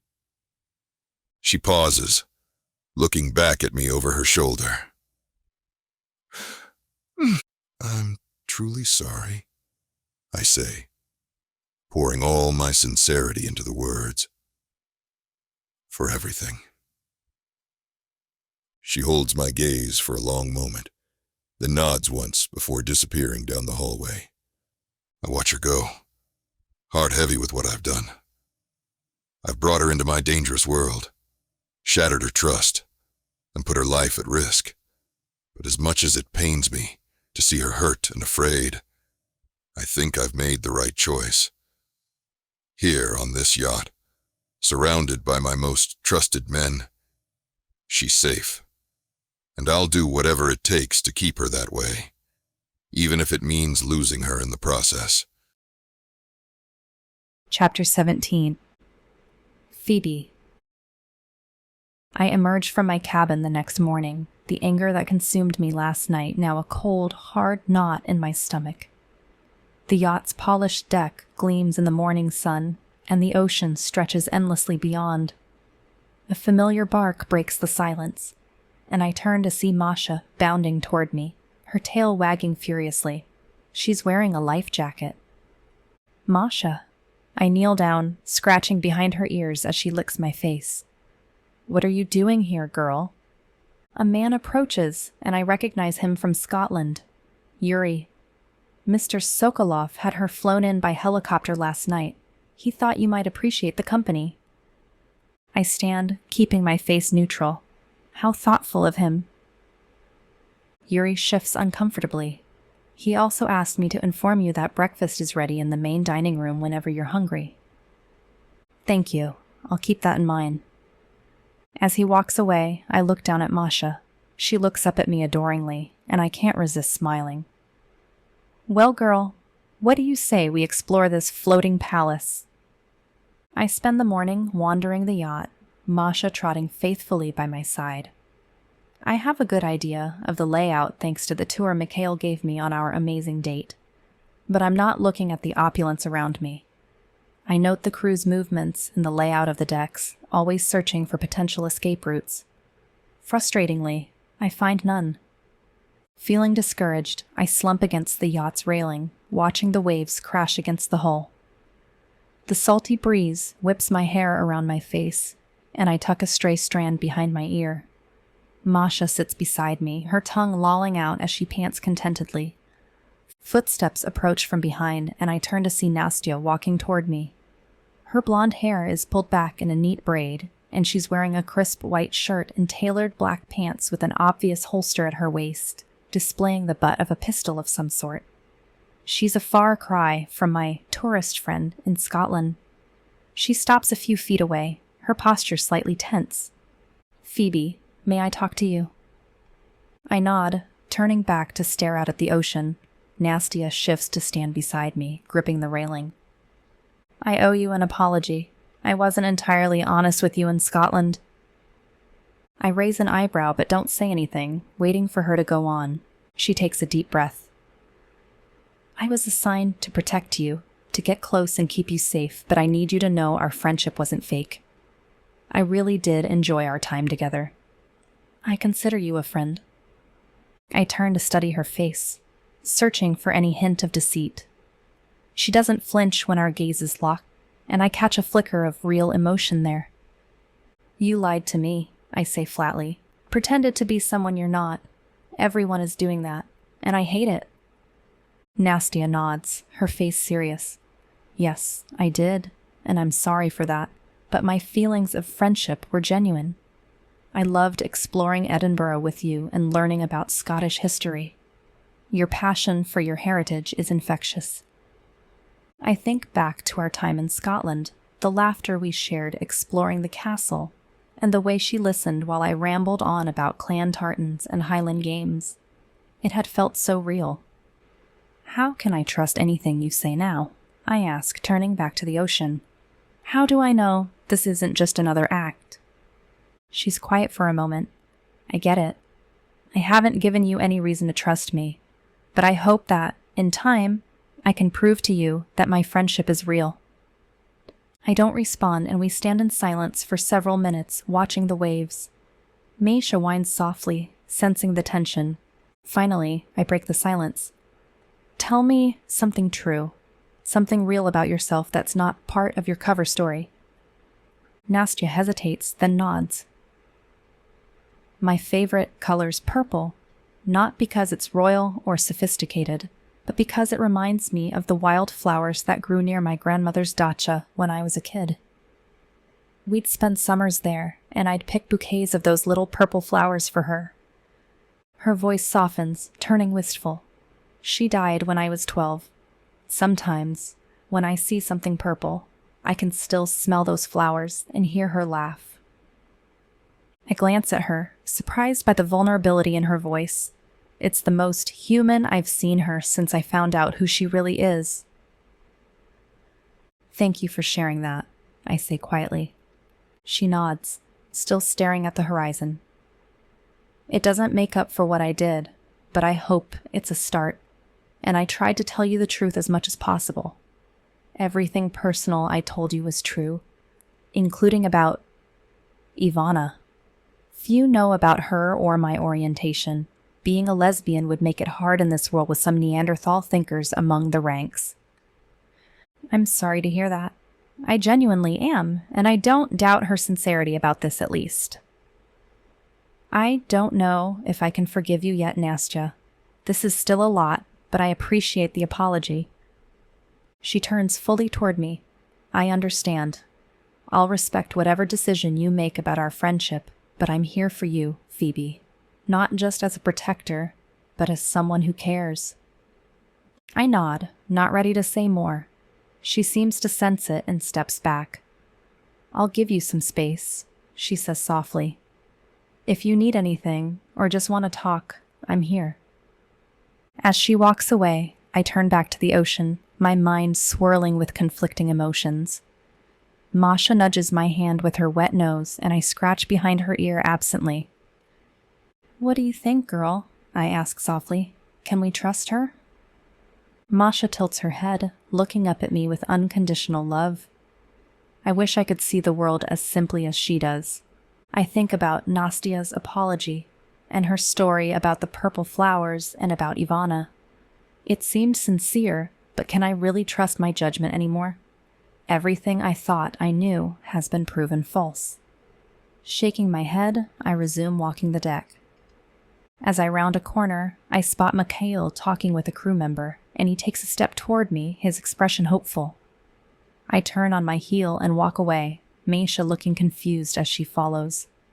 The day drags on, each hour feeling like an eternity. After exploring the yacht and accepting I can't escape on my own, I end up on the sun deck staring out at the endless blue horizon.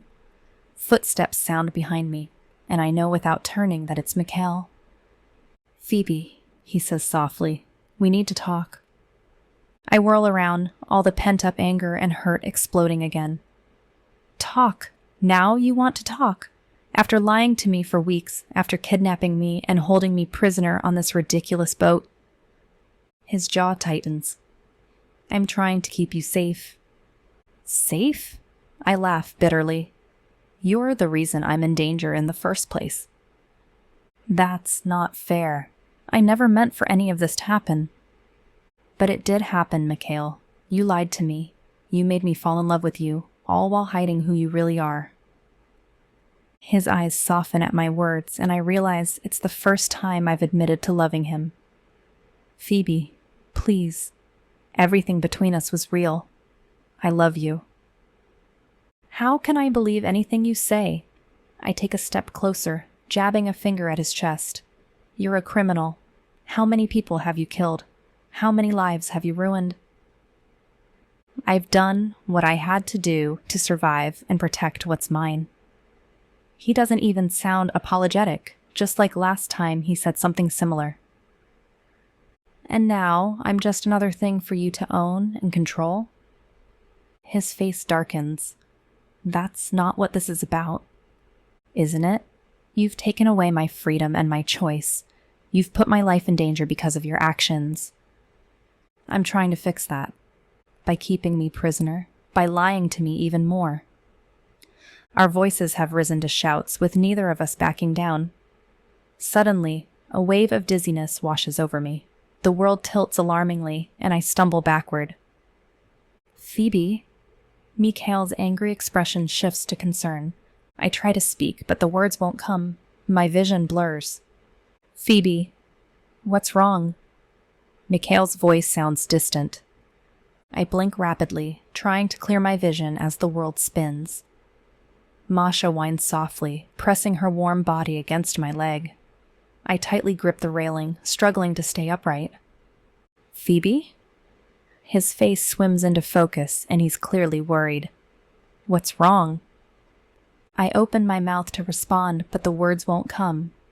A wave of nausea washes over me, and I clamp my lips shut, swallowing hard. I need to sit down, I manage to croak out.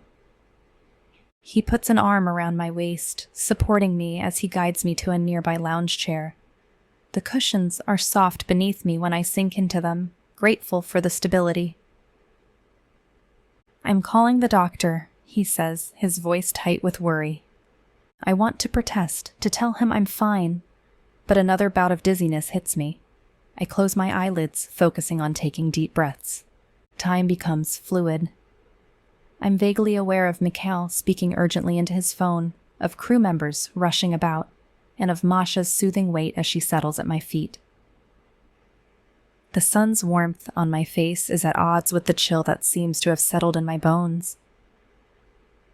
The doctor will be here soon, he says moments later, resting his hand lightly on my shoulder. How are you feeling? I crack open one eye, squinting up at him, like I'm on a merry-go-round that won. He doesn't smile at my weak attempt at humor. Instead, his frown deepens. When was the last time you ate? I try to think back, but the events of the past few days blur together. I'm not sure. Yesterday, maybe? He mutters something in Russian that sounds like a curse. I'll have the chef prepare something light. You need to eat. As he turns to leave, I grab his wrist. Wait. We stare at each other, and for a second, all the anger and hurt between us fades away, replaced by a shared concern. Stay. Please. He nods, settling into a chair beside me. We sit in silence, the gentle lapping of waves against the yacht's hull the only sound. Despite everything, his presence is oddly reassuring. The wait for the doctor seems interminable.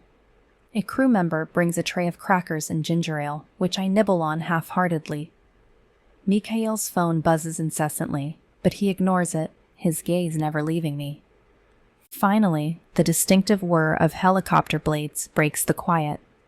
Mikhail stands, his posture tense. The doctor's here. I'll bring him to you. Minutes later, a distinguished-looking man with salt and pepper hair approaches, medical bag in hand. Miss Mackenzie? I'm Dr. Falkov. Mr. Sokolov asked me to examine you. I nod, sitting up straighter. Thank you for coming. Dr. Falkov's examination is thorough and professional. He asks questions about my symptoms, takes my vitals, and draws blood for testing. Throughout it all, Mikhail hovers nearby, his face an inscrutable mask. I'd like to run a few more tests, says Dr. Falkov, packing up his equipment. But based on your symptoms and the initial results, I have a suspicion about what might be causing this. My stomach clenches with anxiety. What is it? Dr. Volkov glances at Mikhail, then back to me. Miss Mackenzie, is there any chance you could be pregnant? The question hits me like a physical blow. My mind races, calculating dates and reminding me I took the morning after pill. It's mostly effective, but not completely, and my cycle started sooner than I'd expected and was only a day long. I'd thought it was just a side effect of the pills, but I don't know. Maybe? Mikhail inhales sharply beside me, but I can't bring myself to look at him. Dr. Falkov nods. I'll have you provide a sample. We can get the results of this test now, but it will be a few days for the blood work. We should have those results shortly. I excuse myself, feeling shaky but able to walk, clutching a specimen cup. I return a few minutes later, handing it wordlessly to the doctor, who moves to a nearby table and opens his bag to remove a foil packet that resembles what I've seen in the stores. As the doctor processes the test, a heavy silence falls between Mikhail and me. This possibility of pregnancy is terrifying, threatening to shatter what little stability remains in my world. He's uncharacteristically hesitant when he speaks. If we are... I hold up a hand, cutting him off. Don't. Not yet. We don't know anything for sure. He nods, respecting my wish for silence. We wait, the minutes crawling by with agonizing slowness. Finally, Dr. Falkov returns. His expression is neutral, giving away nothing. I have your urine test results, Miss Mackenzie. I square my shoulders, preparing myself. And... The test confirms it. You're pregnant. You'll need more blood work and or an ultrasound to pinpoint. 5 weeks, I say softly. It has to be 5 weeks. That was the time when we were so caught up in each other that we forgot to use protection. Pregnant, I whisper, the word feeling foreign on my tongue. Mikhail makes a sound, half gasp, half groan. I turn to look at him, seeing my own shock mirrored in his expression. The doctor clears his throat. I'll give you two some privacy to discuss this. Miss Mackenzie, I'll leave you with some prenatal vitamins and information about early pregnancy care. Please don't hesitate to contact me if you have any questions or concerns. I nod numbly, barely registering as the doctor excuses himself. My hand drifts to my stomach, still flat beneath my shirt. A baby. Mikhail's baby. Our baby. Phoebe, he says softly, reaching for my hand. Are you all right? I laugh, the sound bordering on hysterical. All right? How can I be all right? I'm pregnant with the child of a man I barely know, a man who lied to me about everything. I'm trapped on a yacht in the middle of the ocean, running from God knows what danger, and now there's a baby involved? Tears spring to my eyes, hot and angry. This is insane. All of it. Mikhail's face crumples with guilt and something else, fear maybe, flashing in his eyes. I know this isn't how either of us plan things, but I'll keep you and our child safe. Our child, I repeat, the words sounding strange. I don't even know if I want children, and now I'm having one with a man who loves you, he finishes, his voice fierce. Whatever else you may think of me, Phoebe, never doubt that. I love you, and I'll love this child. I shake my head, overwhelmed. I can't think about this right now. I need some time alone. He nods, reluctantly releasing my hand. Of course. Take all the time you need. I'll be here when you're ready to talk. As he walks away, I curl into myself on the lounge chair, one hand still resting on my stomach. Masha whines softly, resting her head on my knee. I stroke her head, and my mind is a whirlwind of thoughts and emotions, pregnant, with Mikhail's child. The future I once imagined, my cooking school, my simple life in Miami, seems impossibly far away now. Instead, I'm faced with a reality I never could have predicted. Carrying the child of a Russian mafia boss and caught in a world of danger and deceit. I toss and turn all night, sleep eluding me as my mind races with the effects of my pregnancy. The gentle rocking of the yacht, once soothing, now only serves to intensify my nausea. As dawn breaks, I give up on rest and slip out of bed. The cool wood of the deck is a welcome sensation against my bare feet as I step outside. I inhale the salt-tinged air deeply, trying to clear my head. The vastness of the ocean stretches before me as if to taunt me that I'm a prisoner here with the father of my child. A Russian mafia don. No, Bratva, I remind myself and whimper softly. Phoebe. Mikhail's voice startles me. I turn to find him standing a few feet away, his usually impeccable appearance slightly disheveled. Dark circles under his eyes suggest his night was as restless as mine. Mikhail. My voice is hoarse from lack of sleep and unshed tears. He takes a tentative step forward. May I join you? I nod, turning back to the ocean. We stand in silence for a moment, the rhythmic lapping of waves against the yacht the only sound between us. I owe you an apology, he says finally. My behavior, trying to force you to stay here. It was wrong. I was afraid, and I reacted poorly. I glance at him, surprised by the raw honesty in his tone. He dips his head as if acknowledging my shock. I have no right to make decisions for you. If you wish to return to the mainland, I'll arrange it immediately. My heart stutters at his words. You'd let me go? His jaw tightens, but he nods. Yes, your freedom isn't mine to take. However, he pauses, his gaze intense as it meets mine. I beg you to consider staying at my penthouse for your safety and for the baby's. The mention of the baby sends a jolt through me. My hand instinctively moves to my still flat stomach. Valdez is a dangerous man, he says urgently. He won't hesitate to use you or our child to get to me. The penthouse is secure, and I can ensure your protection there. I shake my head, overwhelmed. Mikhail, Please, he interrupts, his composure cracking. I have no right to ask this of you, but I can't bear the thought of anything happening to you or our child. I'll give you space, I swear it.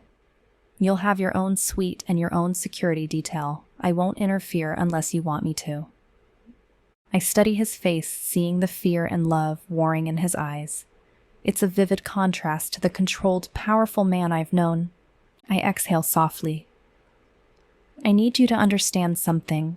This pregnancy doesn't change the fact that you lied to me, that you kept your entire life a secret from me. He flinches but nods. I know, and I'll spend the rest of my life trying to make that right if you'll let me. I don't know if I can trust you, I say, the words painful but necessary. Then let me earn your trust. Stay in the penthouse. Let me prove to you I can be the man you deserve and the father our child deserves. I close my eyelids, weighing my options. The thought of returning to my old life, alone and unprotected, terrifies me. But the idea of living under Mikhail's roof, surrounded by reminders of his deception, is equally daunting. If I agree to this, I say slowly, opening my eyelids to meet his gaze, I have conditions. Mikhail nods eagerly. Anything.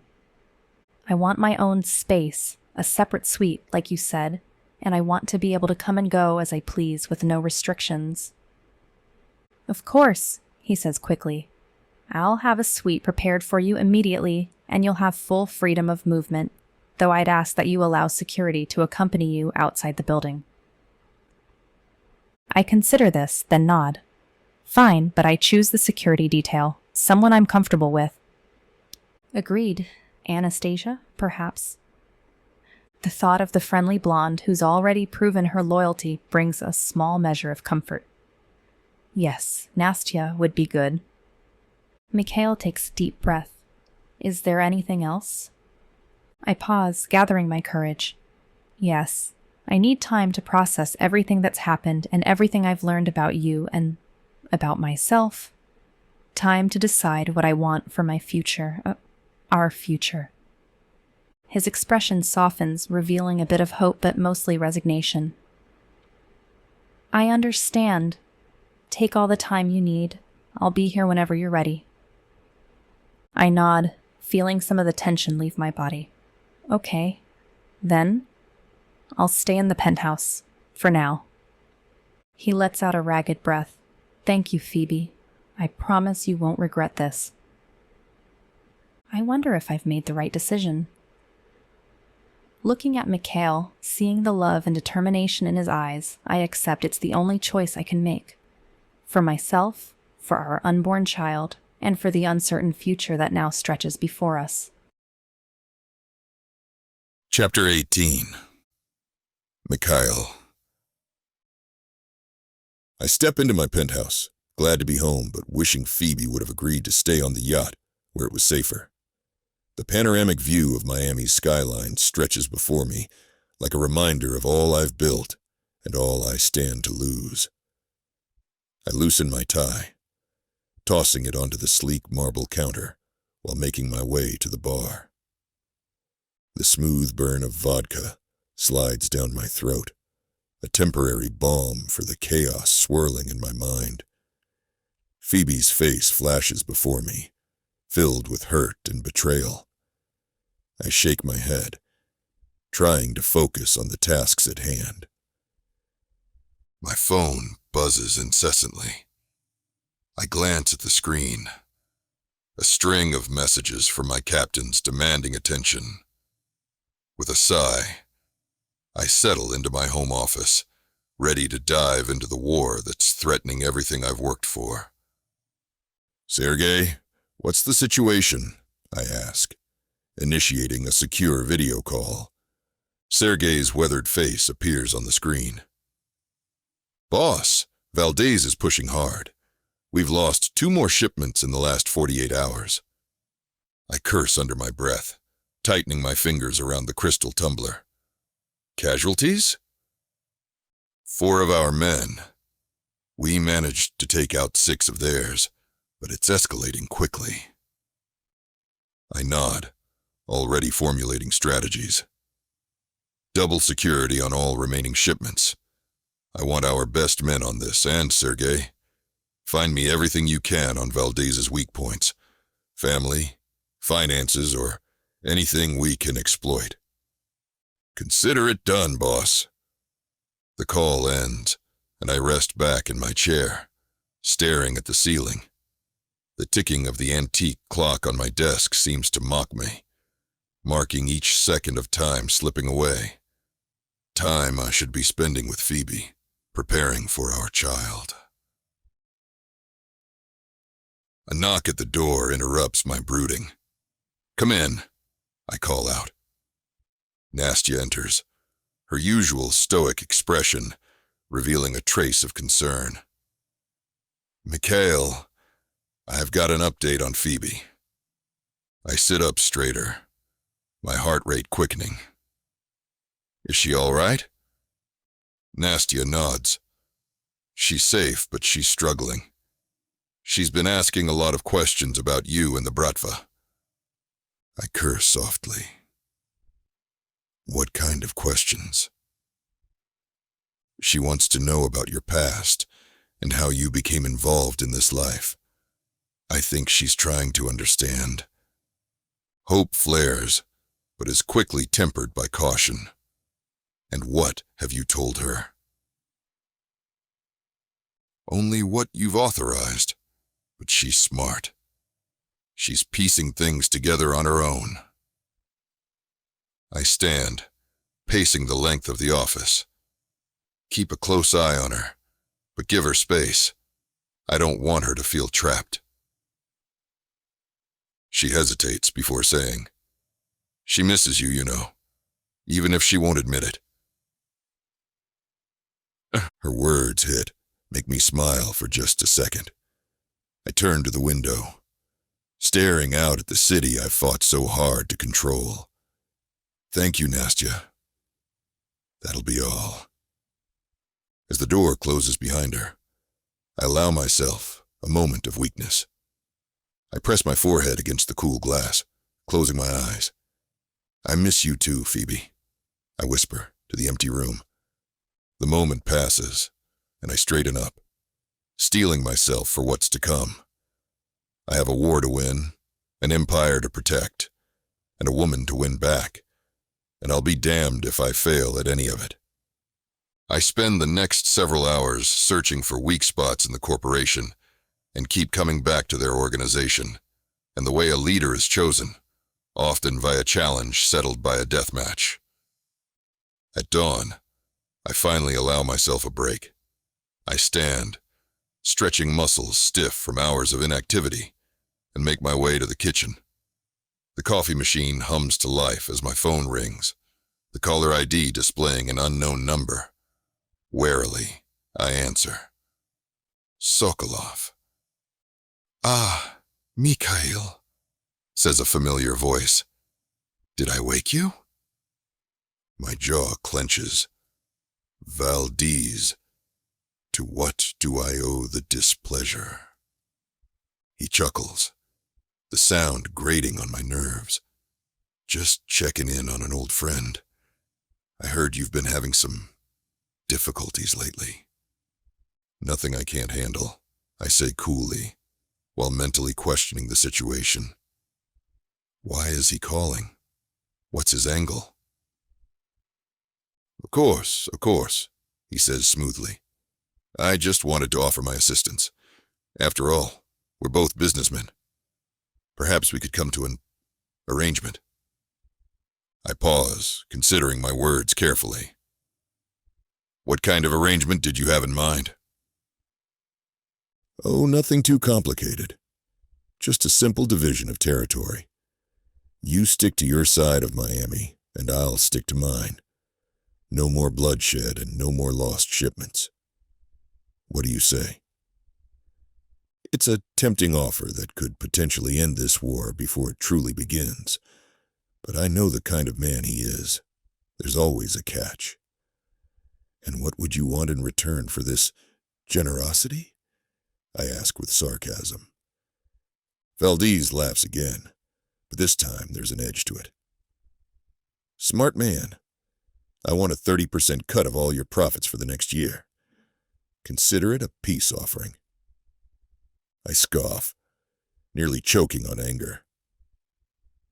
"You must be joking. I'd sooner burn my entire operation to the ground. than give you a single cent. Now, Mikhail, don't be hasty. Think of your men, your business, and your pretty little redhead. My blood runs cold. What did you say? Oh, did I strike a nerve? Valdez's voice drips with false concern. I'd hate for anything to happen to her. Women can be so delicate. Rage courses through me. If you so much as look at her, I'll... You'll what? He interrupts. Face it, Mikhail. You're out of your depth. Take the deal, or watch everything you love burn. The line goes dead, leaving me standing in my kitchen, shaking with fury. I slam my fist into the marble countertop, welcoming the pain that shoots through my hand. I punch the countertop again before breathing deeply, forcing myself to calm down. Valdez is trying to rattle me, to push me into making a mistake. I can't let him succeed. I dial Sergei's number, not caring about the early hour. He answers on the second ring. Boss? Sergei, I need you to triple Phoebe's security detail and get me everything we have on Valdez's operations. Every safe house, every front business, and every rat on his payroll. If you've already looked somewhere, look again. It's time we end this. Understood, boss. What about the peace offer? I pause, surprised. How did you know about that? We intercepted a call between Valdez and one of his lieutenants. He was bragging about how he was going to bring you to heel. I smile grimly. Then he's in for a rude awakening. Gather the captains. We meet at nightfall. Valdez has made his last mistake. By threatening Phoebe, he's ensured this war will end only one way, with his blood on my hands. I move to my weapons safe, inputting the code with practiced ease. The door swings open, revealing an arsenal that would make most men tremble. I select a sleek Glock, checking the magazine, before tucking it into my shoulder holster. I prepare for the battle ahead, but my thoughts turn to Phoebe, to our child, growing in her womb, to the future I'm fighting for. That gives me all the motivation I need to end this for good. The next day, I pace the length of my office, my mind racing with plans and contingencies. The war with Valdez consumes my thoughts, but there's another battle I'm determined to win, the one for Phoebe's heart. My phone buzzes with a message from Rodion. The renovations are complete. It cost a small fortune to make it happen in 4 days, and to keep the activity discreet, so Phoebe didn't see it on the rare times she ventures from her suite. But it's come to fruition. I allow myself a small smile. It's time. I go to Phoebe's suite, trying to ignore how nervous I am. Nastia stands guard outside, alert and watchful. How is she? I ask. Her expression softens slightly. Restless. She's been pacing like a caged tiger all morning. I nod, hardening myself for what's to come. I'd like to speak with her. Nastia steps aside, and I knock on the door. There's a pause, then Phoebe's voice, wary and guarded. Who is it? It's Mikhail. May I come in? Another pause, longer this time. Finally, she speaks. Fine. I enter the room, immediately drawn to her. She stands by the window, arms crossed, and auburn tresses cascading down her back. Even in her defensive posture, she's breathtakingly beautiful. What do you want? She asks, without turning to face me, her voice cool. I breathe in deeply to quell the surge of nervous excitement and try to appear poised. I have something to show you. Will you come with me? She turns, eyeing me suspiciously. Where?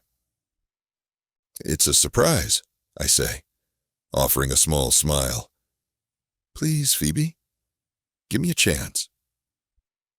She hesitates but nods reluctantly. All right. I lead her through the penthouse, my hand hovering near the small of her back, but not quite touching. We stop outside a closed door, and I turn to face her. Before we go in, I want you to know that I hear you. I understand your frustration and anger. This is my attempt to show you I'm committed to your dreams and to our future. Confusion flickers across her face. What are you talking about? Instead of answering, I open the door and gesture for her to enter. She steps inside, and I hear her sharp intake of breath. The room, once a spare bedroom, has been transformed into a state-of-the-art commercial kitchen. Gleaming stainless steel appliances line the walls, and a massive island dominates the center of the space. Every surface sparkles under the warm lighting. Phoebe moves through the kitchen, trailing her fingers over the countertops. She opens cabinets and drawers, each one stocked with top-of-the-line cookware and utensils. Her eyes widen as she takes in the pantry, filled with an array of Scottish ingredients: oatmeal, black pudding, smoked haddock, and more. Mikhail, she whispers, turning to face me. What is all this? I step closer, careful not to crowd her. It's for you. A place where you can practice your recipes and experiment with new ideas for your future shop. I know how much your Scottish heritage means to you, and I wanted to give you a space where you could explore that passion. For a moment, I see a flicker of the old sparkle in her eyes, and the joy that first drew me to her. It's quickly masked, replaced by a guarded expression. This is... She pauses, searching for words. It's incredible, but it doesn't change anything. It doesn't erase the lies or the danger you've put me in. I nod, accepting her words. I know. I don't expect it to, but I hope it shows you I'm serious about supporting your dreams and building a future with you, if you'll have me. Phoebe turns away, running her hand along the edge of the island. I don't know what to say. You don't have to say anything, I say. Just use it. Create. Let this be a safe space for you, away from all the chaos. She's silent for a long moment, and I hold my breath, waiting. Finally, she speaks. Thank you, Mikhail. It's thoughtful. I allow myself a small smile. It's not yet forgiveness, but it's a start. Would you like me to leave you to explore? Phoebe nods, still not looking fully at me. Yes, please. I need some time to process this. I move toward the door, pausing with my hand on the knob. Phoebe? She looks up. I love you, I say simply. Whatever happens, whatever you decide, that won't change. Before she can respond, I slip out of the room, closing the door softly behind me. My heart aches with the need to hold her, to make everything right. But I have to give her space to come to terms with everything in her own time. I make my way back to my office, already shifting gears to the other pressing matters at hand. I pull out my encrypted laptop, bringing up the dossiers we've compiled on Valdez and his operation. Every weakness and every potential pressure point is laid out before me. As I study the information, a plan begins to form. A knock at the door interrupts my concentration. "Come in," I call out. Nastia enters, her expression serious. "Mikhail, Phoebe's asking for you." I stand immediately, my heart rate quickening. "Is everything all right?" Nastia nods. She seems calmer. She's in the kitchen. I thank Nastia and make my way back to the newly renovated space, trying not to run in my urgency to be with her again. What does Phoebe want? Has the kitchen softened her stance, or is she preparing to deliver a final blow to our relationship? I pause outside the door, taking a deep breath to center myself. Then I knock softly. "Phoebe, it's Mikhail. May I come in?" "Yes," comes her reply, muffled through the door. I enter, and the sight before me stops me in my tracks. Phoebe stands at the island, flour dusting her cheeks and hair. The kitchen is alive with the scent of baking. She looks up when I enter, and I'm struck by how at home she looks in this space. "I hope you don't mind," she says, gesturing to the mess around her. I needed to think, and this is how I think best. I shake my head, a small smile on my lips. Of course I don't mind. That's why I had this built for you. She nods, dropping her gaze to the dough she's kneading. I've been thinking about us, about everything that's happened. I step closer, my mouth dry. And she looks up. I'm still angry. I'm still scared, but I'm willing to try to understand your world, to see if we can make this work. Relief washes over me, so intense it's almost dizzying. "Phoebe, She holds up a hand, stopping me. "I have conditions. No more lies. No more half-truths. I want to know everything, even the ugly parts, and I want to be involved in decisions that affect my life. Can you agree to that?" I nod without hesitation. "Yes. Absolutely, yes." She visibly relaxes. "Okay. Maybe you could start by telling me about your plan to deal with Valdez. The real plan, not the sanitized version." I blink, surprised by her directness, but I see the determination in her eyes. I pull up a stool, settling across the island from her. I lean forward, resting my elbows on the cool marble. We're going to hit Valdez where it hurts most, his pride and his wallet. There's a shipment coming in soon, filled with high-value goods he's been waiting on for months to distribute to certain powerful people he wishes to impress. Other cartel members, politicians, and some influencers in our kind of circles. We're going to intercept it. I pause, studying Phoebe's reaction. Her brows are slightly gathered in concentration. There's no revulsion or recoil at the implicit violence in my words. Instead, I see a sharpness there. "And by intercept, you mean steal it?" I nod. "Exactly. It's a bold move, but it sends a clear message. It will humiliate him and reduce his influence with others.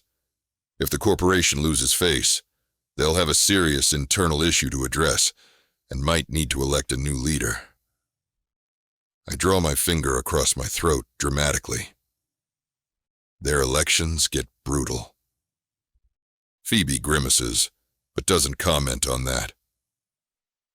"What about retaliation? Won't this put us at risk?" "It will, but we'll be ready. I've got Sergei working on fortifying our key locations. Anastasia will be increasing your security detail. I watch her process this information, searching for any sign of fear or doubt, but Phoebe's gaze remains steady.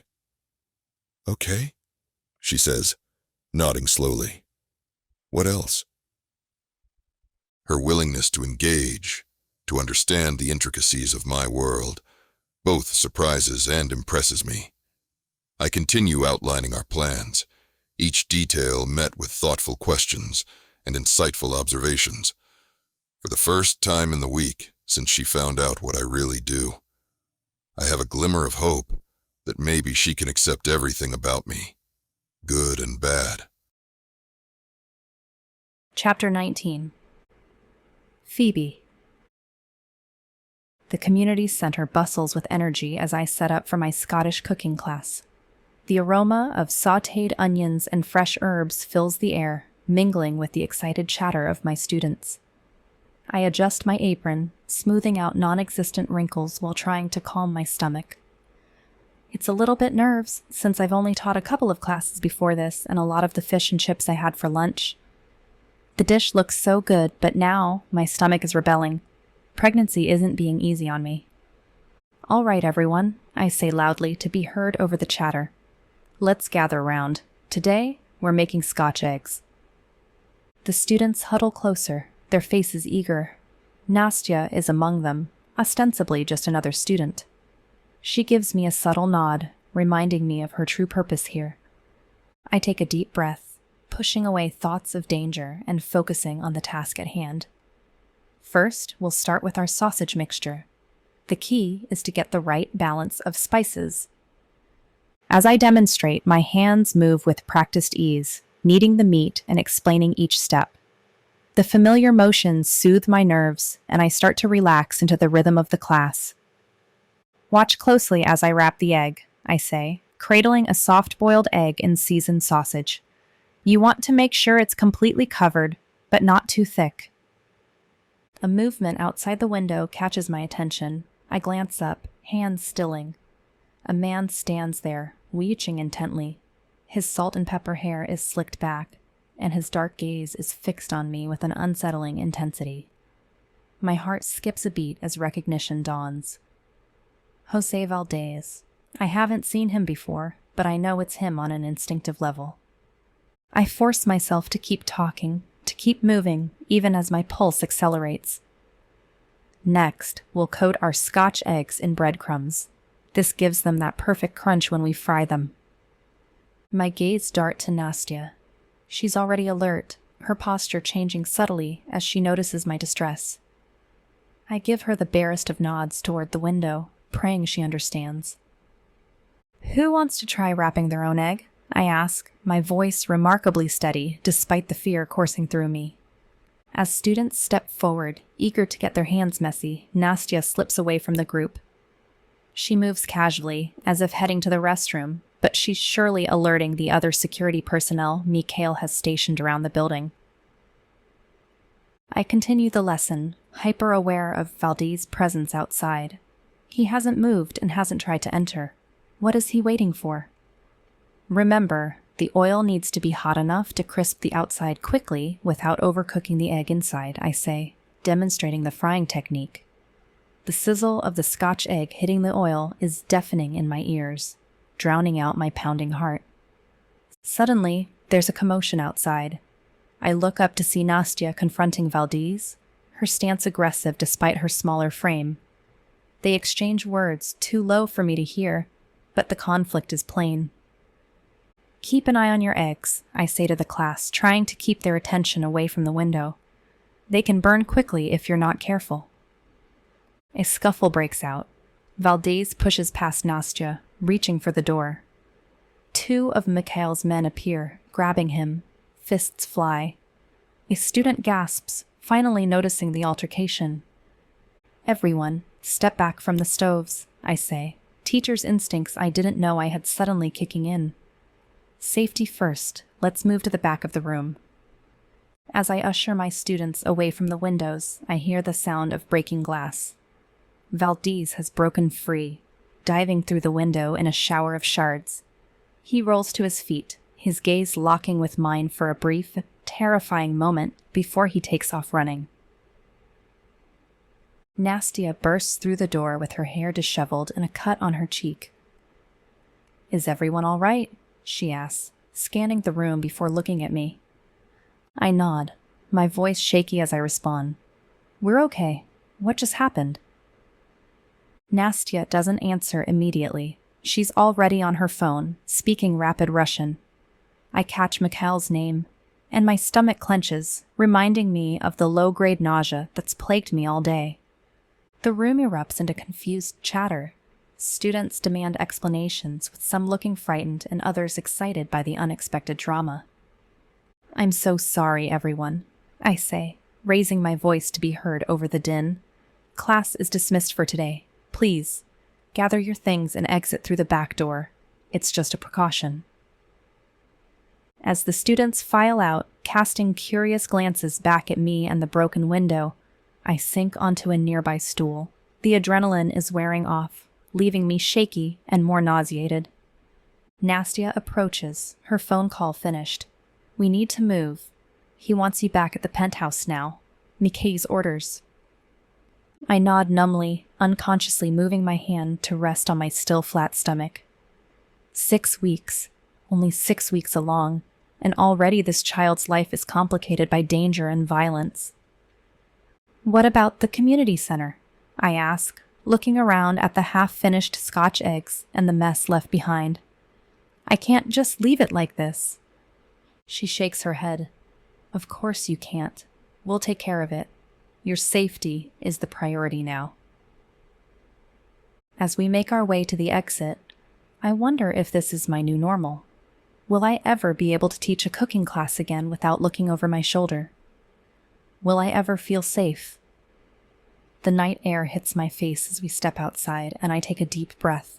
It helps calm me and relieves some of the nausea. "Ready?" she asks, hand on the car door. I nod, squaring my shoulders. "Ready?"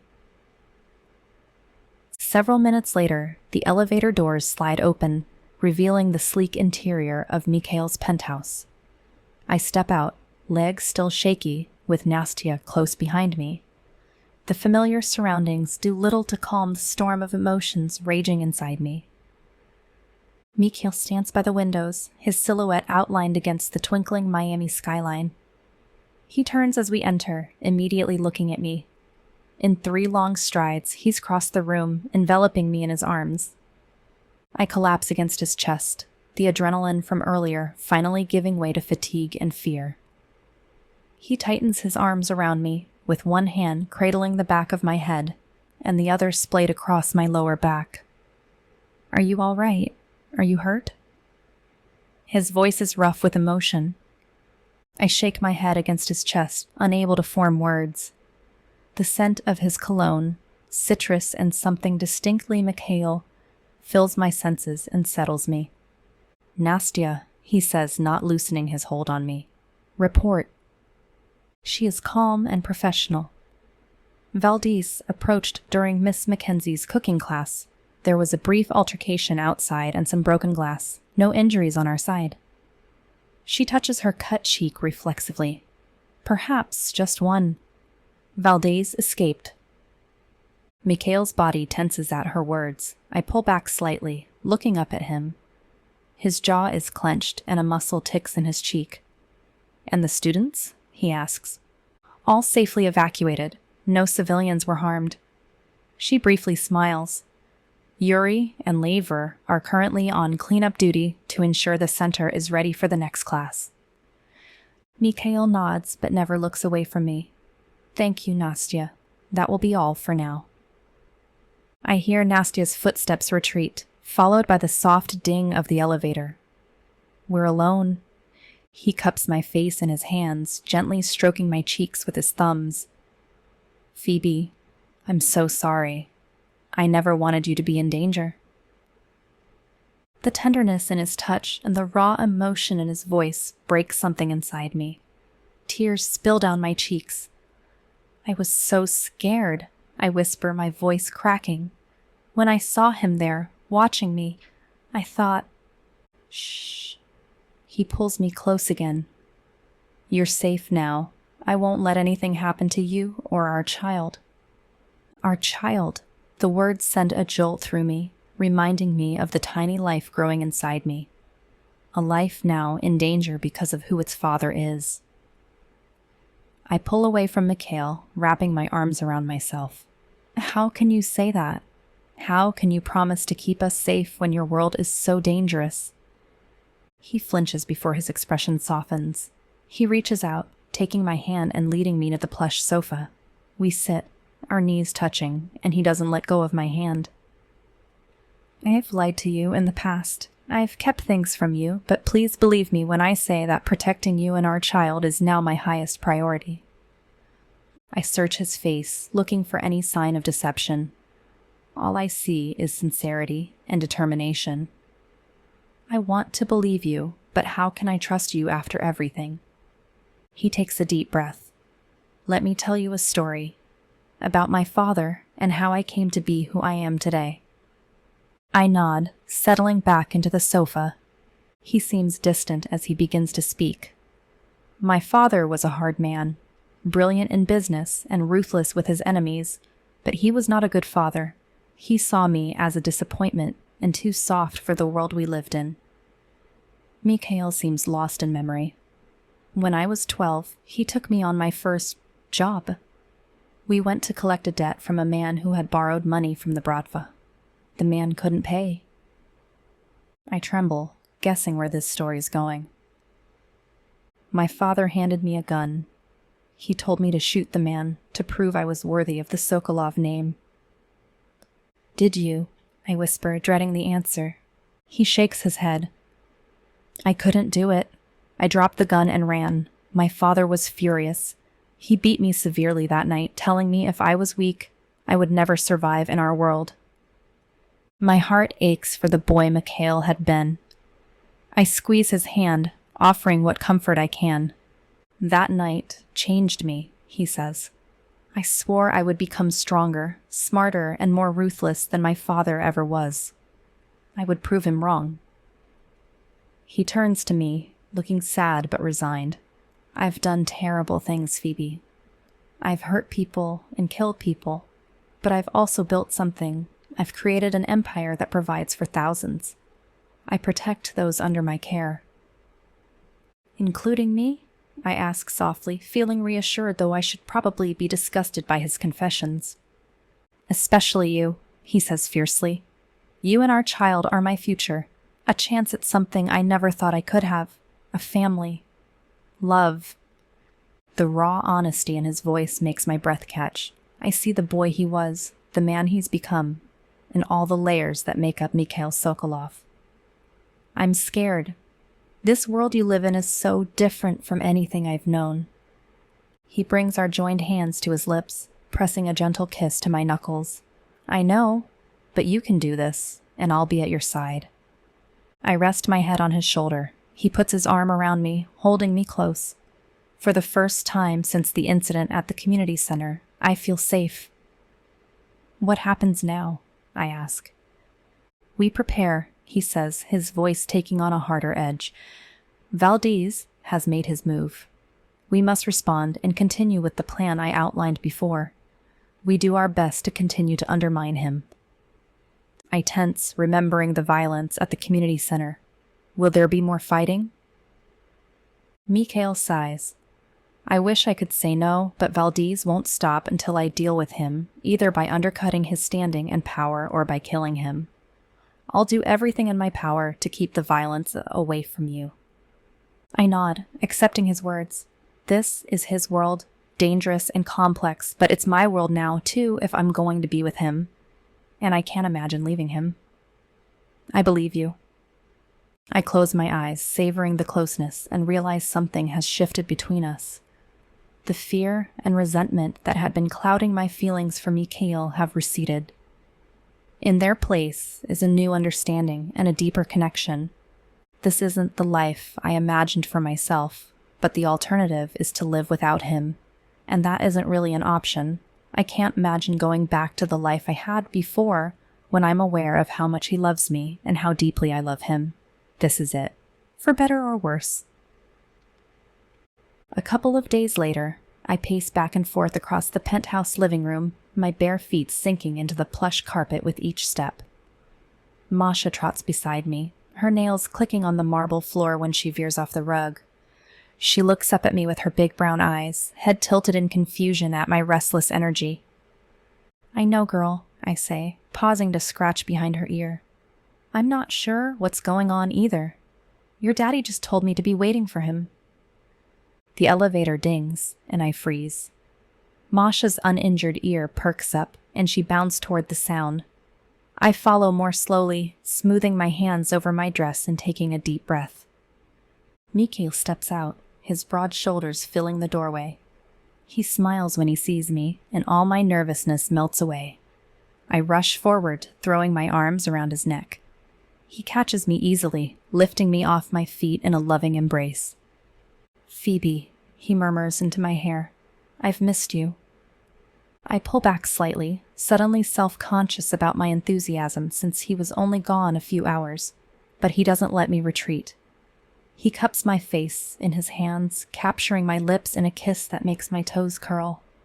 When we finally part, both a little breathless, he grins. "Are you ready for your surprise?"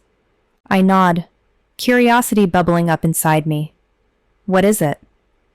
He takes my hand, leading me back to the elevator and apologizing to Masha in Russian when she tries to follow us, but he doesn't let her. "You'll see soon enough, my dear. Trust me." The ride down and then in the car is filled with anticipation. Mikhail keeps stealing glances at me with a secretive smile. I want to pepper him with questions, but I hold my tongue, savoring the mystery. A while later, after Vlad parks at a curb, we step out onto the bustling streets of Little Havana. The air is thick with the scent of coffee and fried plantains. Salsa music drifts from a nearby cafe, and colorful murals adorn the walls of buildings. Mikhail guides me through the crowd, his hand warm and secure in mine. We stop in front of a small rundown shop. The paint is peeling, and the windows are grimy, but there's something charming about its worn facade. Mikhail pulls out a key, unlocking the door with a flourish. "After you," he says, gesturing for me to enter. I step inside, blinking as my eyes adjust to the dim interior. Dust motes dance in the sunlight streaming through the dirty windows. The space is empty, save for a few broken shelves and an old cash register. I turn to face him. "What is this?" His eyes are shining with excitement. "This, my love, is your Scottish Cultural Center and shop." My jaw drops. "What?" He steps closer, taking both my hands in his. "I know how much you've dreamed of opening a place to share your heritage and passion for Scottish culture, so I bought this property for you." Tears prick at my eyes. I look around the space with more interest, suddenly seeing not what it is, but what it could be. Shelves lined with tartans and whiskey, a corner for storytelling and music, a small kitchen for cooking demonstrations. "Mikhail," I whisper, overwhelmed by the gesture. I don't know what to say. He pulls me close, pressing a kiss to my forehead. "Say you'll make this place everything of which you have ever dreamed. Say you'll share your passion with the world."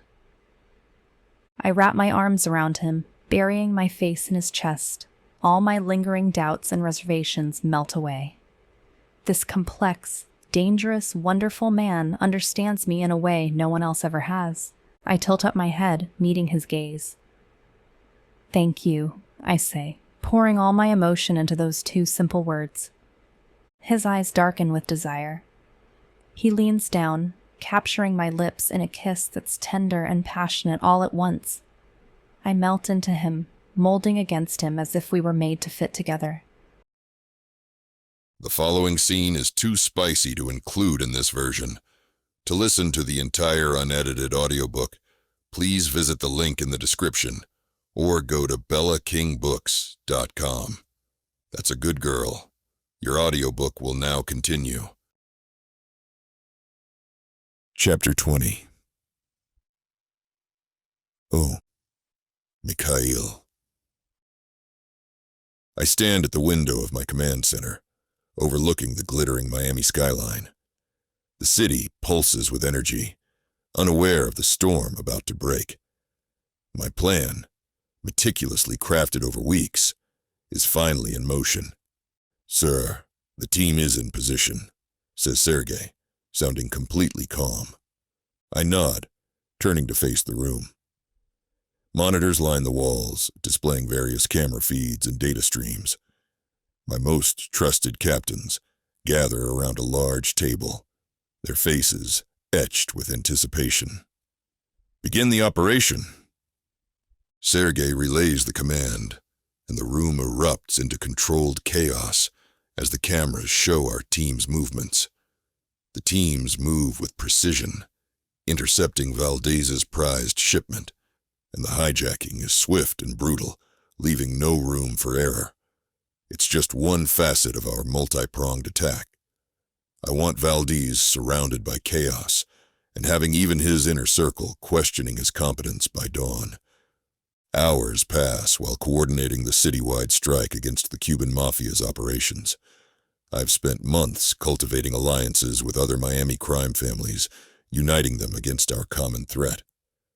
Now, those connections prove invaluable as we systematically dismantle Valdez's empire. "Mikhail," says Rodion, sounding urgent. "We've got movement at Valdez's main warehouse." I stride to his station, leaning over to study the feed.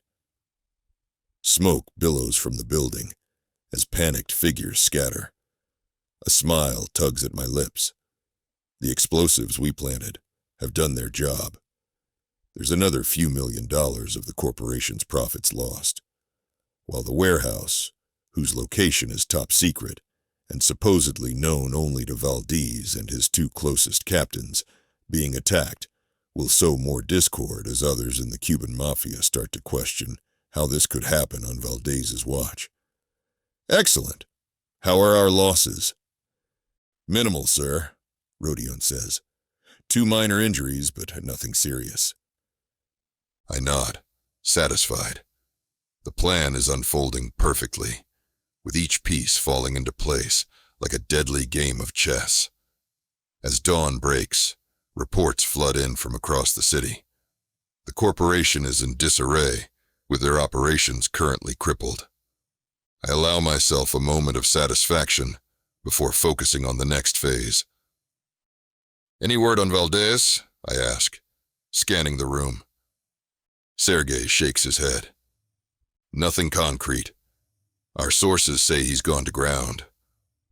I frown, considering the implications. Valdez disappearing wasn't part of the plan, but it might work to our advantage. "Sir," interjects Natasha, still typing. "We're picking up chatter.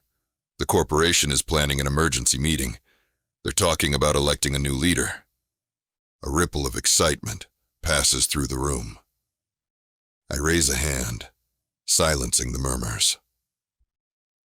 "What about Valdez?" Natasha's brow furrows as she listens to her earpiece. "It seems he vanished before they could formally challenge him. They're in chaos, sir. No one knows where he is, or if he's even alive." I process this information, considering potential scenarios. Valdez's disappearance complicates things, but it also presents an opportunity. "What are your orders, Mikhail?" asks Sergei. I pause, weighing our options. We maintain pressure on the corporation. Let them scramble to elect a new leader.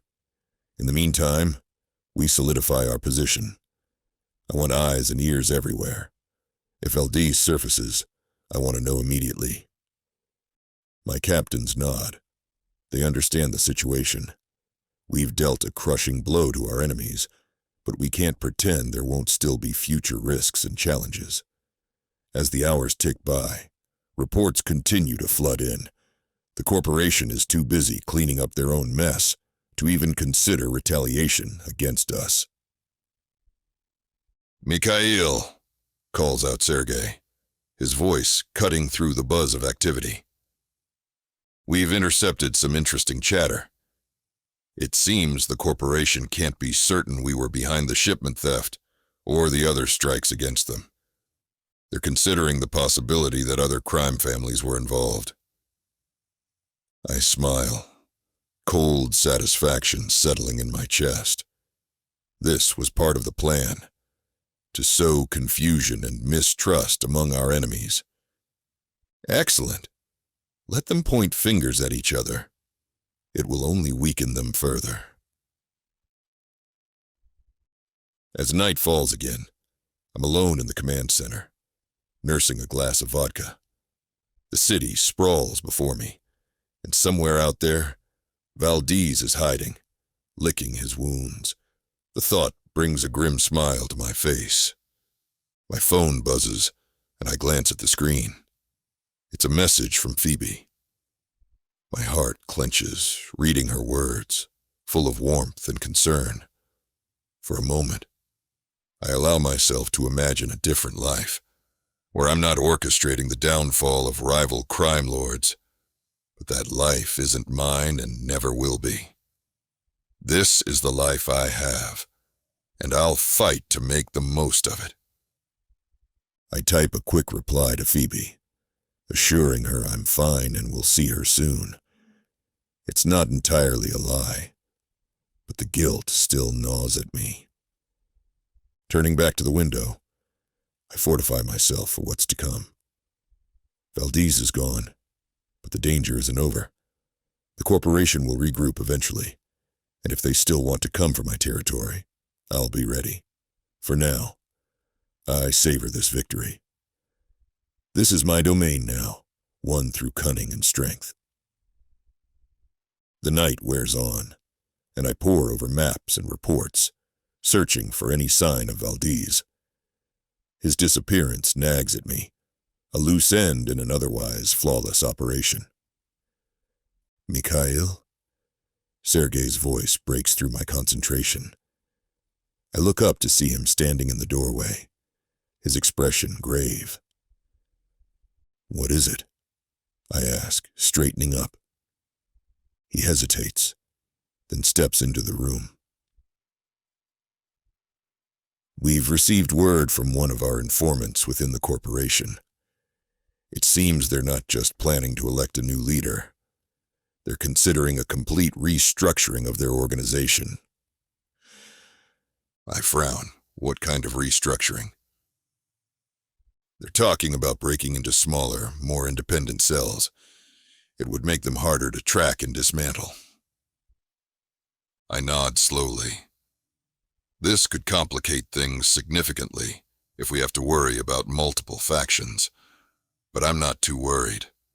Smaller factions means smaller forces, and if they're busy re-establishing themselves, coming after my well-organized Bratva with plenty of soldiers is going to be low on their list of priorities, at least for the time being. And Valdez, any word on his whereabouts? Sergei shakes his head. Nothing concrete, but there are whispers that he might have fled to Cuba. Some think he's trying to rally support from old connections there.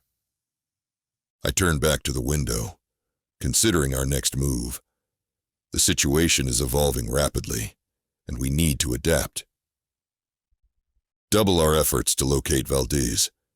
If he's in Cuba, I want to know where, and also keep a close eye on the corporation's restructuring plans.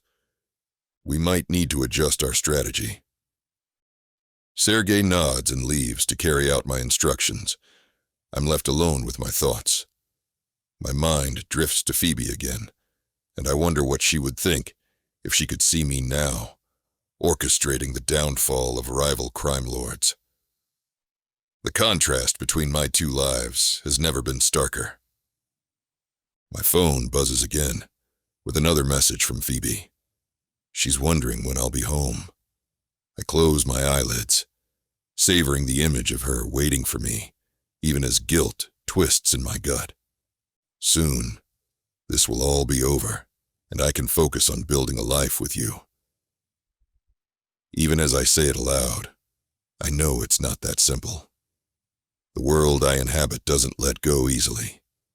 There will always be new threats, but all I can do is prepare for them. Chapter 21. Mikhail. I step into the penthouse, my body heavy with lethargy, but mind buzzing with the thrill of victory. The operation was a resounding success, and the corporation lies in ruins. I shrug off my jacket, spotting Phoebe on the balcony with Masha. She turns at the sound of my approach, looking relieved and concerned. "Mikhail, you're back." She crosses the distance between us in quick strides, wrapping her arms around me as Masha presses against my legs in greeting. I pull her close, breathing in the familiar scent of her shampoo. I'm sorry for worrying you." She leans back to look up at me. "Are you all right? You look exhausted." "I'm fine," I say, managing a small smile. "Just tired. It's been a long few days." She nods. "I've got dinner waiting. You must be starving." I allow her to lead me to the table on the balcony, where a spread of my favorite Russian dishes awaits. The sight and smell of the food remind me how long it's been since I've eaten properly. We sit down to eat, and Phoebe is a soothing balm to my frayed nerves. I just watch her, amazed at how she's become such an integral part of my life in such a short time. "Mikhail, are you listening?" Her voice breaks through my thoughts. I blink, focusing on her face. "I'm sorry, Lyubov Moya. What were you saying?" She smiles, reaching across the table to take my hand. "I was just asking if everything went okay with your plan." I squeeze her hand gently. It did. Better than okay, actually. We've dealt a significant blow to our enemies. The city will be safer now. She nods, seeming relieved but still troubled. "I'm glad. I just worry about you. This life you lead is so dangerous." "I know," I say softly. "And I'm sorry for putting you through this. You deserve better." She shakes her head firmly. "Don't say that. I knew what I was getting into when I chose to stay with you. I love you, Mikhail." Her words fill me with warmth that has nothing to do with the food or the balmy Miami night. Suddenly, I know what I have to do. I have waited too long as it is. I stand up, scraping my chair against the balcony floor. Phoebe looks up at me, confusion evident. "Mikhail? What's wrong?" "Nothing's wrong," I say, moving around the table to stand before her. "Everything is right, for the first time in a long time." I reach into my pocket, closing my fingers around the small velvet box I've been carrying for weeks. Taking a deep breath, I lower myself onto one knee. Phoebe's eyes widen as her hand flies to her mouth. "Mikhail." I open the box, revealing the emerald ring nestled inside. The deep green stone catches the light, reminiscent of the Scottish Highlands Phoebe loves so much. My voice is steady, despite the nerves fluttering in my stomach. "When you came into my life, I was a man living in shadows, consumed by duty and obligation. You brought light into my world and showed me there was more to life than power and control." I take her hand in mine, wondering at how small and delicate it feels. Our journey hasn't been easy. We've faced dangers and obstacles that would have torn apart lesser couples, but you've stood by me and supported me even when I gave you every reason to run." Her eyes glisten with unshed tears, but she remained silent, letting me continue. "I can't promise you an easy life. My world is dangerous, and there will always be threats to face, but I promise I will love you, protect you, and cherish you for as long as I draw breath. I will strive every day to be the man you deserve and to build a future with you that's filled with love, trust, and partnership. Phoebe Mackenzie, will you do me the extraordinary honor of becoming my wife?" For an instant, the world seems to hold its breath. Then Phoebe's face breaks into a radiant smile. "Yes," she whispers, then louder. "Yes, Mikhail, I'll marry you." Joy surges through me when I slip the ring onto her finger. It fits perfectly, and the emerald glows against her skin. I stand, pulling Phoebe into my arms and capturing her lips in a passionate kiss. When we finally part, both breathless, she looks up at me with happiness. "I love you, Mikhail Sokolov." "And I love you, Phoebe Mackenzie," I say, my voice rough with emotion. "Soon to be Phoebe Sokolov." She laughs, the sound like music to my ears. I like the sound of that.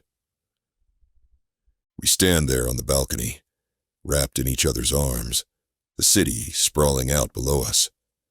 For the first time in years, I feel truly at peace. The future stretches out before us, full of possibilities and promise.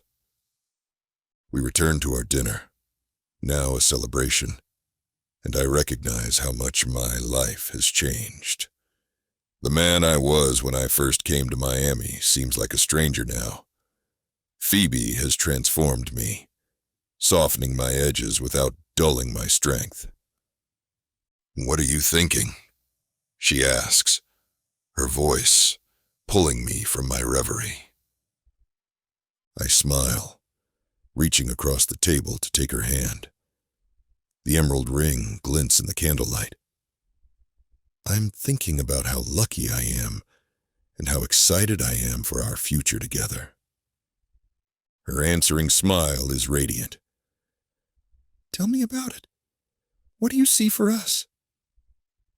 I settle back in my chair, considering.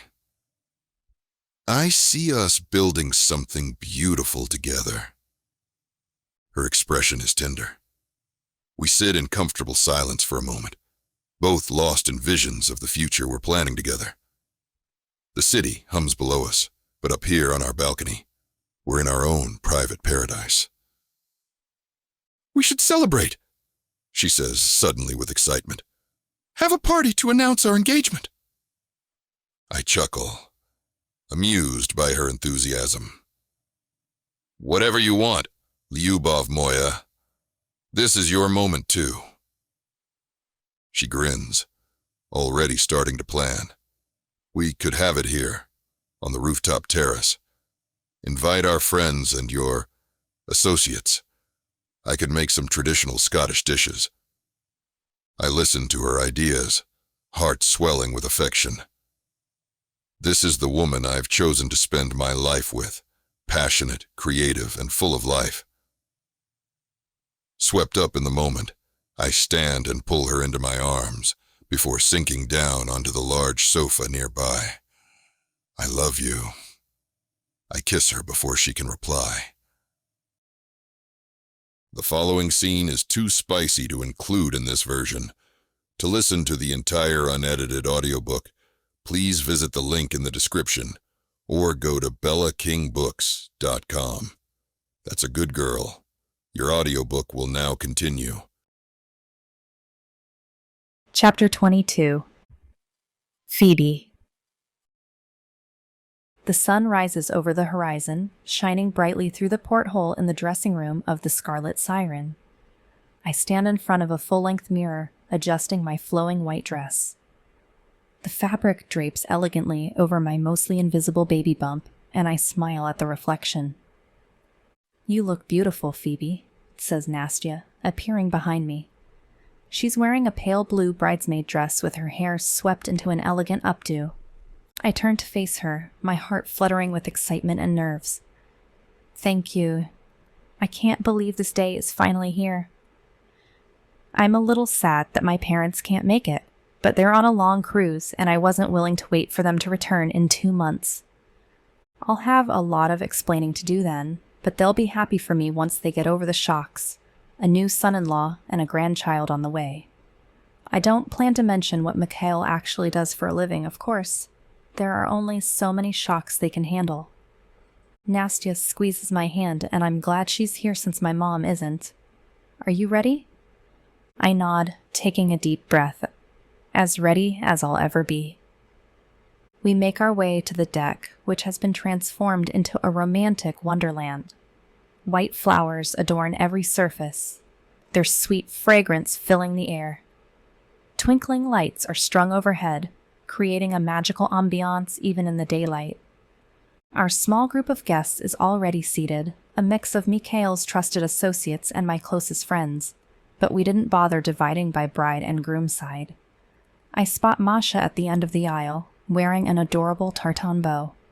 She wags her tail excitedly when she sees me and rushes to my side, ignoring Mikhail's attempt to call her back. I pause to pet her and nod to him. "It's all right. Who better to walk me down the aisle since my dad can't be here?" He nods, and the soft strains of a violin fill the air, signaling the start of the ceremony. I step onto the aisle and walk carefully. Masha walks beside me with quiet dignity, as though aware of the importance of her role. Mikhail stands at the other end, looking dashingly handsome in a crisp black suit. Our gazes meet, and the rest of the world fades away. I walk toward him, my heart fluttering erratically with each step. When I reach him, he takes my hands in his. His touch is warm and reassuring. "You're breathtaking," he whispers, his voice thick with emotion. Masha stands between us, clearly inserting herself into the ceremony, and we trade a tender smile before both stroking her ears at the same time as the officiant begins the ceremony. I barely hear the words. I'm lost in his eyes, seeing a depth of emotion that takes my breath away. He once seemed so dangerous and mysterious, but now stands before me as my partner, my protector, and the father of our child. "Phoebe?" His voice pulls me back to the present. It's time for our vows. He clears his throat, never looking away from me. "From the moment I saw you with Masha, I knew you were special. You brought light into my dark world and showed me what it means to truly live. I promise to love and protect you and our child, and to be the man you deserve for all of our days." I blink back tears when I begin my own vows. "Mikhail, our journey hasn't been easy, but it's led us here, to this perfect moment. You've shown me a world I never knew existed, and taught me the true meaning of strength and love. I promise to stand by your side through whatever life throws our way, to be your partner in all things, and to love you fiercely always." We exchange rings. Mikhail's hand trembles slightly as he places the cool metal ring on mine, and I give his fingers a gentle squeeze. "I now pronounce you husband and wife," says the officiant a few minutes later. "You may kiss the bride."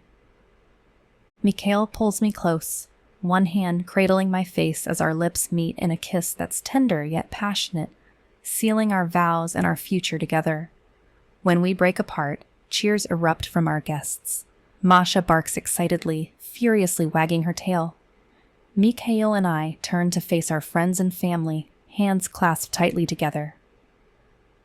"Ladies and gentlemen," announces the officiant, "I present to you Mr. and Mrs. Sokolov." We make our way down the aisle, showered with flower petals. The deck has been quickly transformed for the reception, with tables set up for a celebratory feast. Mikhail leads me to a quiet corner, away from the bustling activity. He wraps his arms around me, resting his hand protectively over my barely there bump.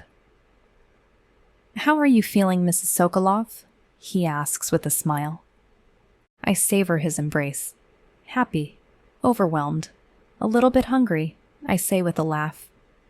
He chuckles, pressing a kiss to my forehead. We'll get you fed soon, I promise, but first. He pulls back slightly, his expression growing serious. I meant every word of my vows. You and our child are everything to me. I'll do whatever it takes to keep you safe and happy. I reach up, cupping his face in my hands. I know, and I meant every word of mine. I'll be by your side, come whatever. Our moment is interrupted by Nastya approaching with 2 glasses, one of champagne and the other sparkling cider for me and the baby. Sorry to intrude, she says, handing us each our designated glass. It's time for the toasts. We rejoin our guests, accepting congratulations and well wishes. Sergei stands, raising his glass. To Mikhail and Phoebe, he says, his voice carrying across the deck. May your love be as vast as the ocean that surrounds us, and may your future be filled with joy and prosperity. As we sip our drinks, I catch sight of Masha weaving between the guests' legs. She trots up to us, her tartan bow slightly askew. Mikhail bends down to scratch behind her ear. You did a wonderful job as best dog, Masha, he says affectionately. An aisle escort, I say, smiling at the interaction. It still amazes me how this man, who can be so ruthless in business, shows such tenderness toward our dog. And me. I blink back a haze of moisture as I imagine him with our baby. I'm convinced he'll be a good, caring father, unlike what he had. The day continues with food, dancing, and laughter. Late in the afternoon, Mikhail pulls me close for another dance. Are you happy, Lyubov moya? He asks softly, using the Russian term of endearment he knows I love. I rest my head on his chest, listening to the steady beat of his heart. So happy, love, I say honestly. The sound of laughter and clinking glasses fills the air as Mikhail and I sway gently to the music. His strong arms encircle me, and I lean my head against his chest, appreciating this perfect moment. Suddenly, he tenses. He tightens his arms around me, and I lift my head to look at him. His jaw is clamped as he stares at the horizon. What's wrong? I ask with concern. He doesn't immediately answer. He takes my hand, leading me away from the dance floor. Stay close to me, he says, sounding urgent. I follow his gaze, squinting against the setting sun. My heart dips into my stomach when I spot several jet skis approaching at high speed, their engines roaring louder as they draw near. Before I can fully process what's happening, the first gunshot rings out. The sound pierces through the music, silencing the laughter and chatter. For a split second, everything freezes. Then chaos erupts. Guests scream and duck for cover as more shots are fired. The peaceful celebration transforms into a battlefield in the blink of an eye. I catch a glimpse of Jose Valdez on one of the jet skis, his face twisted with rage. Mikhail pushes me behind him, shielding me with his body. Get below deck, he orders, his voice sharp with urgency. Now. I hesitate, not wanting to leave him, but... Go, he shouts, already reaching for a weapon hidden beneath his jacket. Adrenaline surges through me, making me turn and run. My white wedding dress billows around me, catching on chairs and table corners as I move. I pause, gathering the fabric in my hands to free my legs. This way. Nastya appears at my side, grabbing my arm. We need to get the civilians to safety. Together, we begin ushering panicked guests below deck. The sound of gunfire intensifies, punctuated by shouts and splintering wood as bullets tear into the yacht. Hurry, I call out, guiding an elderly couple toward the stairs.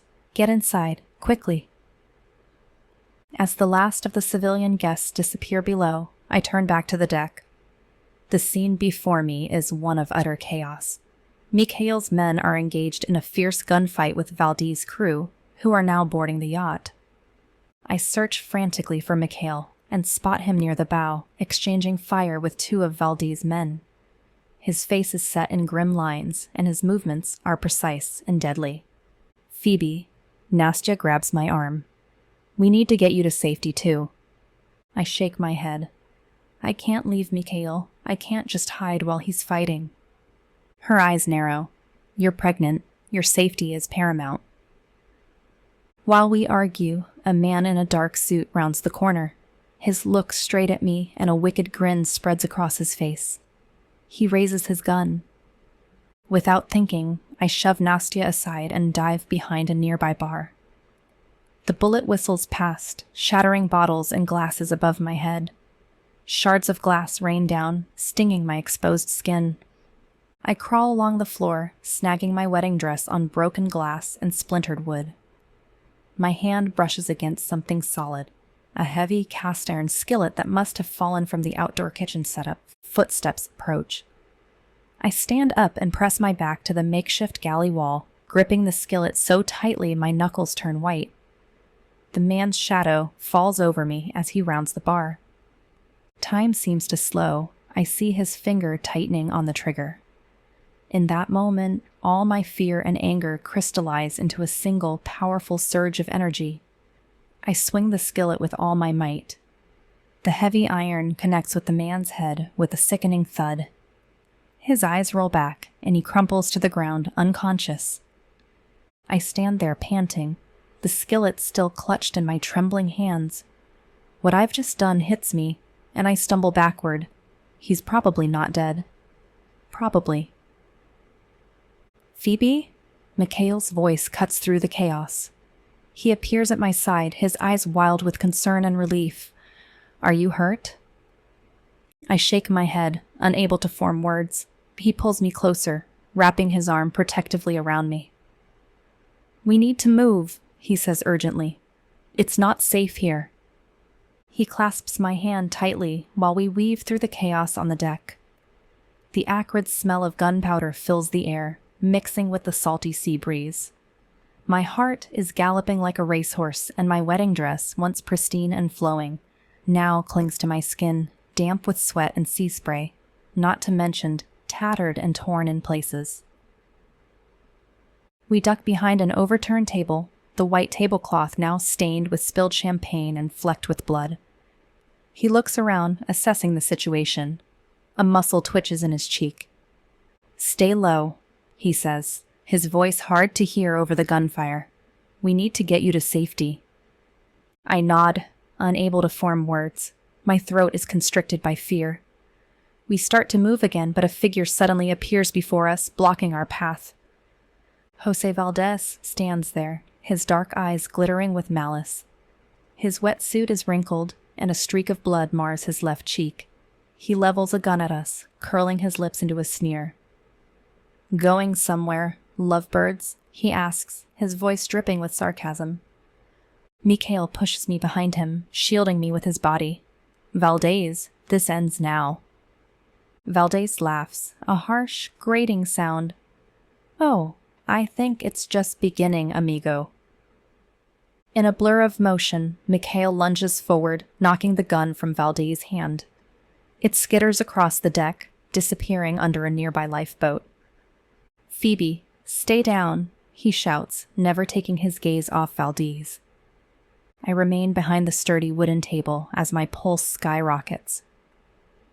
From my hiding spot, I see the two men circle each other, their movements fluid and predatory. Valdez strikes first, connecting his fist with Mikhail's jaw. The impact carries across the deck, making me wince. Mikhail staggers back a step but quickly recovers, retaliating with a swift uppercut that snaps back Valdez's head. The fight is brutal and relentless. They grapple and strike, each blow echoing in the night air. I keep a hand pressed against my mouth to stifle my gasps and cries. Mikhail lands a solid punch to Valdez's midsection, driving the air from his lungs. Valdez doubles over, wheezing, but as Mikhail moves in, Valdez surges upward, headbutting him in the face. Blood streams from Mikhail's nose, staining his white shirt crimson. He wipes it away with the back of his hand, never looking away from his opponent. Mikhail's face is a mask of determination, eyes blazing with cold fury I've never seen before. He fights like a man possessed, every move calculated and deadly, but Valdez is no amateur. He matches Mikhail, blow for blow, his lips curled in a snarl of hatred. I watch in horror as Valdez gains the upper hand, pinning Mikhail against the railing. The metal groans under their combined weight. Mikhail's face contorts with pain as Valdez's arm presses against his throat. "You should have stayed out of Miami," shouts Valdez, his voice carrying over the sound of the waves. "This city is mine." Mikhail struggles, his face turning red from lack of oxygen. I can't just sit here and watch him die. Acting instinctively, I stand up, my voice ringing out across the deck. "Jose?" Valdez's head snaps toward me, his eyes widening in surprise. It's only a split second of distraction, but it's enough. Mikhail seizes the opportunity. With a surge of strength, he breaks free from Valdez's hold. His fist connects with Valdez's jaw in a sickening crunch. Valdez stumbles backward, his feet tangling in a coil of rope. Time seems to slow as Valdez loses his balance. He teeters on the edge of the railing, arms windmilling wildly. For a moment, our gazes lock. I see the realization dawn in his expression, followed quickly by fear. Then he's gone, plummeting over the side of the yacht with a strangled cry. The splash of his body hitting the water is lost in the chaos of the ongoing fight. The rope tangled around his ankle jerks and twitches as he struggles. When it goes taut but stops moving a few moments later, I'm sure it signals he's dead. I rush to Mikhail's side, my legs shaky. He wraps an arm around me, pulling me close. His breath comes in ragged gasps, and I can feel his heart beating an irregular rhythm. "Are you okay?" I ask, running my hands over his body to check for injuries. He nods, never looking away from the spot where Valdez disappeared. "It's over," he says, his voice hoarse. We stand there clinging to each other as the sounds of fighting die down around us. Mikhail's men have subdued the remaining attackers. The deck is littered with bodies and debris, which is an unwelcome difference from the elegant wedding setup from just hours ago. As though, realizing how close we came to losing each other, he pulls me closer, arms protectively encircling me. I bury my face in his chest, inhaling his current scent, gunpowder, sweat, and that cologne I love so much. His heartbeat thrums against my ear, a steady rhythm that helps calm my frayed nerves. "I was so scared," I whisper, my voice muffled by his shirt. "When I saw Valdez pinning you against the railing, I thought I was going to lose you." He tightens his arms around me. "Never," he says fiercely. "I'll always fight to come back to you and our child. Always." I lift my head to look at him, not doubting him. Despite the cuts and bruises marring his face, he's never looked more beautiful to me than in this moment. "I love you," I say, the words feeling inadequate to express the depth of my emotions. Mikhail presses his forehead against mine. "I love you too, moya Lyubov, more than anything." We share a kiss that's gentle, yet passionate, conveying all the words left unsaid, and I'm careful not to bump his broken nose. For a moment, the world fades away. There's no yacht and no dead bodies, just us, wrapped in each other's arms, alive and together. The moment is broken by the sound of boots on the deck. We pull apart to see Sergei approaching, his usually impeccable suit torn and blood-stained. "Boss," he says, nodding respectfully to Mikhail. "The situation is under control. All of Valdez's men have been neutralized or captured. What are your orders?" Mikhail turns to Sergei, his face hardening into the expression of a leader. "No survivors," he says dispassionately. "Dispose of the bodies once we're in international waters. Make sure there's no trace left." Sergei nods sharply.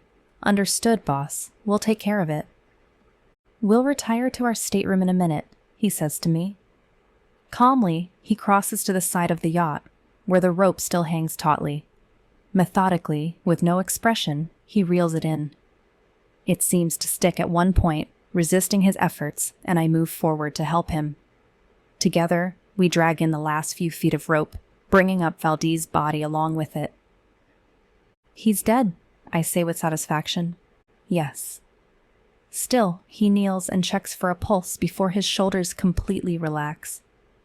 "It's truly over now." He stands and wipes his hand on his pants before wrapping his arm around my waist, guiding me away from the carnage on the deck. Neither of us looks back at Valdez's dead body. Sergei or someone else will handle it when disposing of the others. "Come, Lyubov Moya, let's get you cleaned up." We make our way to our stateroom, leaving behind the chaotic aftermath of the battle. The contrast between the luxurious interior and the violence we've just witnessed is jarring. The plush carpet muffles our footsteps, so different from the blood-slicked deck we've just left. "Are you hurt?" he asks as we walk toward our stateroom. I shake my head, my voice muffled against his shirt. "No, I'm okay, just shaken." He tightens his arm around me. "I'm sorry you had to see that, Moya Lyubov. I never wanted you to be caught in the middle of this." I pull back slightly, looking up at him. His face is etched with concern, a bruise already forming on his jaw where Valdez struck him, and his nose is still trickling blood. I reach up, gently tracing the contour of his face with my fingertips. "Is it truly over?" Mikhail nods. "Yes, Dorogaya. The threat from Valdez is over. He's gone, and his organization will crumble without him." Relief washes over me, so intense it makes my knees weak. Mikhail must realize it and guides me to the bed, sitting down beside me. "What happens now?" He sighs, relaxing slightly. "We rebuild. We strengthen our position in Miami and make sure no one tries to fill the power vacuum left by Valdez. And most importantly," he says, his free hand coming to rest on my belly, "we prepare for our future." I cover his hand with mine, feeling the slightest swell of our growing child beneath my palm. "I can't believe how close we came to losing all of this," I say, leaning my head against his shoulder. He turns, pressing a kiss to my temple. "But we didn't lose it, Lyubov Moya. We're here, we're safe, and we're together. That's what matters." I nod, letting his words sink in. We sit in comfortable silence for a moment, both lost in our thoughts.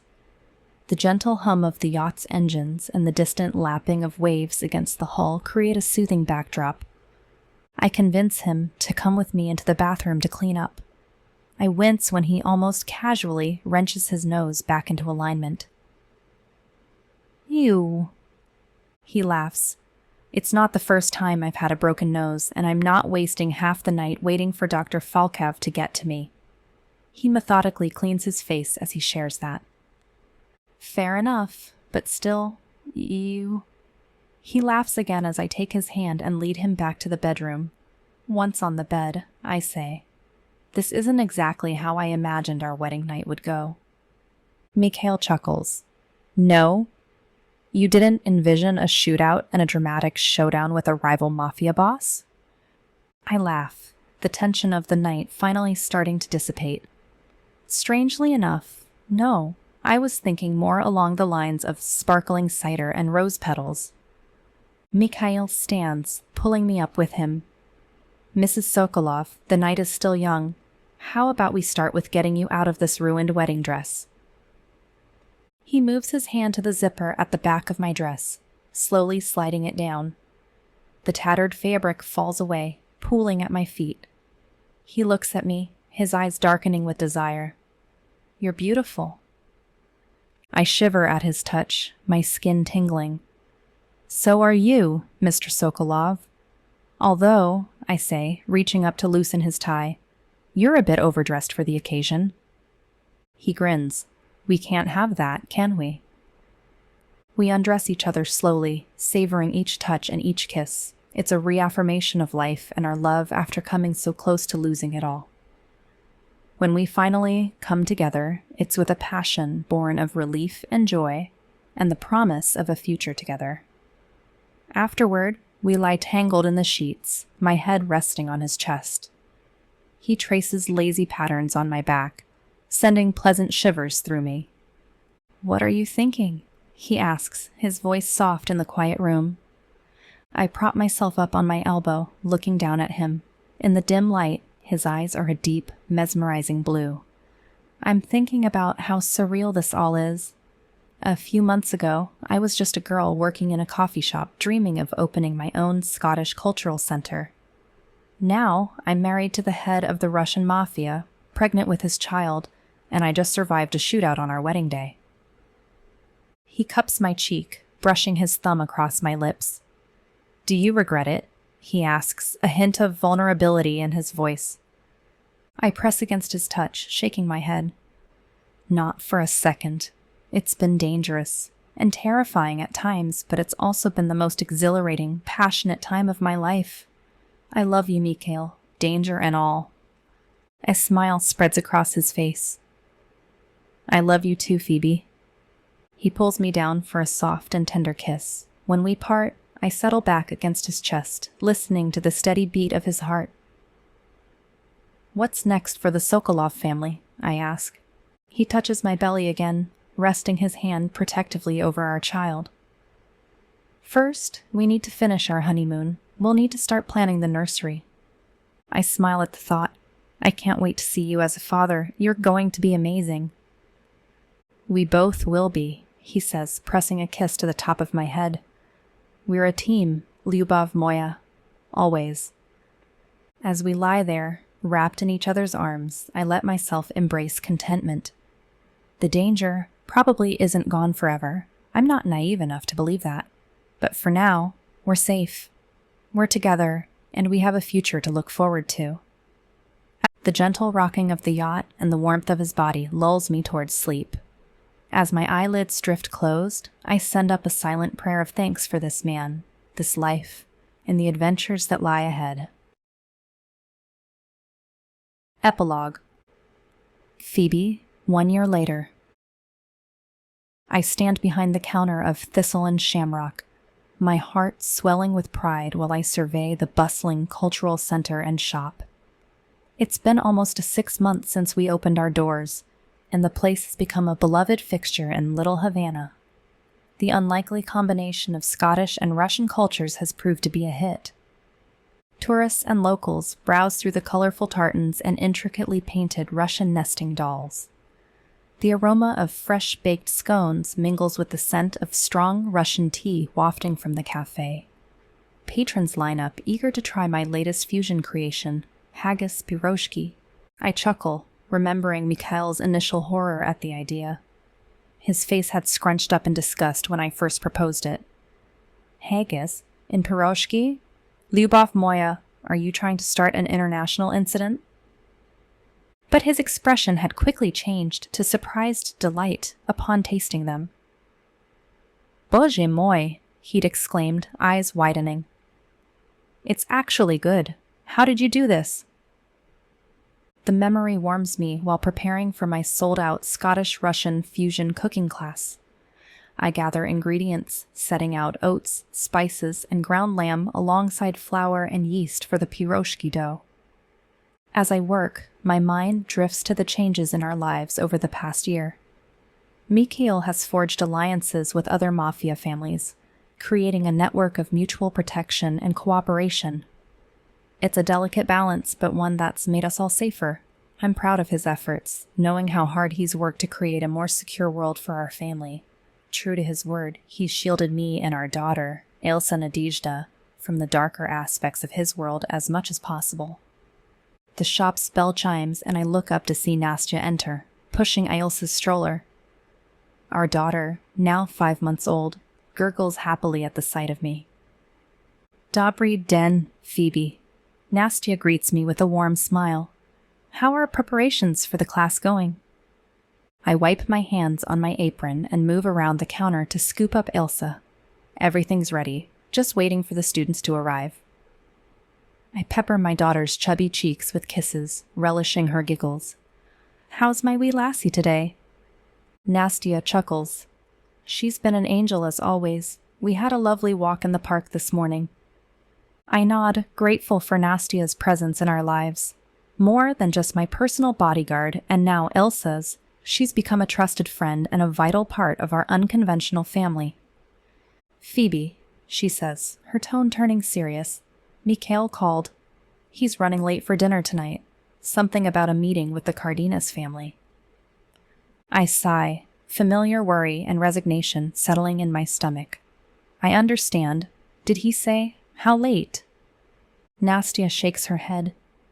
He wasn't sure, but he promised to be home before Ailsa's bedtime. I nod, bouncing Ailsa gently in my arms. Well, my love, I say to her, looks like it's just you and me for dinner tonight. How about some haggis pierogi, eh? Ailsa babbles in response, reaching for my necklace, a delicate silver thistle pendant, which was a gift from Mikhail the day we opened the shop just 2 weeks before I gave birth to Ilsa. It hadn't been the best timing, but I'd been too impatient to wait any longer, and I had a dedicated staff. My parents had stepped in to manage for the first 3 months while I was on maternity leave.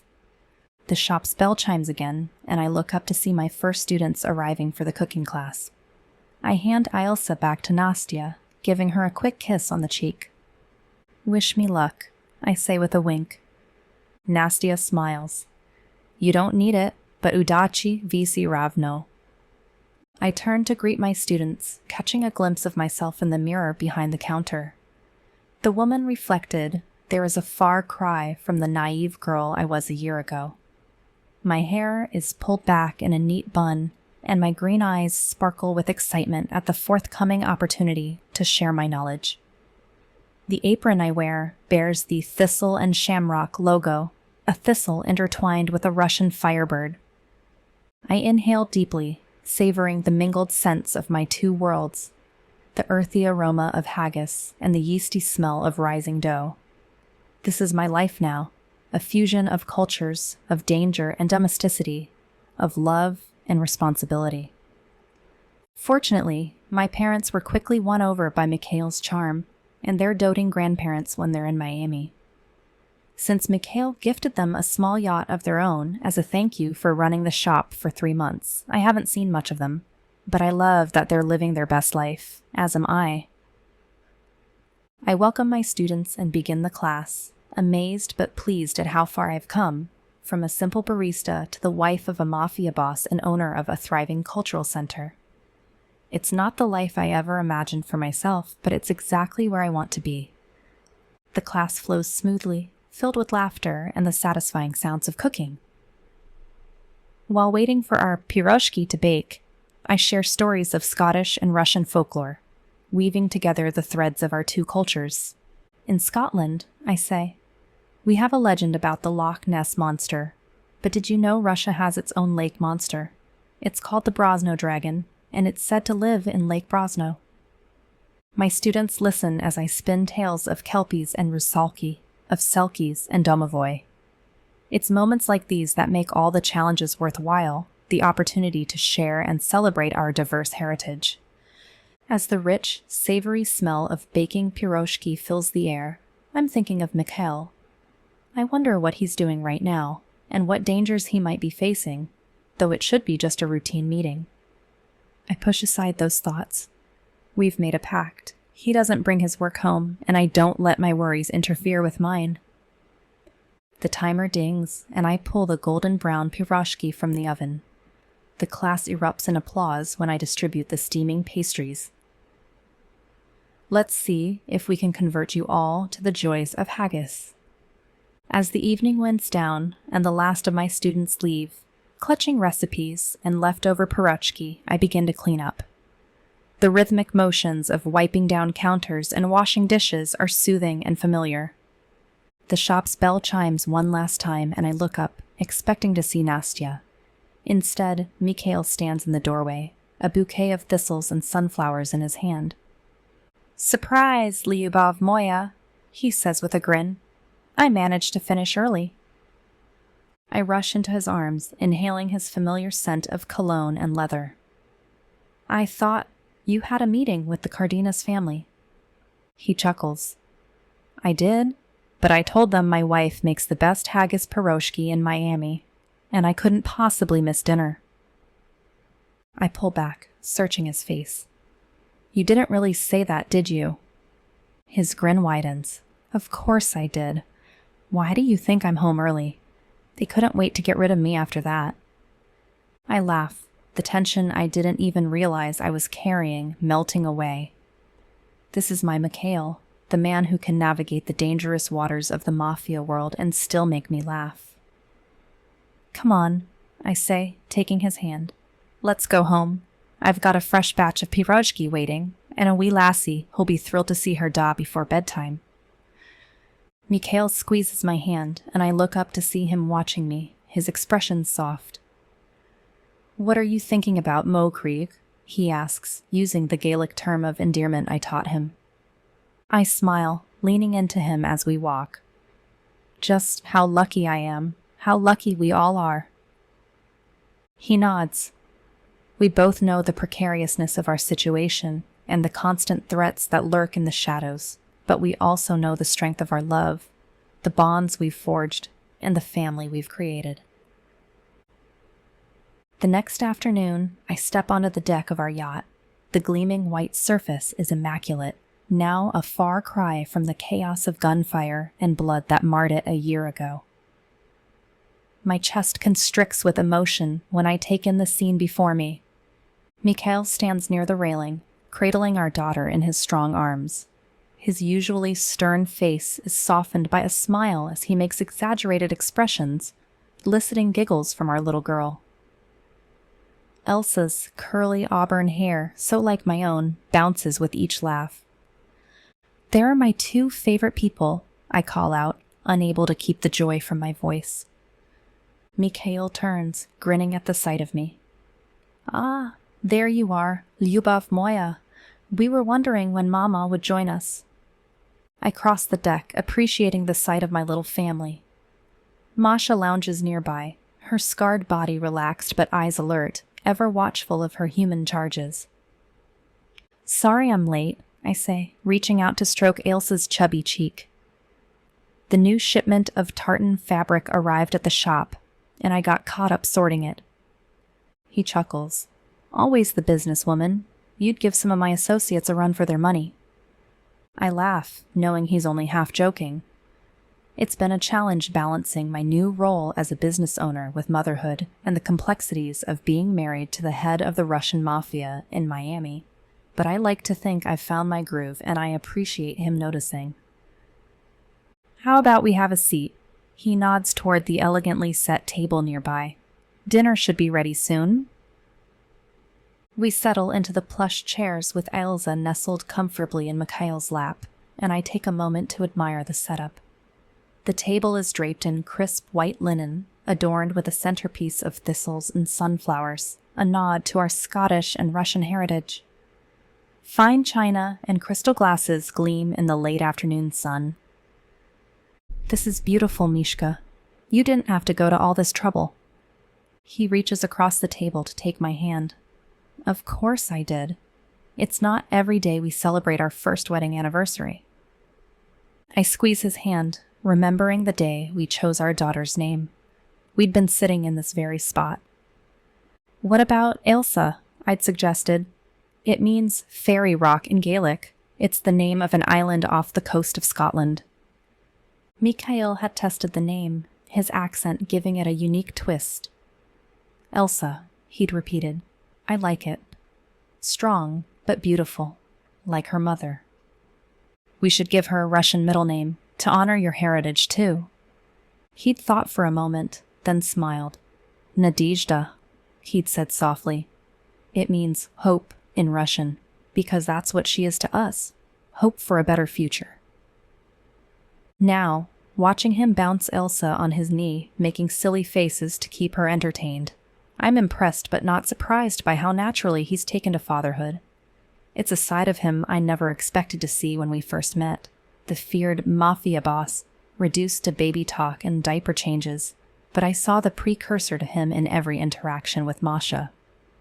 What are you thinking about, Lyubov moya? He asks, noticing my contemplative expression. I smile, reaching out to smooth a stray curl from Elsa's forehead. Just how far we've come. A year ago, we were dodging bullets on this very deck. Now, look at us. His expression sobers for a moment. Our journey hasn't been easy. There are times I wonder if I've done right by you, bringing you into this world. I frown. Hey, none of that. I chose this life when I chose you, Meshka. I'd do it all again in a heartbeat.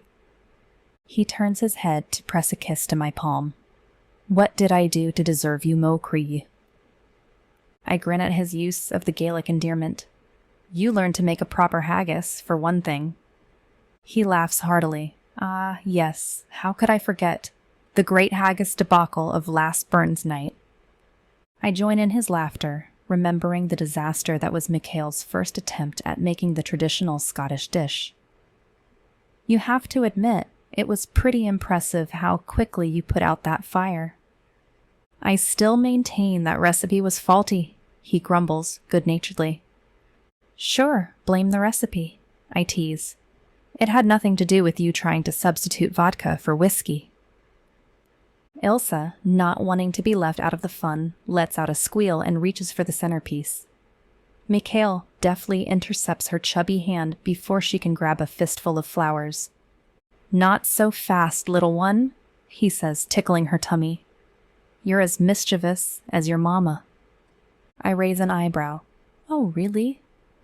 And who was it that thought it would be a good idea to teach her to say borscht as her first word? Mikhail has the grace to look sheepish.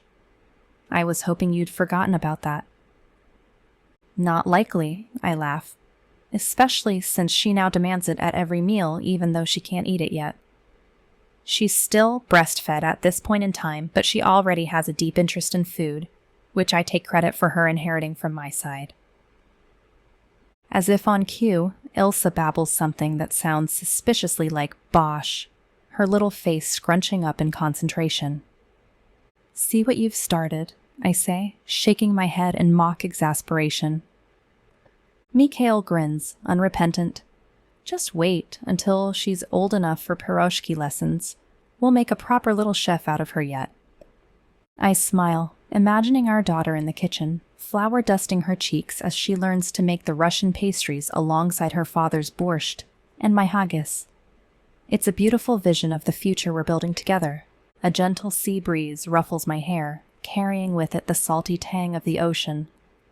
In the distance, the Miami skyline glitters. That world is still out there, with all its dangers and complications, but here, on this yacht with my family, I feel safe and loved. Masha lets out a soft woof, her tail thumping against the deck as a server appears with our first course. The aroma of seafood and herbs wafts toward us, making my mouth water. Masha is served first, a bowl of chopped up steak, and her tail wags even harder. Masha, says Elsa suddenly, pointing at her and reaching dramatically for her best doggy friend. I frown at Mikhail. First borscht, and now Masha. When will she say mama? He just laughs and waves a hand to the plates our server sets down. Shall we? I nod, suddenly realizing how hungry I am. As we begin our meal, I meet Mikhail's loving gaze over Ilsa's curly head, thinking about the winding path that brought us here. I wouldn't change a thing.